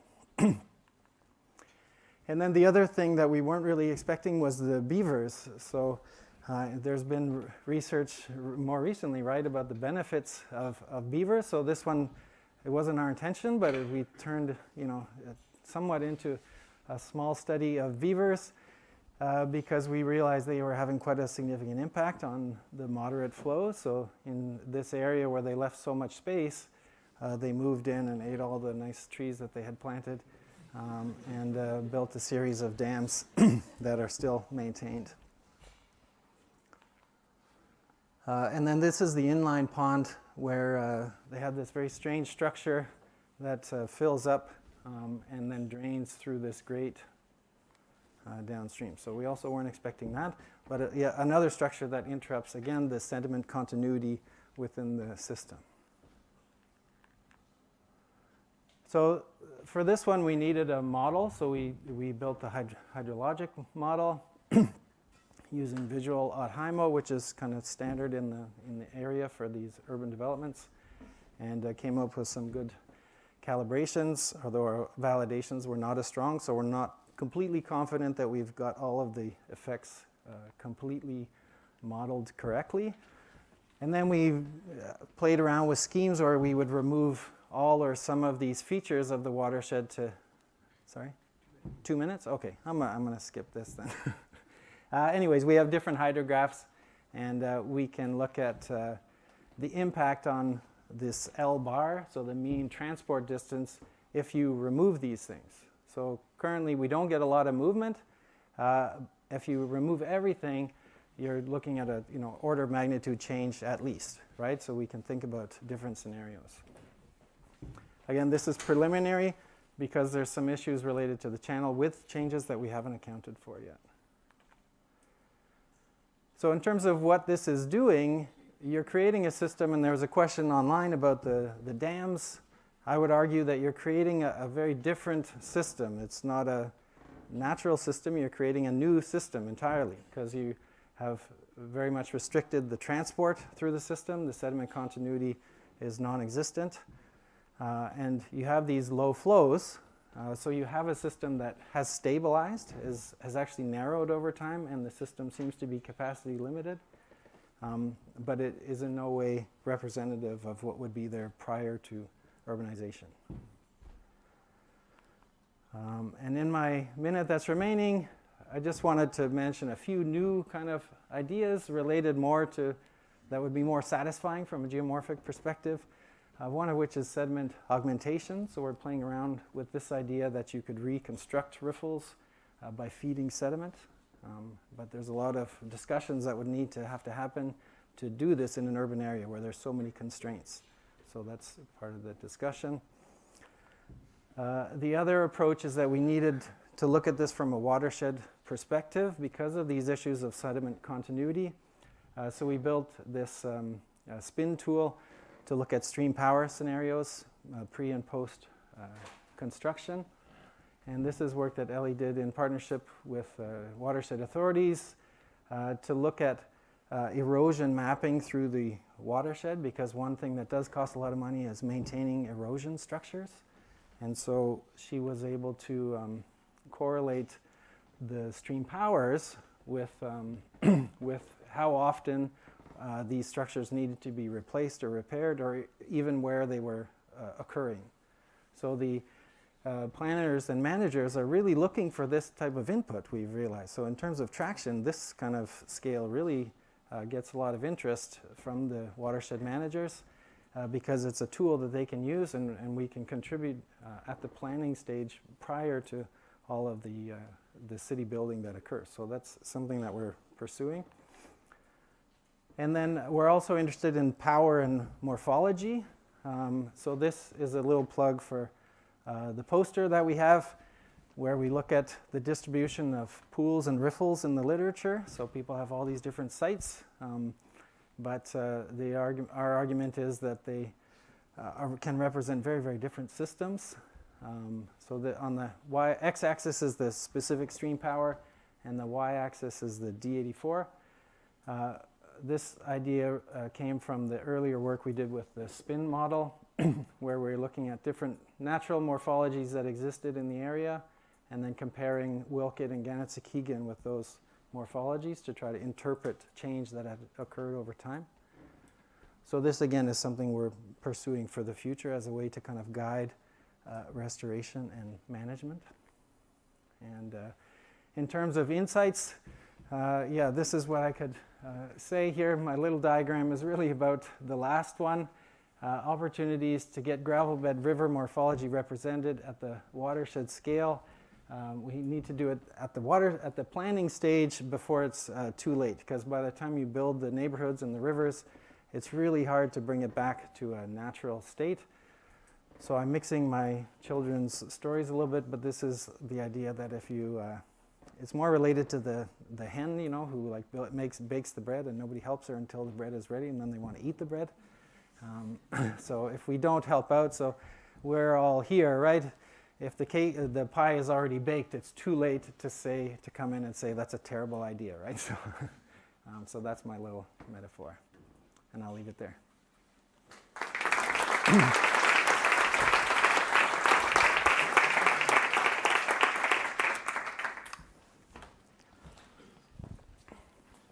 All right, thank you, Bruce. Next up, we have Lena Polvi. She will be chatting with us about post-glacial watershed restoration, perhaps. Yeah. I have it, exactly.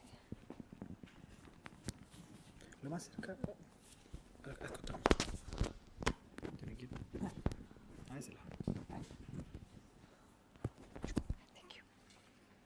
All yours. Thanks. When are you going to give me? I'll probably be closer to 28 minutes. Are you going to give knock yourself out? warnings before? I'll give you whatever you want. Okay. 5 minutes? I'll give you 5 minutes. Oh, fantastic. Thank you. Well, thanks everyone, and thanks for introducing these wacky rivers in Sweden and other post-glacial environments, and great introduction from Bruce about those as well. So really build on that. And first acknowledge my co-authors. And so we have Christoph Hauer from BOKU in Vienna, Richard Mason, postdoc at Umeå University, Greg Pasternak from UC Davis, and Ulrich Pulg from Norse Research Center in Bergen, Norway. And they're kind of in no particular order. Everyone has contributed quite a lot. And I also want to throw in a little dedication slide to my father, who passed away just 2 weeks ago. For lots of memories of sitting at the kitchen table, and I think he kind of inspired me to be a scientist and ask questions and figure out how to answer them on my own. But so river restoration, we have kind of come to the point with understanding that there's lots of interactions between different facets of rivers, of hydrology, geomorphology, ecology, and biogeochemistry. And we can't separate these from each other, and they interact in different ways. And also, we have a spatial nestedness of processes in river environments. Oftentimes, sub-reach scale processes are nested within reach scale, nested within catchment scale processes. But the directionality of these impacts and nestedness differ between different catchments. And so in this paper, we compared catchment in northern Sweden to one in Brazil that have very different factors of hydrology, geomorphology, ecology, and biogeochemistry. And in this catchment in northern Sweden, the Vindel River catchment, we contend that the hydrology doesn't have a large impact on geomorphology, and instead it goes kind of the other way around, and the geomorphology has a bigger impact on ecology than going the other way around. And also that there isn't a large nestedness of reach scale processes to catchment scale processes. So if you're scratching your head and thinking this should go against everything you know, then hopefully you agree with me by the end of the presentation. But that's just a little setup here. And but first we'll zoom out, because we're going to talk about the glacial legacy on rivers. And so start back. So this white stippled area shows the extent of the last glacial maximum. And it covered about 25% of the land mass at that time. And currently about 11% of land mass is covered by some kind of ice sheets or glaciers. So that means, simple math, that about 15% of the currently ice-free land mass was covered by glaciers previously. And so that's quite a large part of the Earth that has a glacial legacy that has to be studied.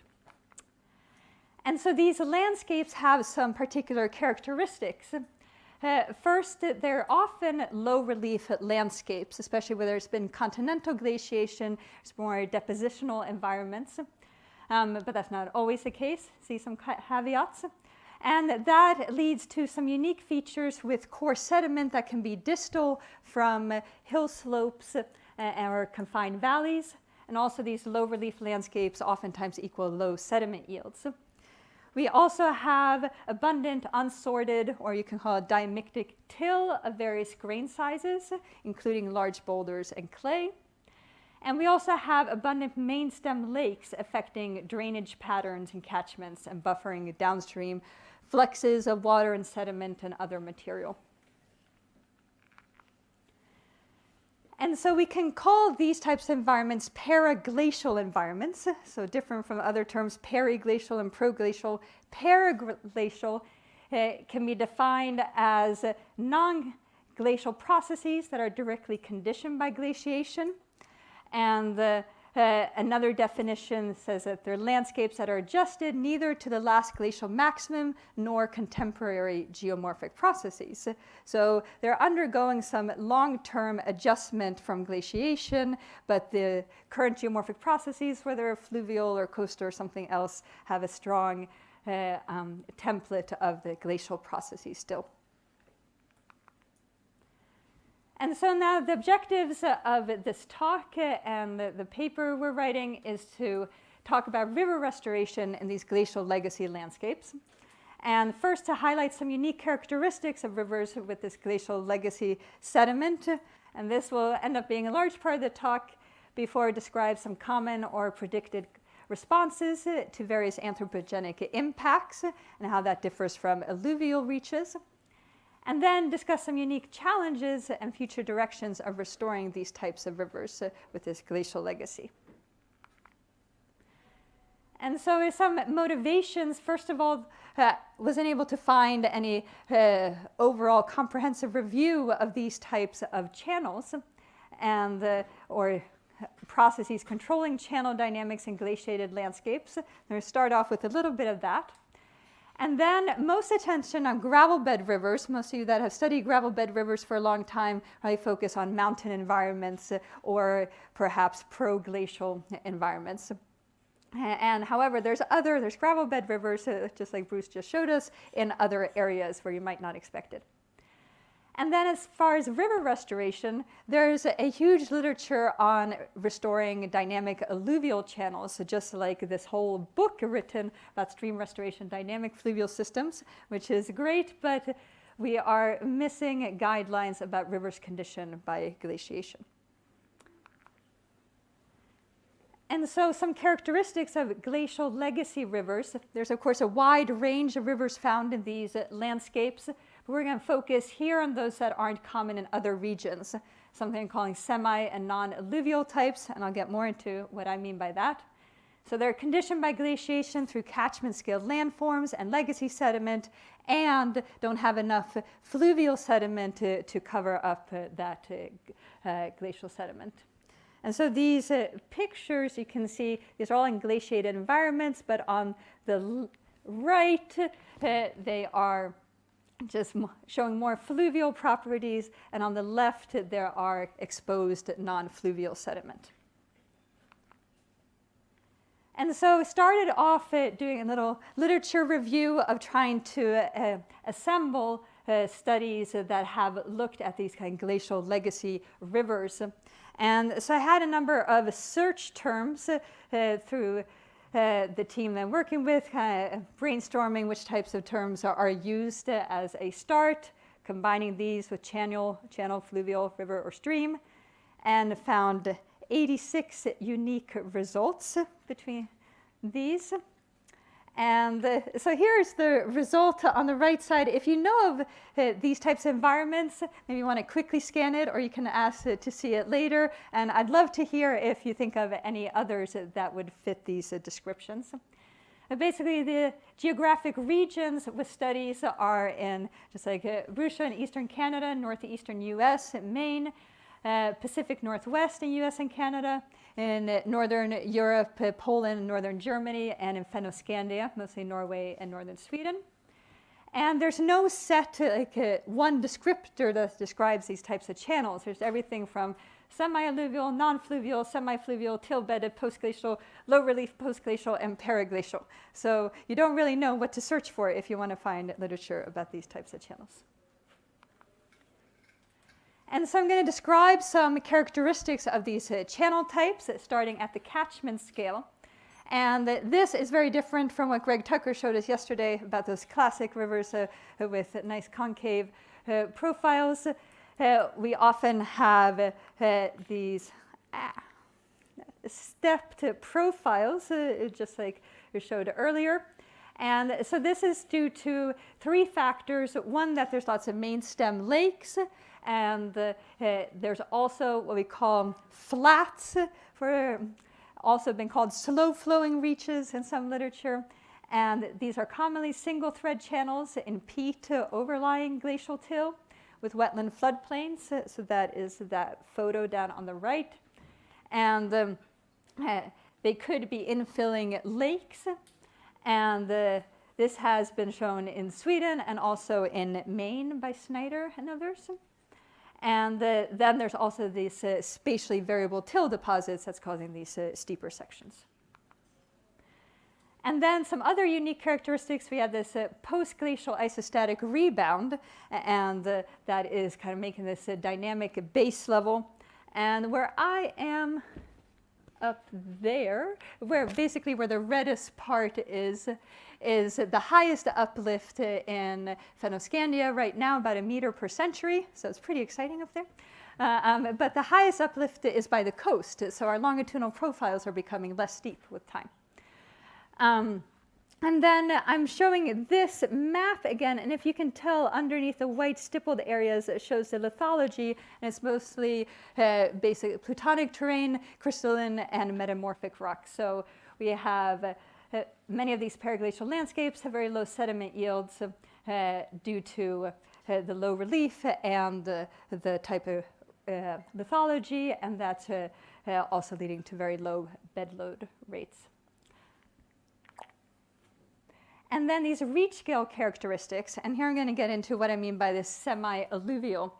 So the semi-alluvial nature means that glacial legacy rivers has a morphology that isn't reflective of the current flow regime or sediment regime and has sediment deposited by a non-fluvial source.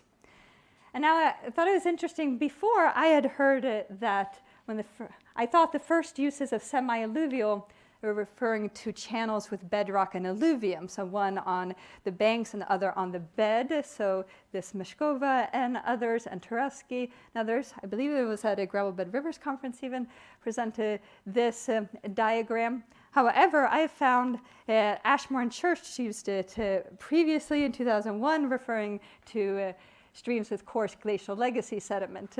However, this was granted a kind of obscure report in a Canada Geological Survey report. So I'm also curious here, putting this out to everyone, about the history of semi-alluvial, if you know of any other uses before 2001 or something like that. I'm curious. And so here are some definitions as we are using them, but we can fight about this if you want. So we're calling semi or non-alluvial channels refers to whether sediment in the channel was deposited by a fluvial or non-fluvial processes. And so if it's completely non-alluvial, then there's no fluvially deposited sediment, but these will be very spatially limited reaches, and in a larger spatial scale, they'll be semi-alluvial. And semi or non-fluvial rivers, some other of my co-authors have used in previous publications, and we're talking about that, referring to processes that have shaped the channel form or the sediment deposited in the channel. And so we are kind of combining these and using the word semi-alluvial paraglacial rivers. So rivers containing non-fluvially deposited sediment and that are still adjusting to previous glacial processes. And so here's 2 examples, but you'll see a lot more of these boulder bed semi-alluvial paraglacial rivers. And so I showed those pictures of the boulder bed channels, but they can also be cohesive clay bed channels to be semi-alluvial, relating to those around Toronto. And just as a pedagogical tool, especially to talk to managers about what these semi-alluvial channels are, we use Hjulström's curve, and in Swedish, Hjulström, the H is silent. So as a conceptual tool to visualize how the cohesive bed and the very coarse boulders in common. So if you have a mixed bed, but then the fluvial processes only can transport the center grain sizes, then it'll have a semi-alluvial component. And so these cohesive clay channels, here, these can be found throughout Norway, especially below what's called the marine limit. So this is the area that's been below sea level and then uplifted with isostatic rebound. And so they can be partly visible and covered by a varying layer of fluvial sediment of around 0.5 meter to a meter. And then also, it's reported by Bruce's colleagues in Eastern Canada, this cohesive till around Toronto. And then we have this periglacial semi-alluvial diamictic channels with a very wide range of grain sizes, or boulder bed channels. And these have been documented in multiple areas in Sweden and Norway, and even in the Czech Republic, and also in Ontario by Ashmore and Church. And so we have a wide range of grain sizes, very high boulder concentrations. And so we asked, are there any patterns or relationships among the patterns in these boulder bed channels? Is there any alluvial adjustment over time, or is it just reflecting some kind of local till superficial geology presence? So this was done by surveying about 20 natural rivers, and talk more about that later, but that's very hard to find, these 20 natural rivers in northern Sweden. And measured protrusion size and density, and I wasn't going to have this slide in, but after talking about protrusion yesterday, I had to include it. So here is measuring protrusion of this big boulder. Most of them were not this big, but this one was picture-worthy. So we measured them all that are above a D84 and larger, but also those that are 1 meter and larger, because that can be, some boulder literature has used 1 meter, and also talking to managers, then 1 meter cutoff is easier for them to think about. And so some results here. First of all, we don't see a lot of expected relationships. For example, with the catchment size and slope and median grain size, there is no significant relationship. And here we see a correlation coefficient matrix. And you can dive into this quite a lot, but I'll just show a few interesting relationships or non-relationships. First of all, so with catchment area, the only significant strong relationship is with the cross-sectional area of the channel. So there still needs to be able to convey the water downstream, but it is not showing any relationships with width or depth.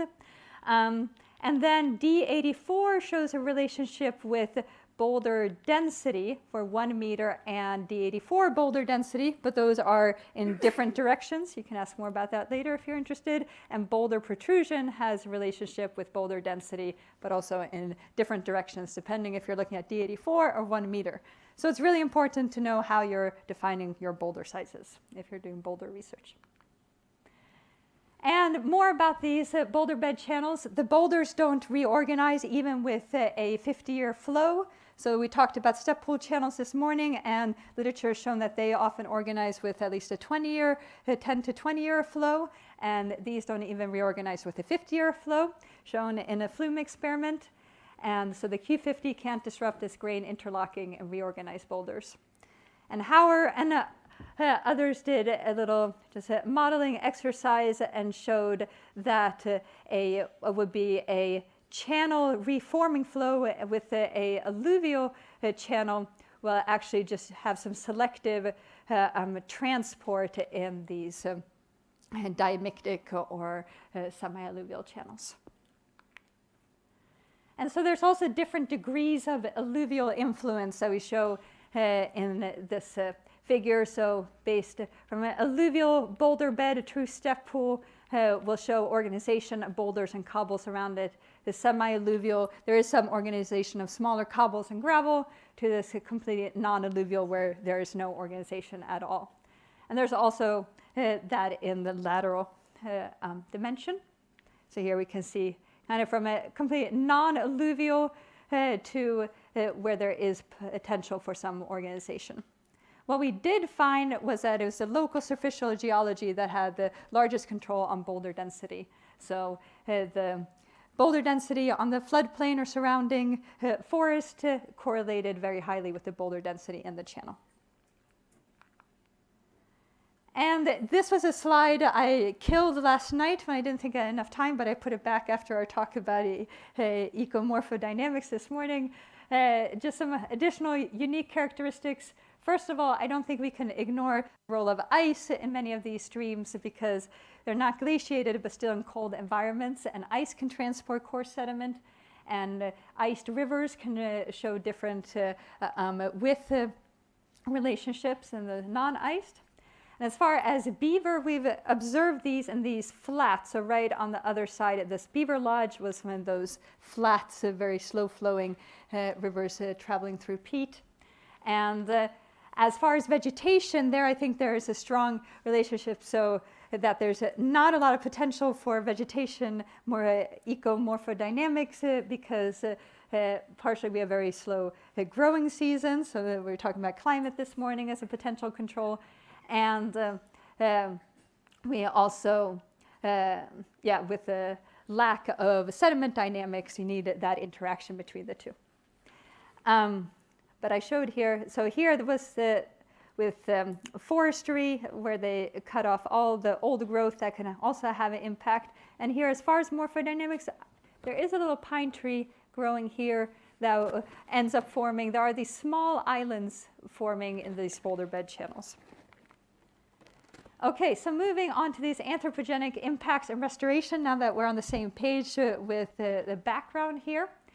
So I did just a little thought exercise on anthropogenic impacts and what it does in most alluvial rivers. And I know this varies quite a lot with the river type, but still. And in many cases, I think the dynamics increase when you have an anthropogenic impact. That's oftentimes what is happening. And then comparing this with semi-alluvial rivers, in many cases based on some published results and other observations, we see a decrease in dynamics in these types of rivers.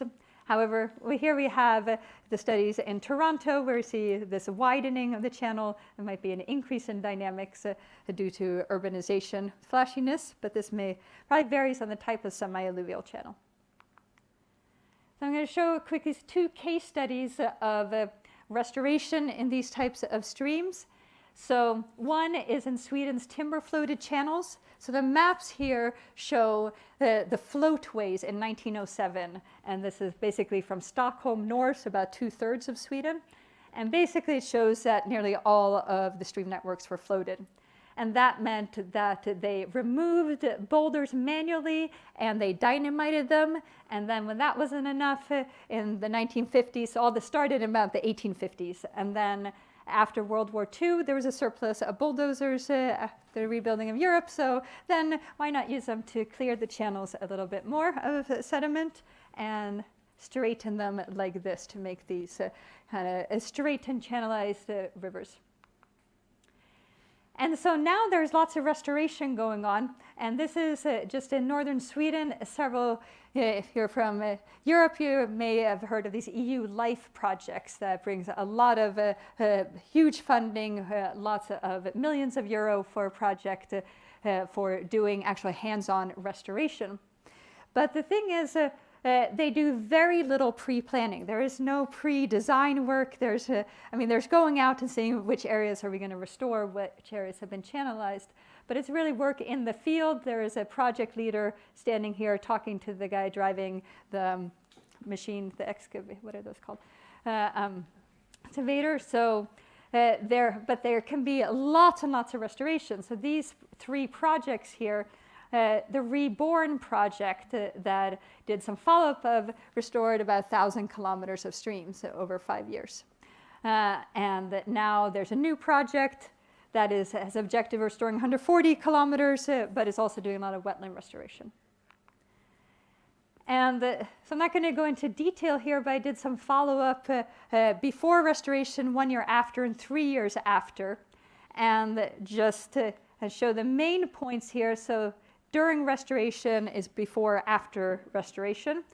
And there's some morphology and hydraulics, and then also quantified complexity. So the orange is an increase in the values. And so there was obvious increase in complexity directly after restoration, and then a slight decrease in the 3 years after. But also increases in channel width and area, and a slight decrease in depth average velocity. But what is interesting is that they're thinking about widening these channels, but they're not doing a commensurate lowering of or decreasing of the depth, so increasing of the bed. And so what happens after 3 years, even though the very core sediment here is that becomes an inset bankful that starts to form. So if you compare the second and the third images on the bottom, then the orange here is where there has been a channel area lost. So it's a bankful channel that was surveyed every year. And for those wood aficionados, this is all, the lines are wood. And then the other case study I'll show is in Norway to highlight some ecological effects. So here was a supply-limited dimictic plain bed, and the side channels were cut off in the 1970s during flow regulation, and when the flow and flood up amplitude was reduced. And at first they restored in 2003 by building these channel-spanning sills, but it didn't have a large effect, and they were scared of erosion, so they want to maximize the wetted area. But then 10 years later, they removed these sills and kind of spread out the boulders more. And this has kind of been a similar progression of thought in Sweden as well. And they also added spawning gravel, and they loosened the armor layer mechanically by kind of raking the channels. And what's called ripping, and also adding in-stream wood. And so here after the 2003 restoration, fish stocks increased to about 3,500, but then they more than doubled after the second restoration, are both Atlantic salmon and anadromous brown trout. They found 2 more species. But what I think is really interesting here is that they did a detailed electrofishing survey, and they found a lot of juvenile fish finding shelter around these boulders, and they preferred the boulders over the in-stream wood. And this is, there's been lots of studies showing that in-stream wood is really important shelter, and it is, but in this case, that's really important when there's not this heterogeneous grain sizes. But when there are these big boulders, then the fish actually prefer that. But wood is still important in many other ways, so it's good that they add in-stream wood. So I'm going to go through, to wrap up, what makes restoration in these rivers unique and or challenging. So first is, how do we even define restoration success? When they're not dynamic, in some ways, there's little risk of design failure. If you're familiar with the big Uvas Creek disaster where you make a meandering channel and it goes back to being braided, that's not going to happen here. But it means a higher level of responsibility for the designer to create a geomorphic template for the ecological and biogeochemical processes.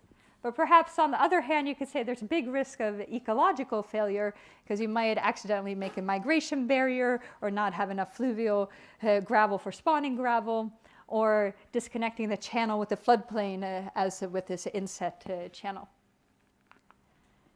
How do you define this restoration success? Maybe there should be other measures of just that we want to increase in morphological complexity. that the channel dimensions fit the flow regime, so you don't have an inset bankful forming, reflecting landscape controls, perhaps reference channels.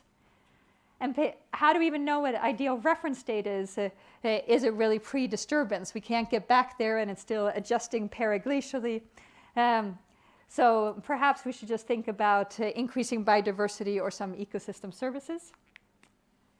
And it's really difficult to determine reference or guiding images. I said these were these 20 reference reaches throughout northern Sweden, and these were basically all that we found. There's a few more, but not much. And the other relationships, like downstream hydraulic geometry, it doesn't work. This is drainage area and channel width, and you see that it's extremely variable. And there's less and more disconnectivity. There's these main stem lakes buffering flows and sediment and probably wood. But there's also lateral connectivity in coarse bed rivers.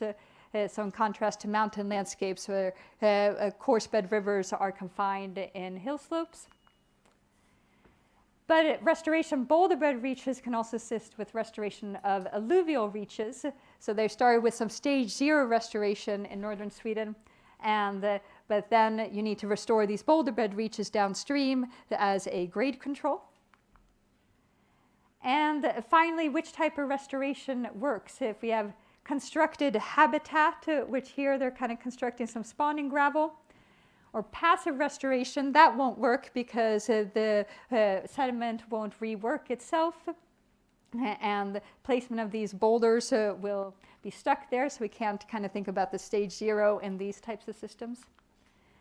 And so instead, can think of some kind of process-based designing the channel based on understanding of all the sediment transport and hydraulic processes. But that's extremely challenging without a really good detailed knowledge of boulder dynamics and effects. That's why we're relying on Elowin here. And so finally, what are some ways forward? So we need kind of now with all of the possibilities to have some near census mapping and modeling of these rivers, that I think we can start going in that direction. And then we need a lot of basic research into the critical physical processes. And there's a lot, my wish list of things that I'd like to better understand. So effects of boulders on reach morphology, degree of glacial legacy within a catchment and specific reach, and the trajectory of paraglacial adjustments. But that's on a completely different temporal scale than our anthropogenic disturbances. And the sediment transport and the geomorphic processes for ecological recovery. So we advocate for restoring using process, catchment, and local-based understanding of sediment transport and organization, rather than just a passive restoration. So thank you for your time.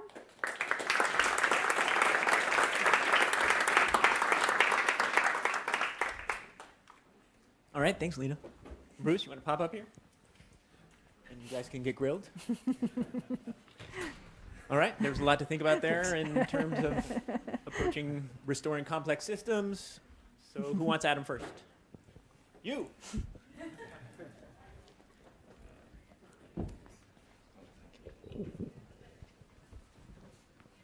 Thank you. This is Kyle Vodarczyk from BGC.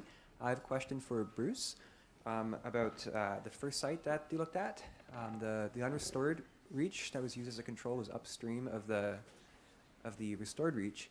And so what was done to prevent the drivers that led to restoration from propagating from the downstream from the unrestored reach to the restored reach, or how is the restoration tied in? Yeah, that's a good question.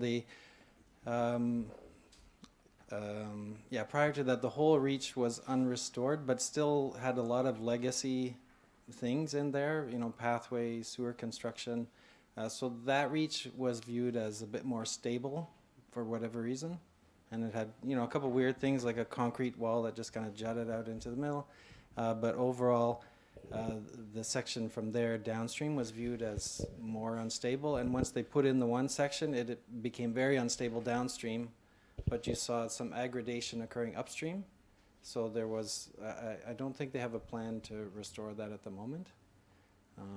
But it was advantageous for us because it did have the same flows and similar-ish slopes still. So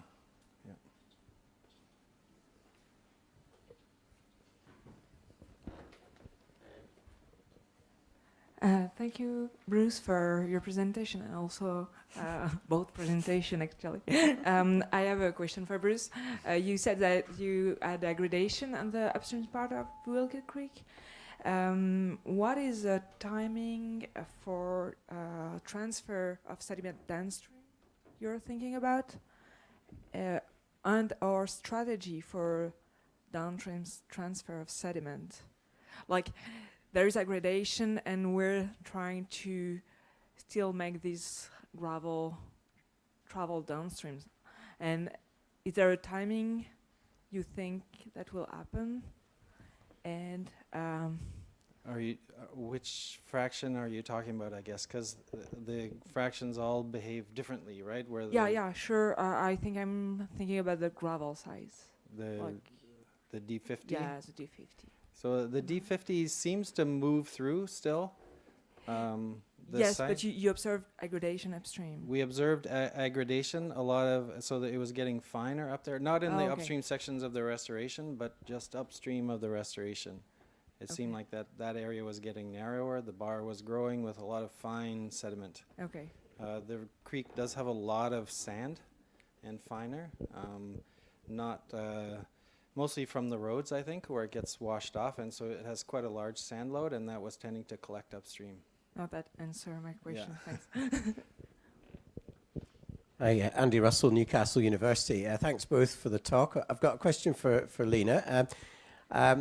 Obviously, in a glaciated landscape, you've got glacial processes, but you also have legacy glaciofluvial processes. And when I go around the barren wastes of Iceland or Greenland, I look for boulders that are randomly distributed versus those that are slightly more concentrated that might have been, say, related to waning stage meltwater activity from deglaciation. So in a sense, do you see a difference between streams where there's random boulders and those where there might have been, streams that are essentially misfit streams where there's still a fluvial signature, but it's of a much higher energy fluvial system that's paleo. So can you see that difference? Sure answer no, but I probably say glacial legacy, and I'm including glacial fluvial legacy. So a lot of these, there's been estimates of the discharges during glacial melt was 2 times order of magnitude of what we have now, and and you can see on some superficial geology maps where some of these streams are kind of these pathways of this. Glacial fluvial sediment. I'm thinking of the Swedish word, but glacial fluvial sediment. And but as far as some fluvial signature from that, even extreme fluvial signature, I would necessarily say so. We did a cluster analysis of the boulders, a statistical cluster analysis, and didn't really find any true clusters. And you can see, you can't see any clustering. What you do see is large boulders and very small cobbles around there, and I think that is probably more modern day processes. Some of those are transported.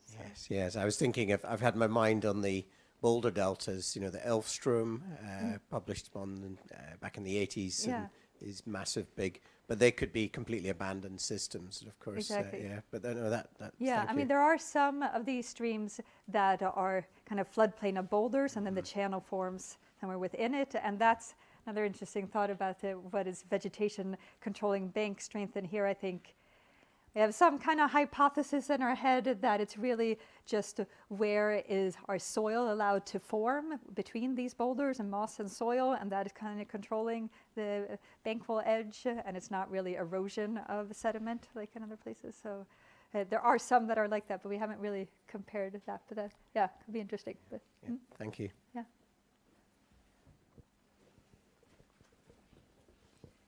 Hola, my name is Daniela. I work for the General Water Directive here in Chile. And I have a general question about monitoring, because I'm an environmental chemist, so I'm actually learning a lot today. I was wondering, how do you do to validate the restoration is actually working? Do you? I'm pretty sure you monitor, but who is responsible for doing that? Is it your government, or do you have a parallel monitoring program to check the, that Process. everything's working? Yeah, so as far as these EU LIFE projects, what's really unfortunate, they give a lot of money for a lot of restoration, but there's very little money for any follow-up or monitoring. So the project I had was a little follow-up monitoring project, and they do electrofishing, but then there is the county administrative board who does most of the restoration. They also have certain reaches that they monitor every year, but they're not always like the restoration reaches. They have this throughout the whole county, certain reaches that they monitor with electrofishing and macroinvertebrates and stream quality. So that is something that's really lacking, unfortunately, and they're really hard to get money for, is to long-term monitoring. So there is some, but it's, I wish there was a lot more. Thank you. Yeah, if I could comment too, the monitoring, we have similar issues, right? As people say, oh, the budget for monitoring is very small. We have had some success with finding monitoring that is occurring anyways. Like if money is being spent, usually monitoring is being done. So the erosion group, it turns out, for the Watershed Authority, gets a lot of funding because they spend so much money on roads and sewers, and so those things that cost a lot of money tend to get funding.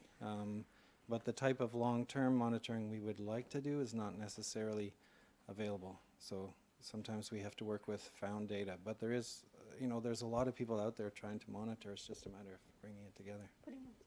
Thank you.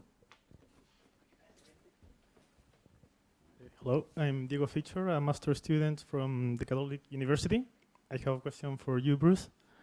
There is this kind of design where you can let the people, for example, in the park, you can let the people walk, and then across the path that they take, you build roads, because that's like the natural way that they would walk normally. I don't know if I am explaining clearly. Yeah. Are there any plans to do this kind of stuff with the beavers in the rivers for the restoration? Because they will naturally search good places to do these structures, and we can take advantage of that. Yeah, and I think, there has been some research, and it was not our objective here, but I think we can argue that the work shows if you leave them space, they will come there, and they are viewed as a nuisance. But if you plan for that, and in the area that they're living, they're actually not much of a nuisance, because they left enough space for the river and the floodplain. So I think if you can envision that, you could take advantage of that. I think a lot of the disadvantages of larger ponds are not present if you have smaller scale beaver dams that are, some of them are permanent, but others are kind of temporary. The beavers tend to move as they eat the available foods. They'll go find it and build a new dam, so that there is kind of a cycling that occurs. So I think, you just need to make the argument, and we need to do enough research that we can say this is a method we can use, and we can show you how to design it. Because people, I think, would be open to that, but they need constraints, right? You need to really define the design parameters. If I can jump in, the stage 0 restoration is kind of doing that, of letting the river go where it wants to go, planning if there's an incised river, then you fill it up with sediment and give it its floodplain and put in some in-stream wood, and maybe encourage beavers to relocate there, and letting the beaver and the water do what it's supposed to do and refinding its own path. Luca, did you want to say something real quick?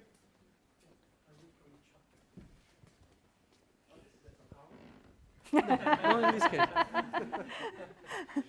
case. So we have a question from Peter Wilcock for Lina. In the Swedish case study, in which inset floodplains develop in over-wide channels, is inset floodplain development a good thing or a bad thing? Second, what is the sediment forming the floodplains, and where does it come from? Because I'm here, there is a question from David Milan, I guess for both. Can modeling be used to simulate available habitats for key species? and then use these to quantify success, I guess, for restoration. Yeah, so I'll start with Peter's question. So as far as, I'll start with where the floodplain, the sediment comes from. I think that's, I mean, the superficial geology. Some is deposited from overbank flows, but it's kind of what Bruce was saying before, that the rivers are kind of incising, or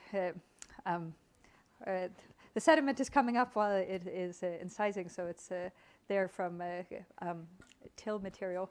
Whether it's a good thing or a bad thing, this I would lean towards more of a bad thing. So it's disconnecting the channels from the floodplain when you're having this inset bankful forming.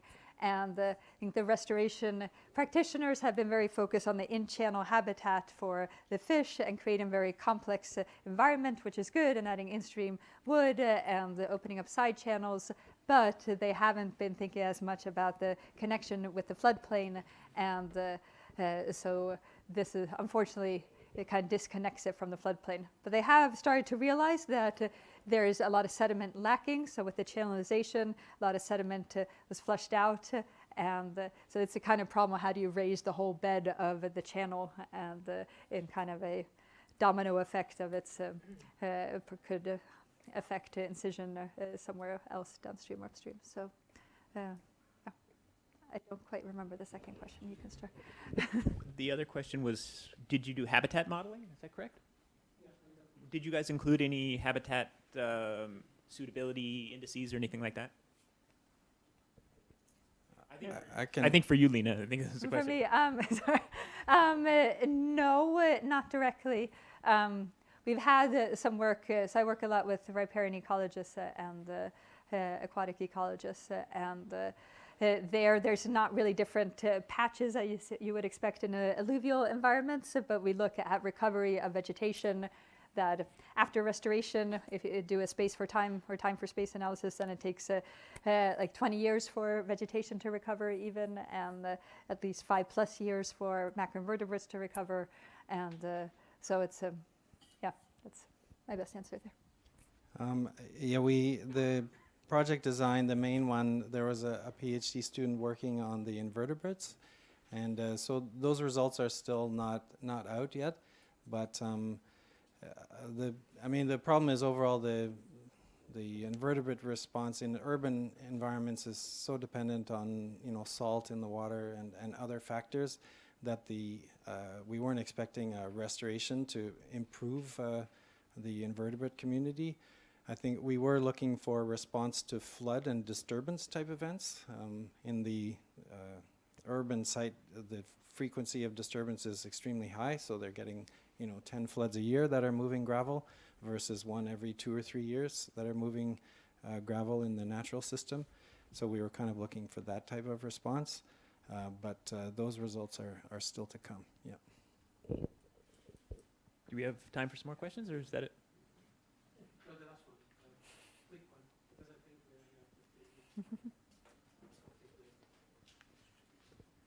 Yeah, I wanted to tie into your last comment. In how far can we expect a river to fully restore when it's located in or next to a city? Because in a city it will always be warmer, there will always be some pollution. So up to what level can you expect it to restore? That's a call for change. I think that we can't really expect these systems that either the stormwater pond or the in-channel restoration to be restored in that sense. There'll be channels that convey water and maybe some sediment, but they won't function like natural systems. That's why I'm like, as a morphologist, we should get involved earlier, because by that point the problem is already set. So we need to think about getting the water into the ground prior to having it all appear as runoff, because the runoff carries with it so much stuff that you just, it's not going to work, right? The fish community won't reappear in these channels.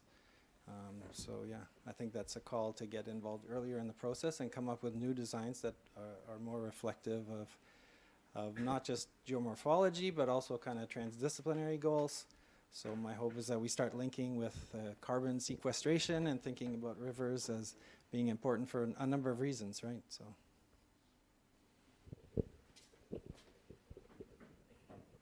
All right. Well, thank you guys very much. We really appreciate it.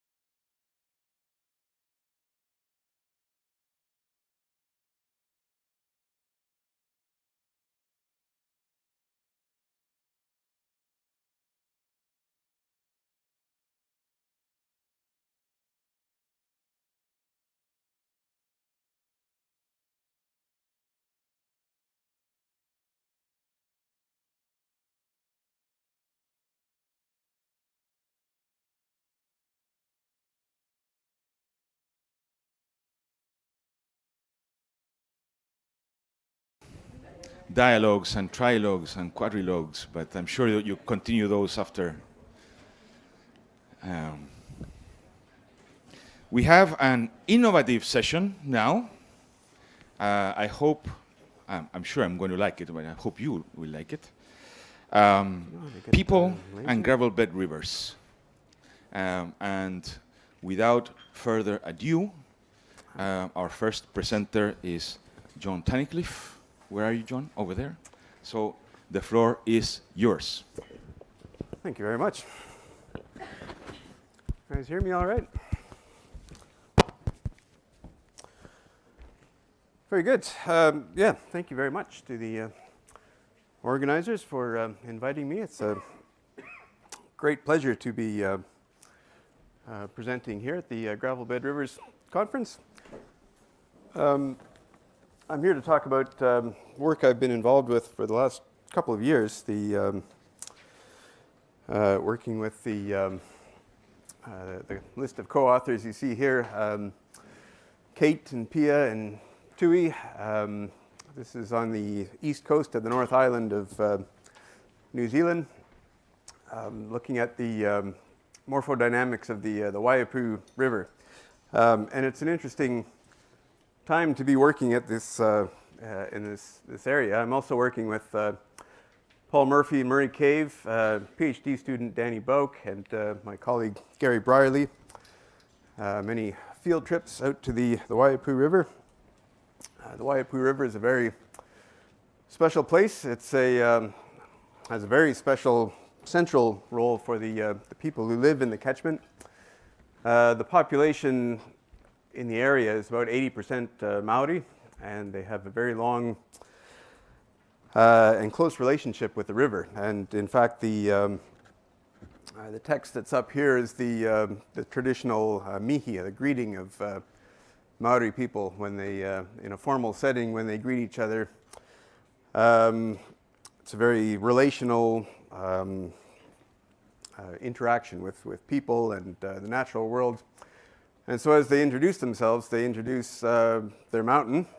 So Ko Hikurangi Te Maunga. Maunga is a mountain, and Hikurangi is the peak in the catchment.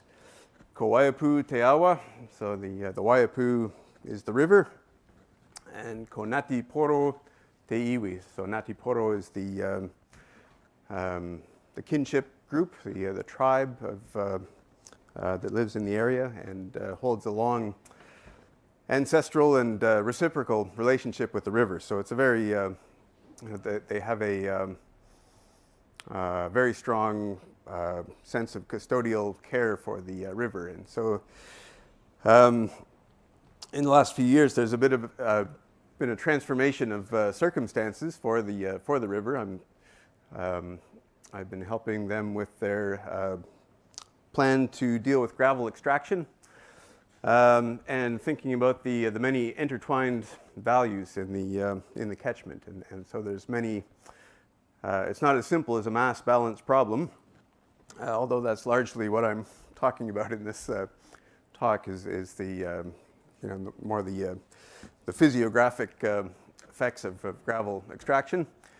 But in 2014, New Zealand had a new freshwater policy statement. And as part of it is the Te Mana o Te Wai framing. And so mana is the variously translated as the prestige or the spiritual authority or the protective power of water, right? So Wai is water, and so the mana of the water. So it's easier to explain perhaps than to enforce legally. And so it's been an interesting challenge to think about all of these intertwined values and how we weigh these various components against each other as we look at managing the river system. So extraction in the river has gone from zero, well, some minor workings, to about 500,000 cubic meters, 500,000 per year. In the last 10 years, so it's increased greatly. And in that time, the Regional Council and Ngati Poro have joined in a joint management agreement, and so now the the river is jointly managed by the iwi and the council. As I say, it's 80% Maori population in the catchment, and so another part of the Te Mana o Te Wai is looking at the precedence of people in managing the system. So it's caring for the water first, caring for human requirements and health next, and after that would be things like gravel extraction, other resource requirements. And so there's a primacy of taking care of the water first and foremost. And so that feeds into this joint management agreement, and decision making now requires speaking to the people of the land, the tangata whenua, the multi-stakeholder groups, and taking an interdisciplinary approach. So I can speak to the river morphology and something of the cumulative effects. And so interwoven with that is the environment. Hapu is a sub-tribe, sort of family community groups within the catchment that all have various interests and a stake in the future of the river, and also protective works. They've used extraction to steer the river away from various problematic areas, so bank erosion and so on.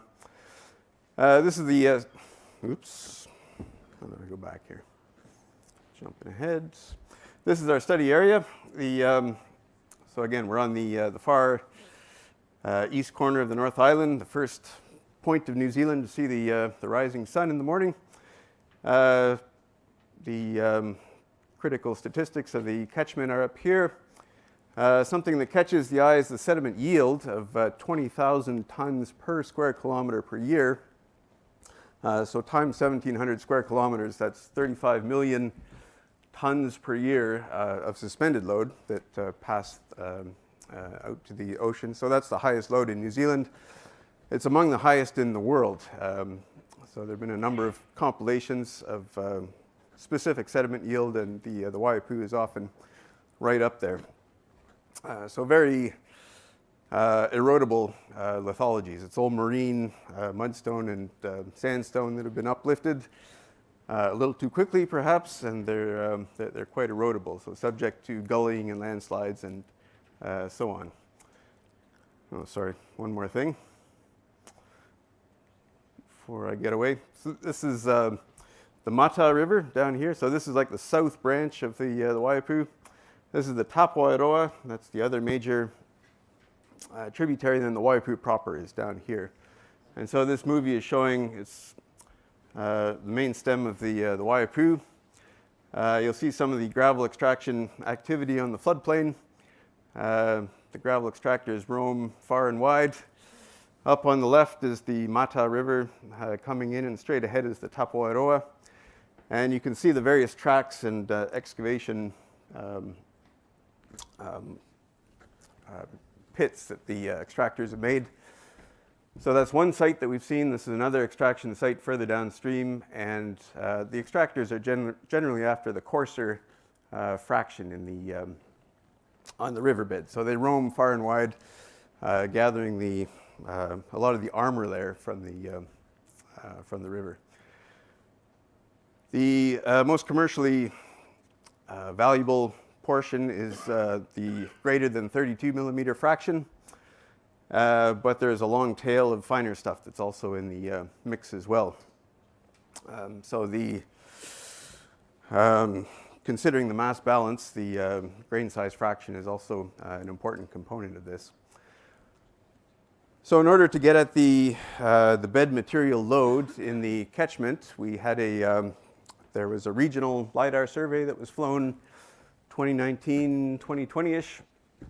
And most recently, we've had a bathymetric, so a green light LiDAR that's flown just the rivers. And so we have 209 kilometers of river that have been surveyed with both these techniques.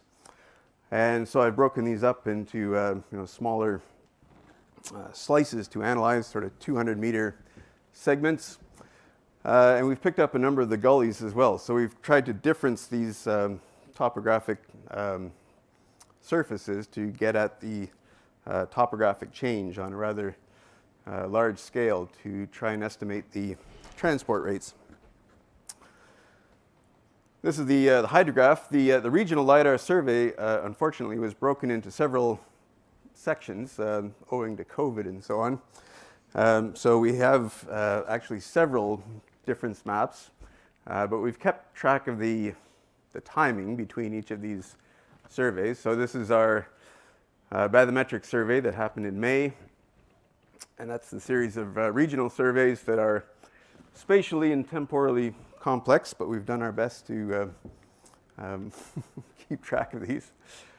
And yeah, as you can appreciate, the differencing is the minimum change, right? So there's probably been some intervening ups and downs based on Pandrin's poster. We've seen the perils of these longer intervals of differencing, but really it's the relative change that we're after amongst these different surveys.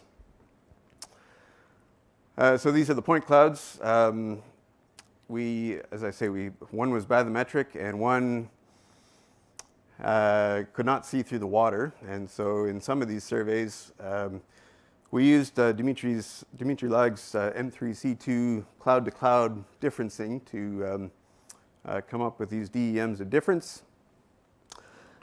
And wherever we had these sites that were obscured by the regional survey, had water and we couldn't see through it, we just left those as void, right? So it really is a conservative estimate of change that we're seeing in the system. Just playing around with the possible, higher, trying to complete the survey, we've interpolated across that water to, try and expand our the coverage of the bed. But generally, you can see most of the differencing is, we caught it generally at low water, low flow. And of course, in the gullies and a lot of the bank erosion got picked up without any issue. The water surface was relatively minor in many of these breaches. So this is an oblique view looking at the DOD draped over our model. This is plus and minus 2 meters of erosion. And these gully systems, as we'll see in a few slides, are quite a prominent part of the volumetric budget in the system. And so this is all bulk volume we're talking about. We haven't sort of partitioned out the gravel and smaller, the fine fraction.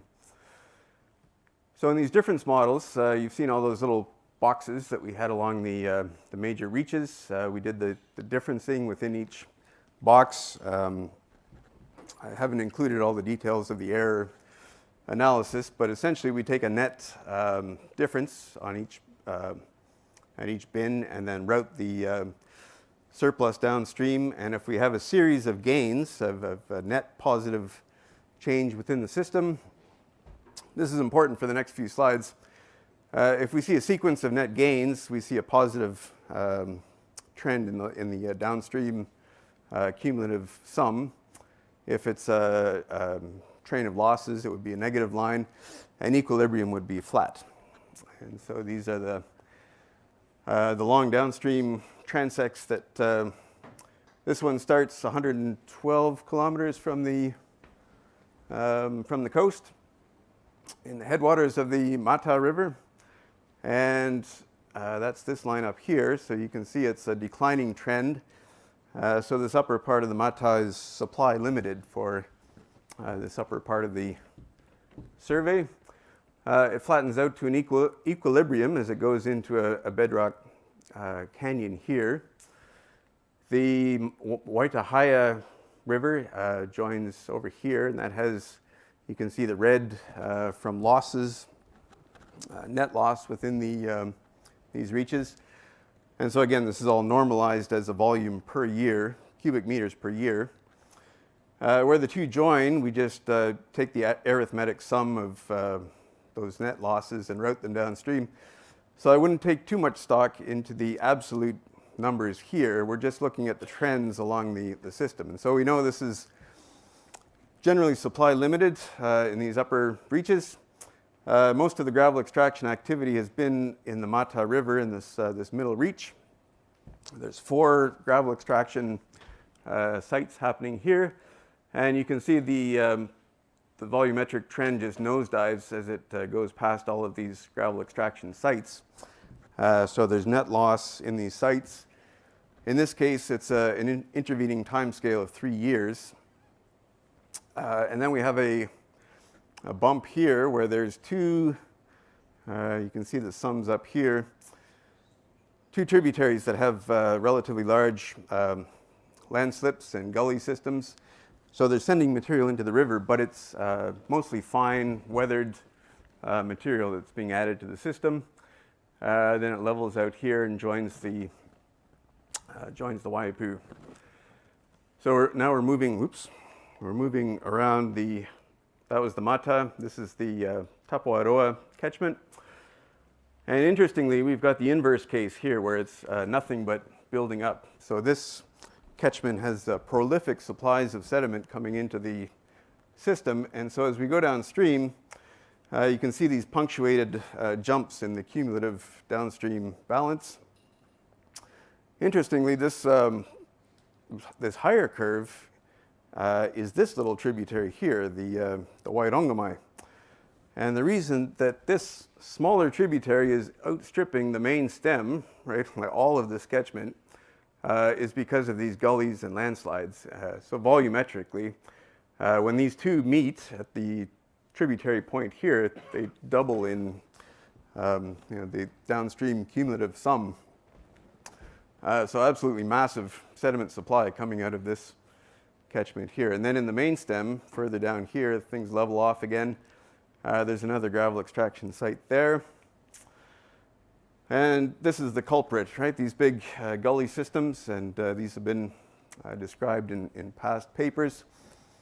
But here we have a really nice sort of differencing image of this is Barton's Gully, which is the largest in New Zealand, possibly the world. I haven't seen a compilation of gully sizes, but it's about 1 kilometer across, 70 to 80 meters of local relief in this sort of badland terrain, 280,000 cubic meters per year coming out of the system.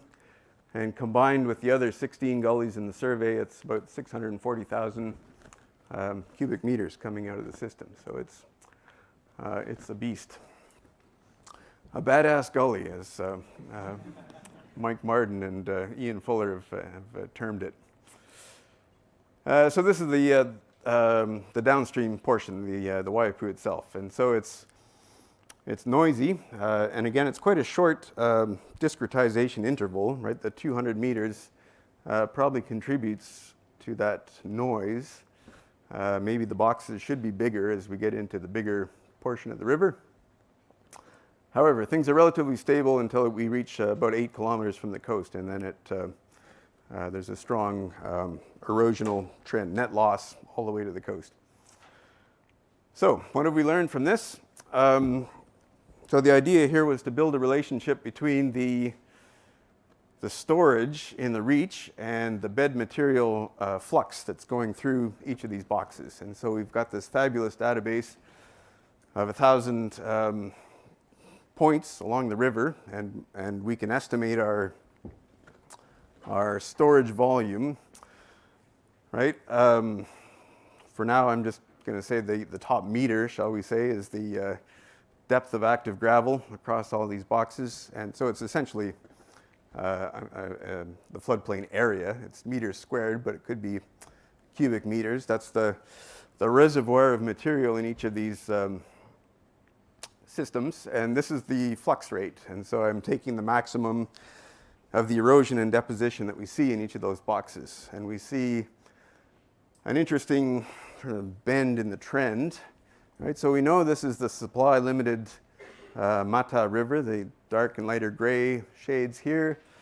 The orange and the red are the Tapuaroa in orangey yellow, and the Waipu in the more reddy orange. And so that's our reach storage. And so obviously the more storage relative to the flux going through the system, in my opinion, the more resilient the reach might be to taking gravel from that, the more store it has in place. And this put me in mind of Lyle and Church's paper on the relationship between storage, volume, and transport, where we've got a very steep line for supply-limited systems versus transport-limited systems, right, aggregating systems. I think we can see that, that kind of pattern in the data. And the other thing I've tried to get across is in the paper, in the draft paper, I've called it turnover time, but it's not the turnover time. It's the well, for instance, if the flux rate is 1,000 cubic meters per year, and the volume in the reach is 10,000 cubic meters, right? If we were to cut off supply, right, it's 10 years to exhaust that material in absence of more material coming upstream. So, whoops. If you get where I'm coming from, these contours tell us something about the relative resilience of these reaches to exhaustion over time, right? This is the rate at which material is being fluxed out of these reaches relative to the store of material. And so I've been working on the idea that the further up this gradient, right, the diagonally to the lower right, the greater store within the system relative to the flux rate. And so in principle, if we tie gravel extraction to the this minimum mean annual rate, it doesn't make any sense to work in these lower reaches where the rates are quite low. But maybe the answer is somewhere up here for, I don't think we can call it surplus gravel, but it may be more resilient to extraction over time. So the other question is the footprint of the extraction operation relative to the width of the system, right? So this is probably better than something like this in the Mata River, where they're working all the way up and down this channel, taking out many tons of gravel relative to the size of the system. The other problem is scraping off the upper layer of that armor there in search of the coarse material. That doesn't seem like the most sustainable way to go about taking material from the reach, and so we have to think about how the bounds or the footprint of the reach get set up.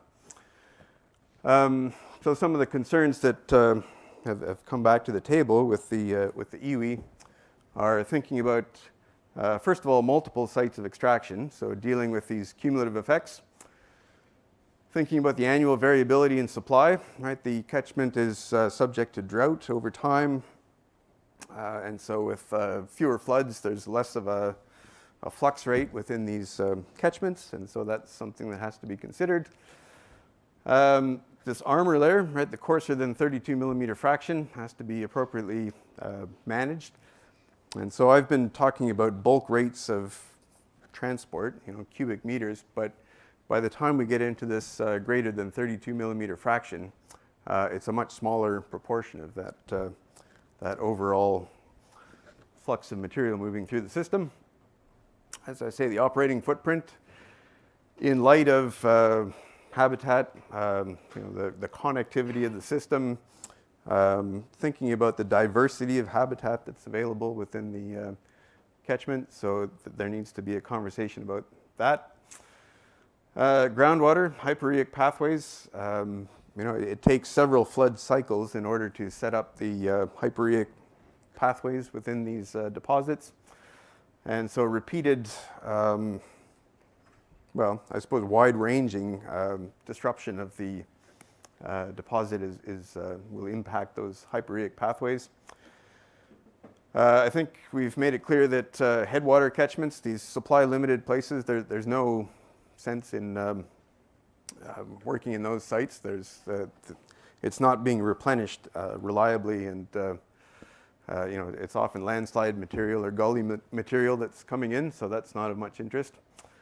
And finally, water quality, air quality. A lot of this, once they've taken away all those coarse fractions and discarded the finer material, that tends to collect on the bar tops. And it dries up and it blows away, and yeah, it really can bring down the air quality. And of course, the trucks driving back and forth across the floodplain are problematic as well. So what's a reasonable allocation model? I've been asking everyone I can, what's the right number? Is it 100% of the annual flux or 50%? I've just taken this as an example. This is Ken Rood and colleagues. This was just a consulting report. And they were suggesting 25% if the system is not being supplied by additional tributaries. Maybe 50% if there are tributaries coming into the system. And if it's the terminal end of the river system, maybe 100% is okay. 100% for no further removal for 5 years if it's a one-time take. I don't know. I think 25% is still high. And I think now that we know something about the flux rates and something about the relative resilience of these different sections of the river, we can talk a little bit more sensibly about how many, right, if they're 200-meter sections, right, maybe you need 5 sections to take, a certain amount of gravel from the reach. And Alejandro tells me it's 10%, yeah, is the number? You won't be drawn. Okay. So, yeah, still to be decided.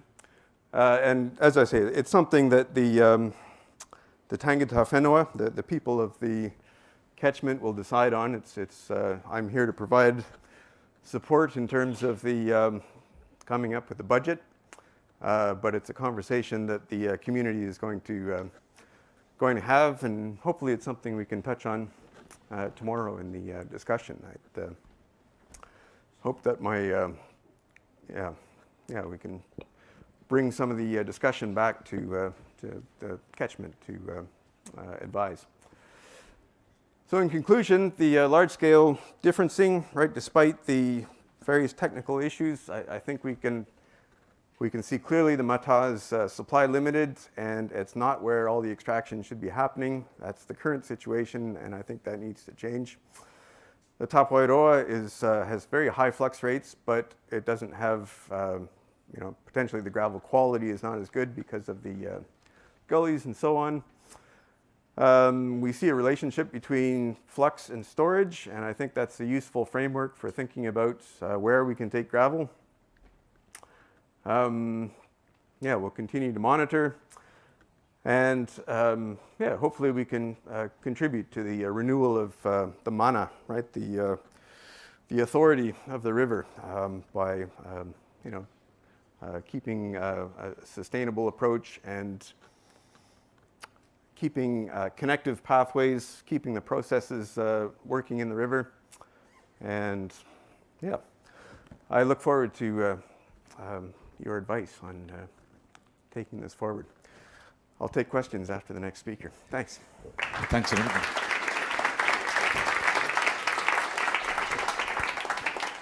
Thanks a lot, John. You were just in time. So if Juana and Camila are around and get the...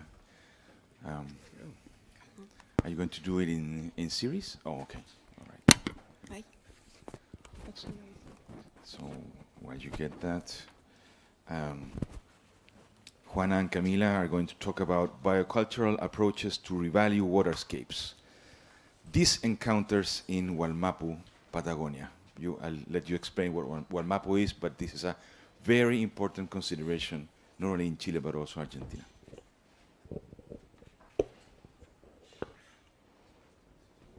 No sé, ¿está prendido? ¿Suena? ¿Este? Ah. Yo creo que sí. ¿Sí? Ya. ¿Y cómo paso? Ahí. Ok. Marimari Kumpuche, Inche Camila Bañales Piñay, Concepción Guaremeu Cuzaulen. Chaltumay Tanyel Kutun. Hi everyone, my name is Camila Bañales Seguel. I'm an agronomist and I'm going to present our joint work with Juana Aigo, who's a biologist and my colleague from Argentina. I wanted to start introducing myself in Mapudungun language, which is the local language of the indigenous territory that we're living in right now. And I have structured this presentation starting out why we should even care about indigenous people and their knowledge, kind of locating ourselves where we are geographically and historically. And I'm going to talk about the two cases that we've been working more in depth with Juana and what experiences we have from these cases. So why is it important to recognize indigenous territory and indigenous people?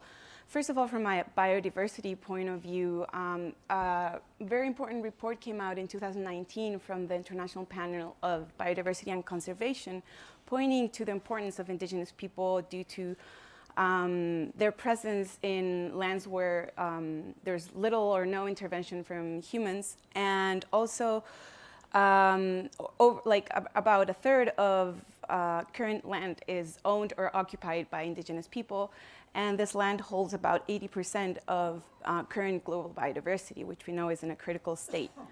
Also, from a human rights perspective, indigenous people have a much higher risk of becoming or assuming roles in environmental leadership, and this puts them at risk for murders due to environmental protection. And these are some very shocking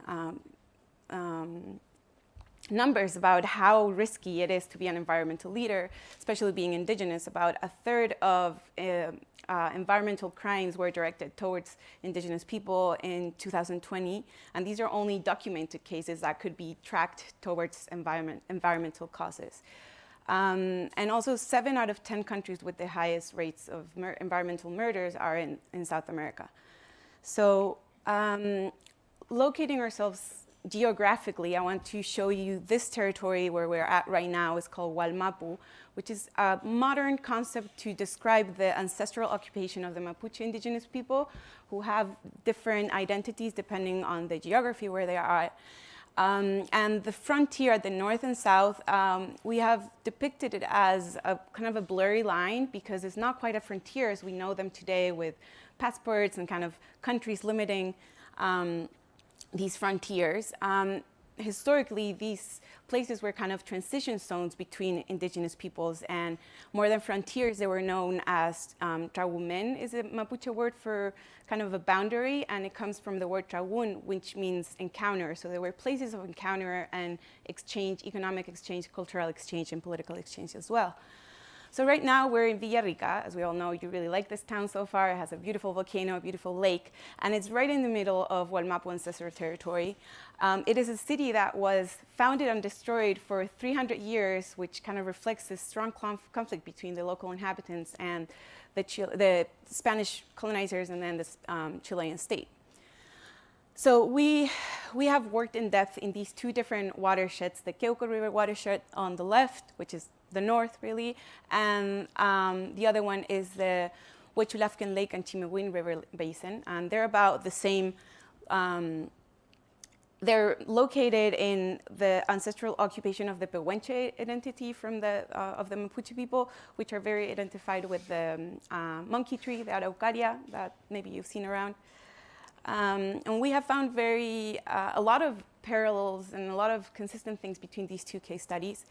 They are both located in areas where the Argentina and the Chilean state have had a strong intervention through national parks, which have excluded local communities, and also through indigenous development areas, which have input a lot of subsidies and a lot of complicated development from an indigenous perspective.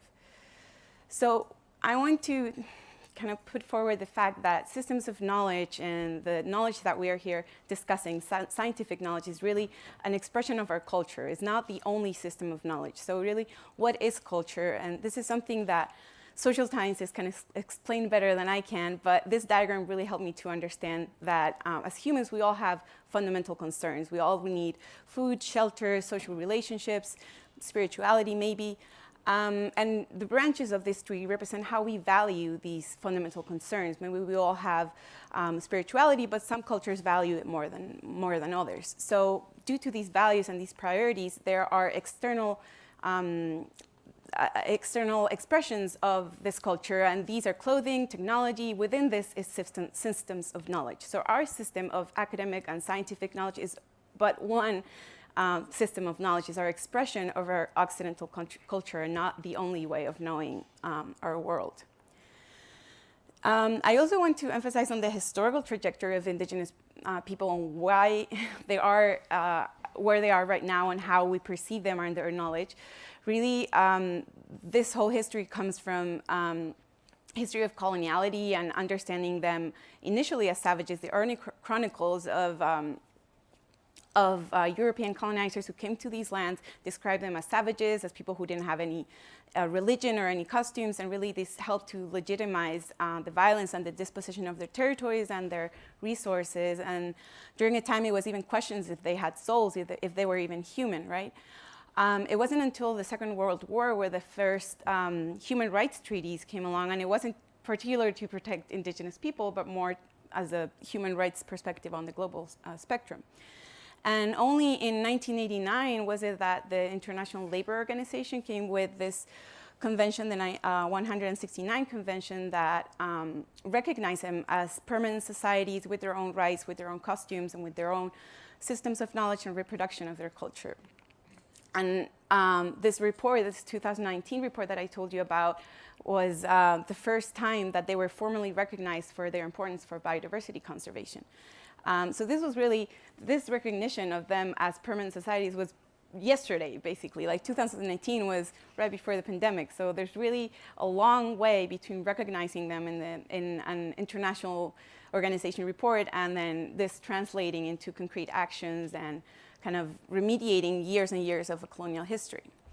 So going right into rivers, I'm sure you're all very familiar with these evolution of paradigms in fluvial geomorphology and river science, going from monodisciplinary paradigms and important concepts that helped us understand rivers, like the hydrologic cycle, river continuum, and natural flow regime. We have also heard presentations that incorporate more interdisciplinary perspective, like integrated water resource management, and even now considering rivers as social ecosystems.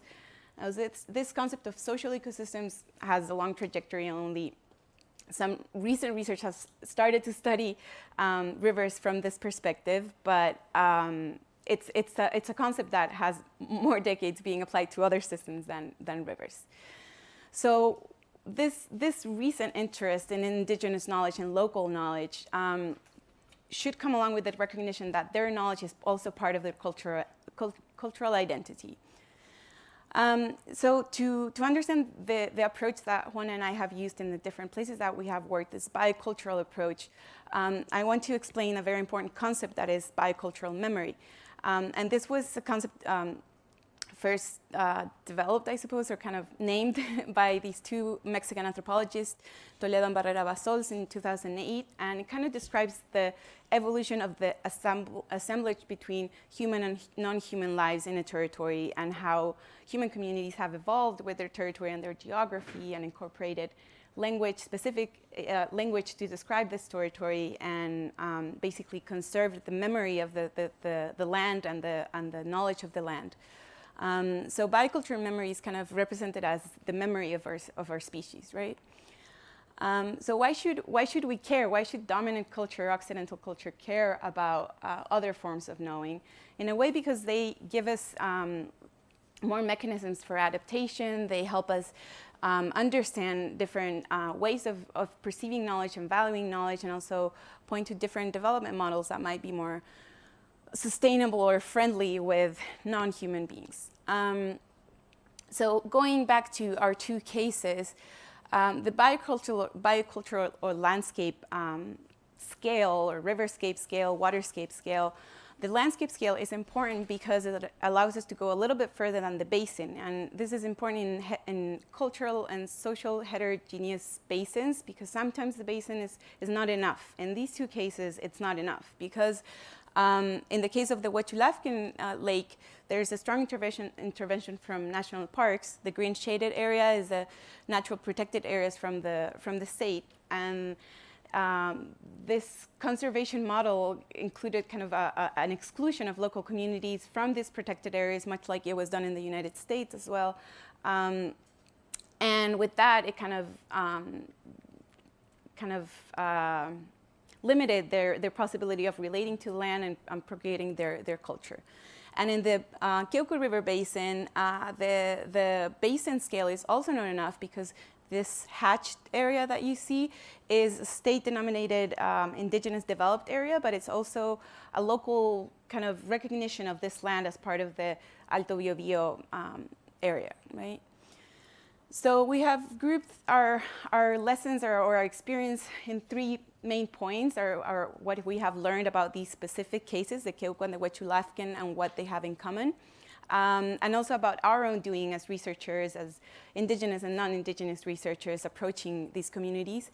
And also we have put together kind of a list of bridge concepts that have helped us understand, or kind of, they're basically concepts from Mapuche culture that we have attempted to interpret or translate into the work that we do.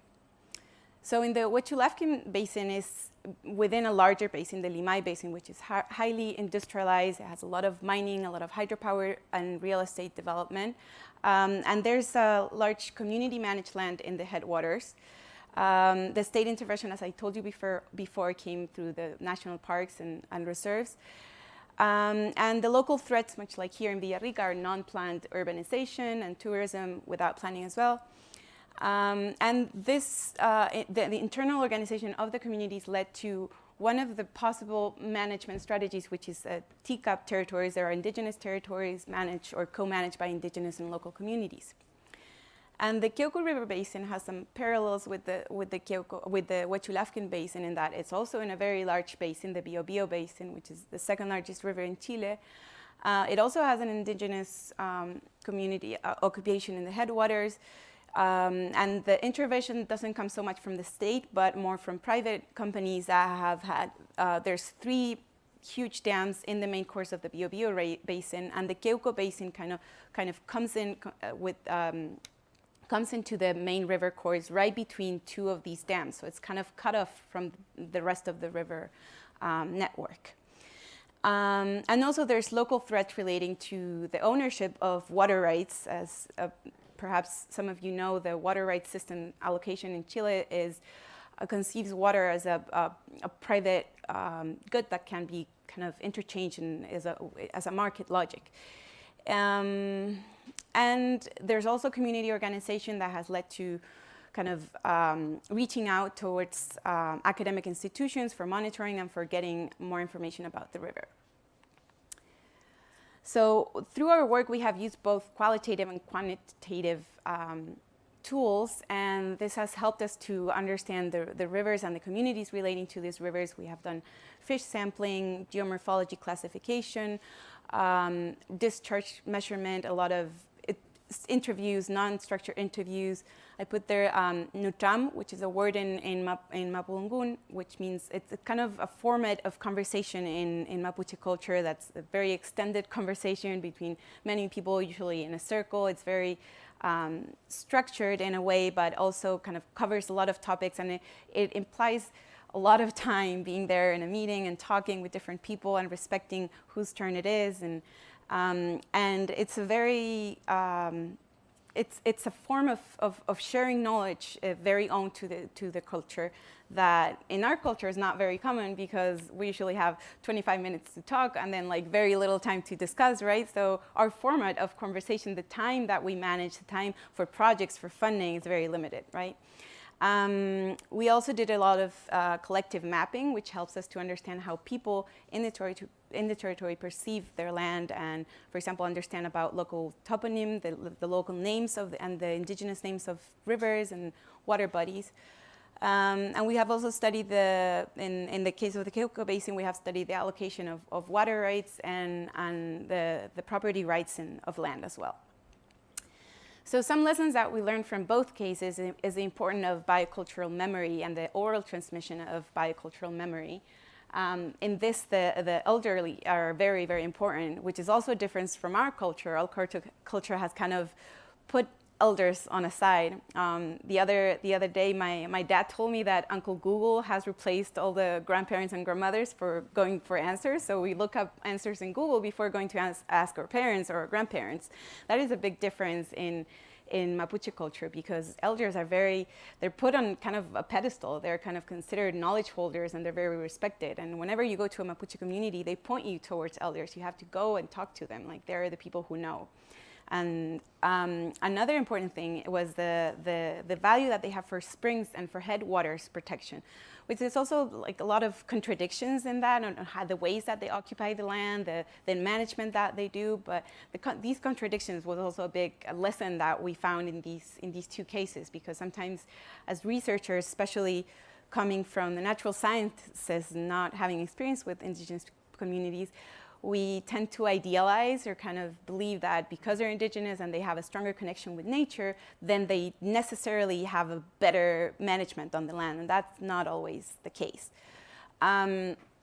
There's also a very important difference with our culture, and that is conceiving water as a subject. And this has important practical implications and could have a very kind of, practical implications that if we incorporate this perception of water, we can also incorporate or open the way for legal pluralism and understanding water bodies as holding legal personhood, as it has been tried in other places, like in New Zealand with the Wanganui River, or in Colombia with the Atrato River. So there's been a lot of advances in considering water or other natural entities as subjects, right?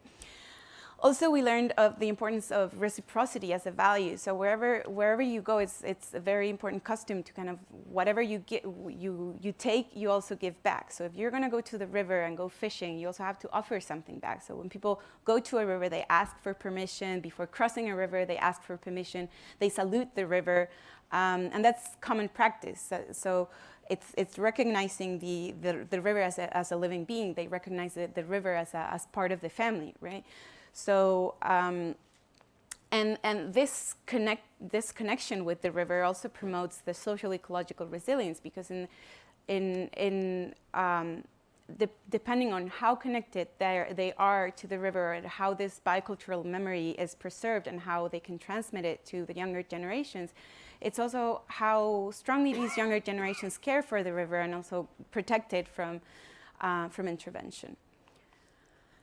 This is a very meaningful quote that we gathered from Juana gathered from the Huachulafkin case, and it talks about how the springs are very important, very delicate, and very jealous, and that the family should take care of them and always ask for permission and protect them. So this quote kind of puts together a lot of the things that I was talking to you about: the importance of asking for permissions, the importance of conceiving water bodies as part of the family, and respecting them and having to take care of them, right? And also the fact that they're delicate and jealous. So you can't just go to a place and take whatever you want because maybe something bad might happen to you. And this is part of their cosmological view. Like, they tend to associate things differently than we do, like cause and effect in a different way than we do. And it's an important thing to kind of make this switch and to open our minds that perhaps this cause and effect that we tend to value in Occidental culture, that values very much scientific knowledge and the scientific method as a way to get information and to prove something, and to raise hypotheses and to prove them, perhaps is not the only way of acquiring and transmitting knowledge. Not necessarily the right one or the wrong one, but it's not the only one. So some lessons about our own doing as researchers, as female, indigenous, and non-researchers. It has involved a lot of investment in developing trust relationships and going to introduce ourselves to the local authorities and sustaining these relationships, because it's not just going and saying, hi, I'm Camila, this is the work I'm going to do, but rather a continual feedback with them and showing them what the advances you have done, and also kind of going back to share some of the results. Something that I heard a lot in the Keuko Basin was we have never had, there's a lot of researchers that come, and we have never had one of them come back and share the results with us. So that's something kind of to take into account, not just with indigenous communities, but with other communities, because a lot of the work we do we share in scientific publications and in congresses and conferences, but what goes back to the people that live in these places, that face the impacts of these places, right?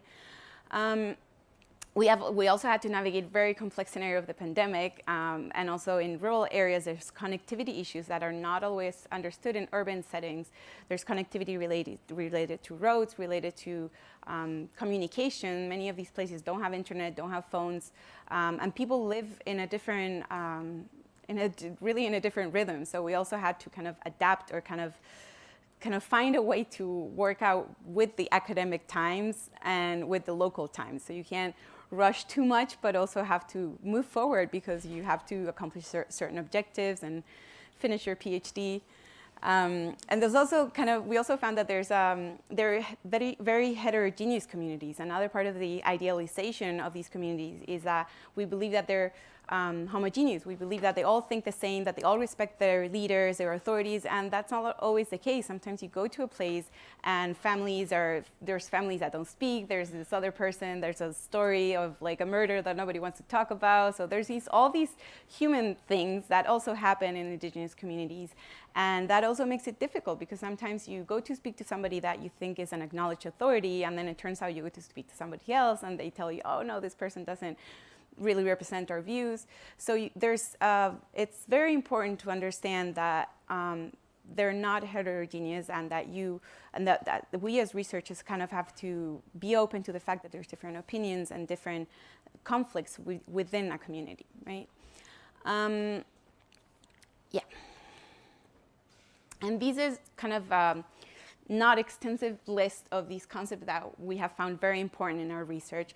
First of all, Itrofil Monyen is kind of a very central concept in Mapuche culture, and it roughly translates to biodiversity, but it's a much deeper concept than just biodiversity. That biodiversity kind of describes the different communities of living beings, but Itrofil Monyen talks about living and non-living beings, spiritual beings, their interconnectedness, the lives within them and how they're connected, how, for example, water is a living being and also a being that promotes life.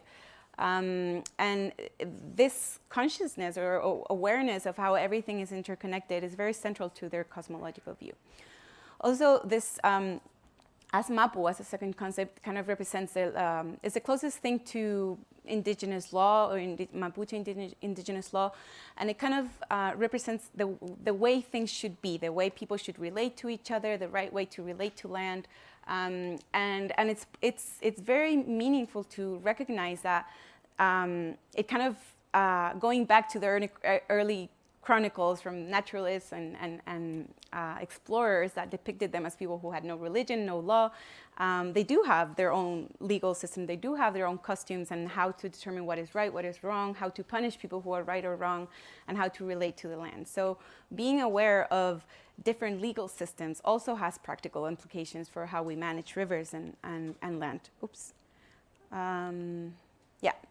So I talked in the beginning about the Walmapu territory, which is this area, this historical occupation of the Mapuche people. But more than that, their conception of Walmapu, if you go to different communities, each community doesn't necessarily tell you, okay, so the frontier goes here and the frontier goes there. Walmapu means comes from a very situated perspective, kind of like understanding that all the land that you can see and all the beings within that land are part of your community, and that implies not only ownership but also responsibility towards that. So you have a responsibility, a moral obligation to take care of that what you see and that what you occupy, right?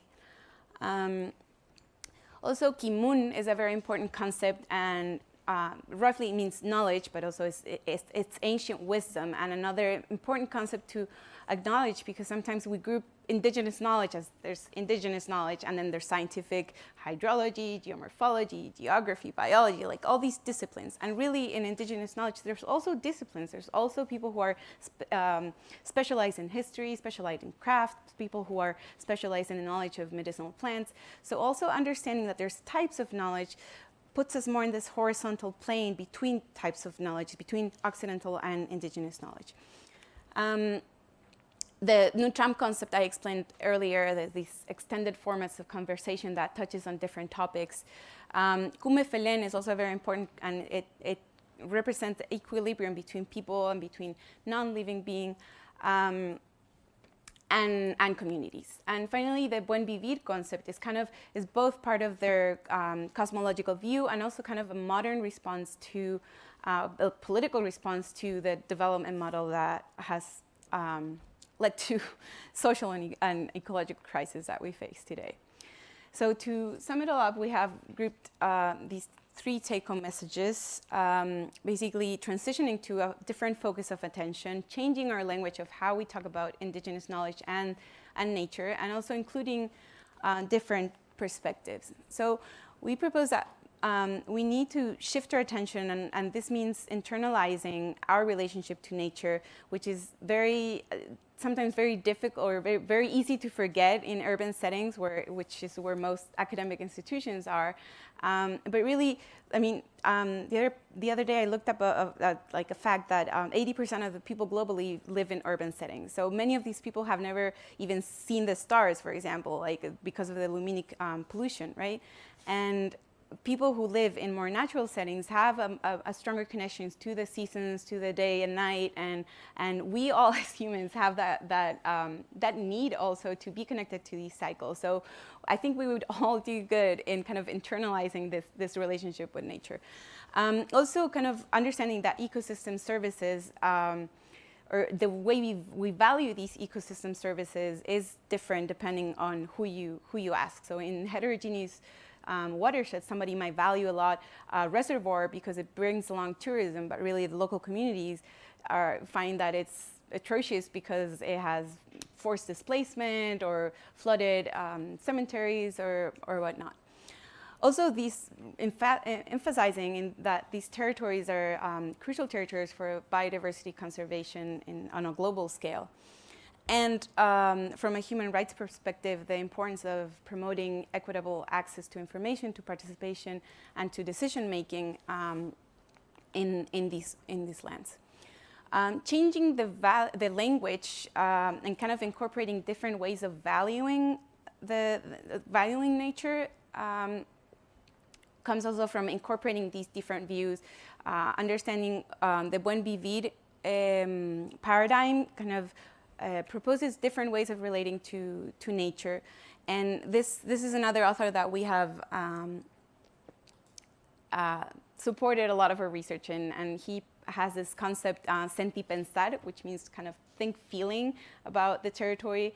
And it emphasizes on this fact that we have an emotional connection to land, and this emotional connections helps us make decisions. It's not just a rational connection, it's also an affectionate connection to these different water bodies. When you grow up near a river, when you grow up near a lake, you have an affectionate connection, you have memories, you have lessons that you have learned because you learned to swim there, because you learned to fish there, and this emotional connection is very strong. I mean, we have also seen in political elections how strongly people decide because of their emotions. People decide based on fear, based on anger, not so much on rational decisions many times. And it's important to accept that there's different ways of understanding water, and this has, as I said before, practical implications in terms of legal conceptions of how we value water. And finally, the inclusion of local and indigenous knowledge. It's going back to, or remembering the slide of the historical trajectory of invisibility of indigenous people. It's not always questioned or discussed the political and the cultural motivations to do our research. The funding, or who does our research serve, is not always discussed, and I think it's a critical point to be aware of. We also believe that building towards a co-generation of knowledge, which means not only making citizen scientists be volunteers to gather our data, but also making them part of the design process, putting together the questions, the methodology, what we're going to research and why, for what. And to sum it up, really, our experiences don't have really a recipe of how to do things right, how to approach these communities. We kind of attempted to share our personal accounts from these two cases and what we have learned from that. So, yeah, and I wanted to leave this here. I think the presentations are going to be uploaded, but if you want to learn a little bit more about these two projects, these are two resources that you can reach out to. So thank you very much.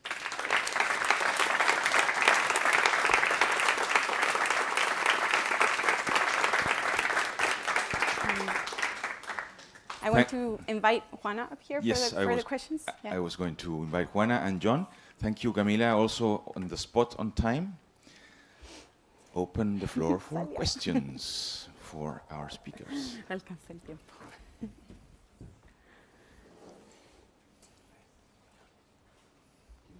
Everybody's tired, thinking about questions. Well, I have a question to John.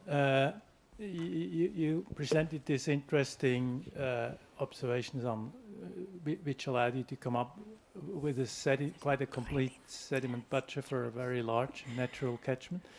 So I just wonder a little bit about the hydrologic forcing conditions.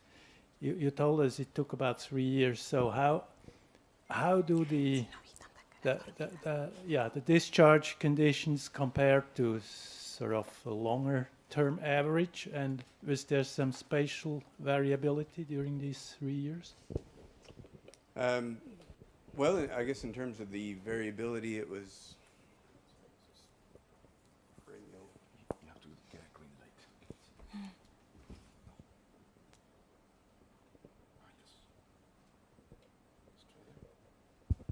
I know it's on. Right. Just trying to summon the numbers to mind here. I think the bankful discharge is some. No, what was it? I don't have the numbers at hand.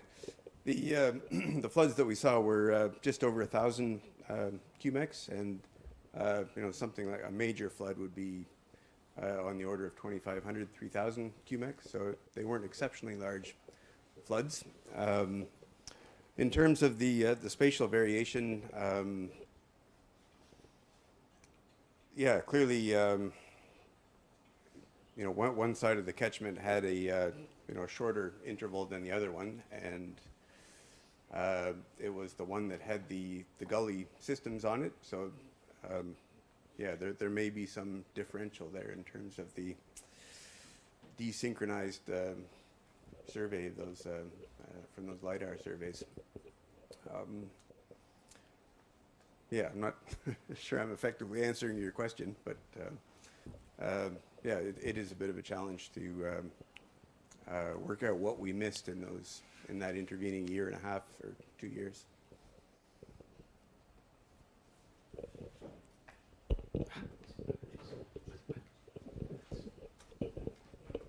Thank you. Question for Camila and Juana. In Chile and in Argentina, are there local indigenous stories at like certain watersheds or at certain rivers where they have told the state or people representatives of the states or colonizers like where they should not build due to like just past stories that they want to carry forward about where the river has been in the past or anything like that? That sort of knowledge about historical flooding. Yeah. ¿Entendiste la pregunta bien? Que pregunta si hay historias locales sobre como dónde construir o no construir infraestructura dependiendo de dónde se pueda, como cómo se mueva el río, ¿no? Juan Carlos, sí. Bueno, Marimari Compuché, Incheta Juana Diego Piñé, Mapuche Junín de los Andes, zona Huiliches. Thank you for invitation. I speak a little English. My English is bad. Thank you, Cami, for helping me. Bueno. Si quieres te traduzco. Okay. Sí. Hay colegas que han estudiado, digamos, cuál ha sido, digamos, el asentamiento de los pueblos originarios o las comunidades desde tiempos pasados. Y una de las diferencias que se ve, por ejemplo, es que los pueblos originarios, más allá del fuerte vínculo que hay con el agua y con los ríos, no eligen estar sobre ellos. Hay muchas historias de inundaciones, por ejemplo, del lado de Argentina, hay muchas historias de inundaciones que al llegar los colonos quisieron como dominar los ríos y canalizarlos, y entonces empezaron como a intervenir con canales de riego, cuando en contraste, digamos, los pueblos indígenas tratan de como respetar ese movimiento natural del río y nunca se van a sentar sobre el río, sino que van a tener como una distribución dendrítica, y eso quiere decir que se van a ubicar como alrededor del río, respetando el río, pero además tratando de respetar las vinculaciones que hay en cuanto al lof o la familia o la comunidad, ¿no? Para que todos puedan hacer uso de ese ambiente. So basically she said that there's some colleagues who have studied these stories and how historical accounts show that indigenous communities kind of settled around rivers but not on top of the river, the floodplain or the river banks.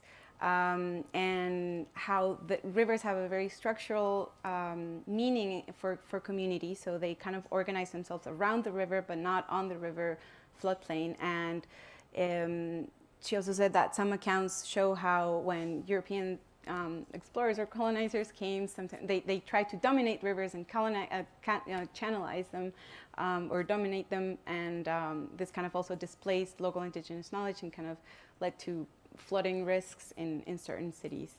And I can also add to that, in the Keuku River Basin, there was these 3 mega dams that I mentioned, they were carried out with no indigenous consultation. So people there are very defensive about any kind of intervention. So if you go ask them where should or should not be intervened, they're going to say nowhere, because there's this very traumatic experience of not being considered, of forceful displacement with a lot of violence, with police, with it's very complex. So there are very deep psychological wounds there that are not very easy to navigate. What?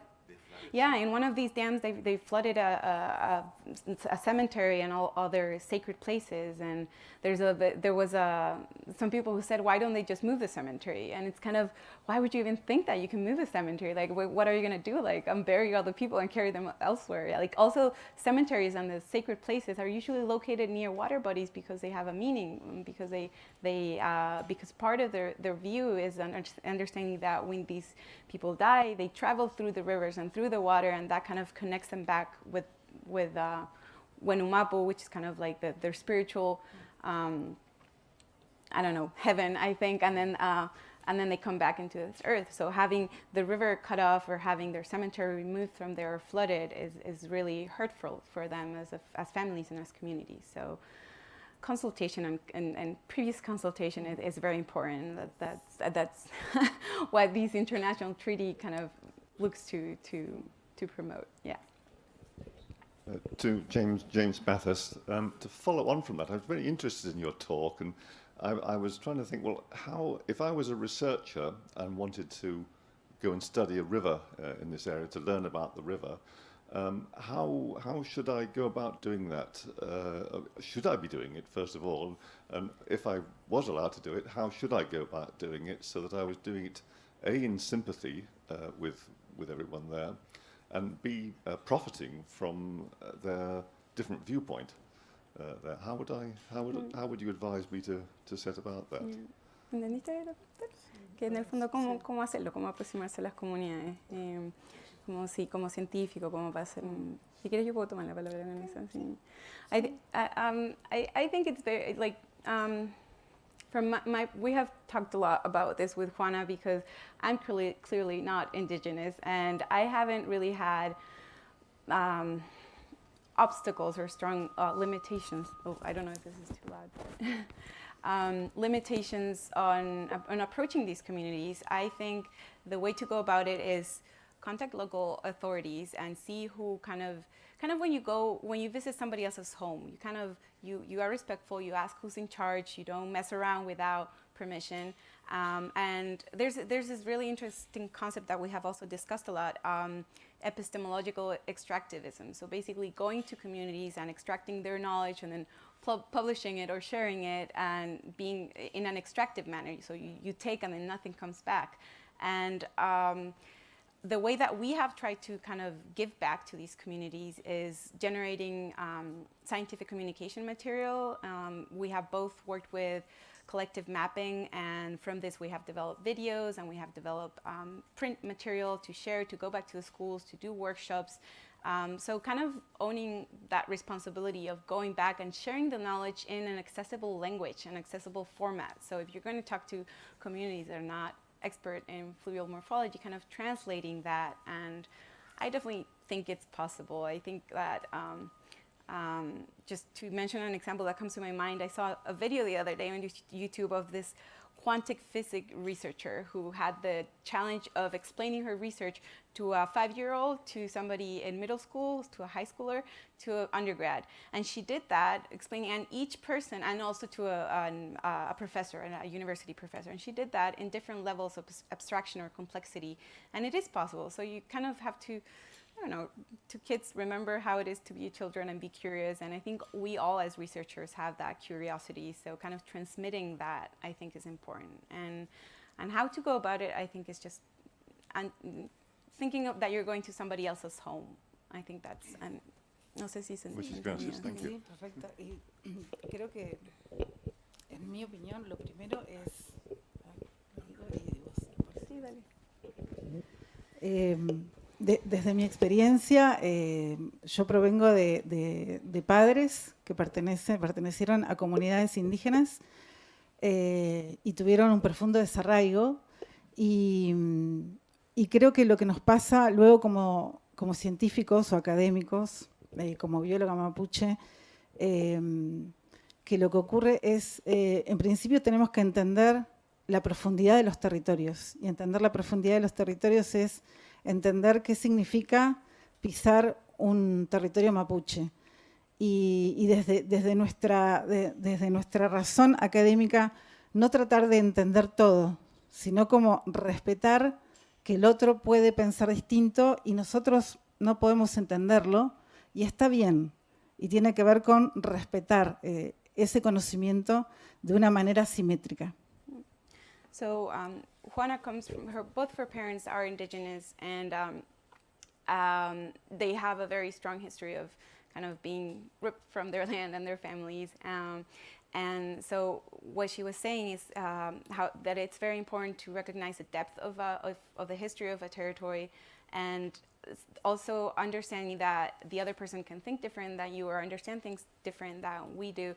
And maybe we don't understand it, but there's a very intentional part of respecting that. Perhaps I don't understand it, but I respect it and I value it and I acknowledge it as equally valid in a symmetrical way. Yeah. Maybe one last question that was here. Yeah, it's not just a question, also like more of a comment, because you're saying that there's a lot of researchers going and just taking information and then never publishing the results or telling the indigenous people their results. We kind of realized we were doing literally the exact same in Switzerland last year, when basically in our research, in the valley we research a lot, there's people living there in the community and they have no idea what we're doing. We publish in a language they don't really speak that well. They speak French there. So we realized not just with this indigenous example, we were doing the exact same thing. So it's a good point to stress, I guess, for any science we're doing. So right now we're organizing this day in which we try to, like organizing a day for the local community in which a bunch of researchers are basically presenting what they're doing. So you came to this conclusion. Have you since then have there been any researcher that have come back and have presented their results since then, and how was that received? Well, what I was saying earlier, that going back to the community and making the information accessible to them also means that the format and the language has to be different. It can't be scientific like we're all speaking here. It can't be as technical, which doesn't mean that they can't understand complex ideas. They can. Like sometimes when we speak about these theoretical concepts and you go talk to the people in the communities, they know it and they have a different word for it, or they can describe it even better than you do. But the way that we have, I mean, in my personal experience, that I have come back with the research that I have done in the place that, where I have been working, and what I have, the feedback that I have gotten is that nobody has ever done that before. So they have been very surprised of me coming back with videos or coming back with printed maps. I actually brought a map that I have been sharing at the schools. It's pasted with the posters. And it's a map that came from collective mapping, which is also a methodology that Juana has done in her work to kind of understand how people conceive the territory, and also then translate that into a print material so you can share that and people can see and also understand scientific concepts. And you'd be surprised how much scientific knowledge they have. Like people there have geomorphological knowledge. They know where landslides occur, how frequently they occur, where floods occur, where areas are more, what areas are more damaged. And I think I really want to emphasize on the format and the language, and also the frequency. It's not as simple as going one time and everybody exposing. It's really important to go to non-governmental organizations, to the municipality, to the schools. And you're totally right that it doesn't only apply to indigenous communities. It applies to all local communities where research is carried out. And because also, I mean, we as humans are curious. People will want to know about your work if you tell them in an accessible way, I believe. So in local community, the people know where the landslides happen, they know the area better than us. So the similarities are quite striking. Mm-hmm. Yeah, it's a bidirectional thing. With that note, thank you very much for the presenters. And I pass to you. Yeah, just to thank you all the speakers for the very good talks, all the questions, all very, great, inspiring. So it's not the end of the day, so we have a poster session now. For an hour, there is a drink waiting for you if you want, so that will help perhaps at this time. Stand in front of your poster and wander around, and this will help even more discussions. Tomorrow morning, we will go in the field to the Alipen-Tolten confluence, where Juan Pedro Martin-Vide will tell us about his bed load monitoring. There is a paper about that in the shared folder, so if you want to check the paper beforehand, the paper is available there. We'll be back around 1:30 for lunch. Make sure that you have your sun hat, your water bottle. Make sure there is water in the water bottle. Sunscreen is only in the morning. We'll be back for lunch, and in the afternoon we are going to have some panel discussions with local stakeholders around topics that we discussed scientifically these days. Hopefully tomorrow will be a little bit more applied as well, and you will learn about the Chilean experience in terms of managing rivers, managing sediments, and the challenges of managing Chilean rivers. That's it. So yeah, I'll see you all there at the posters. Thank you.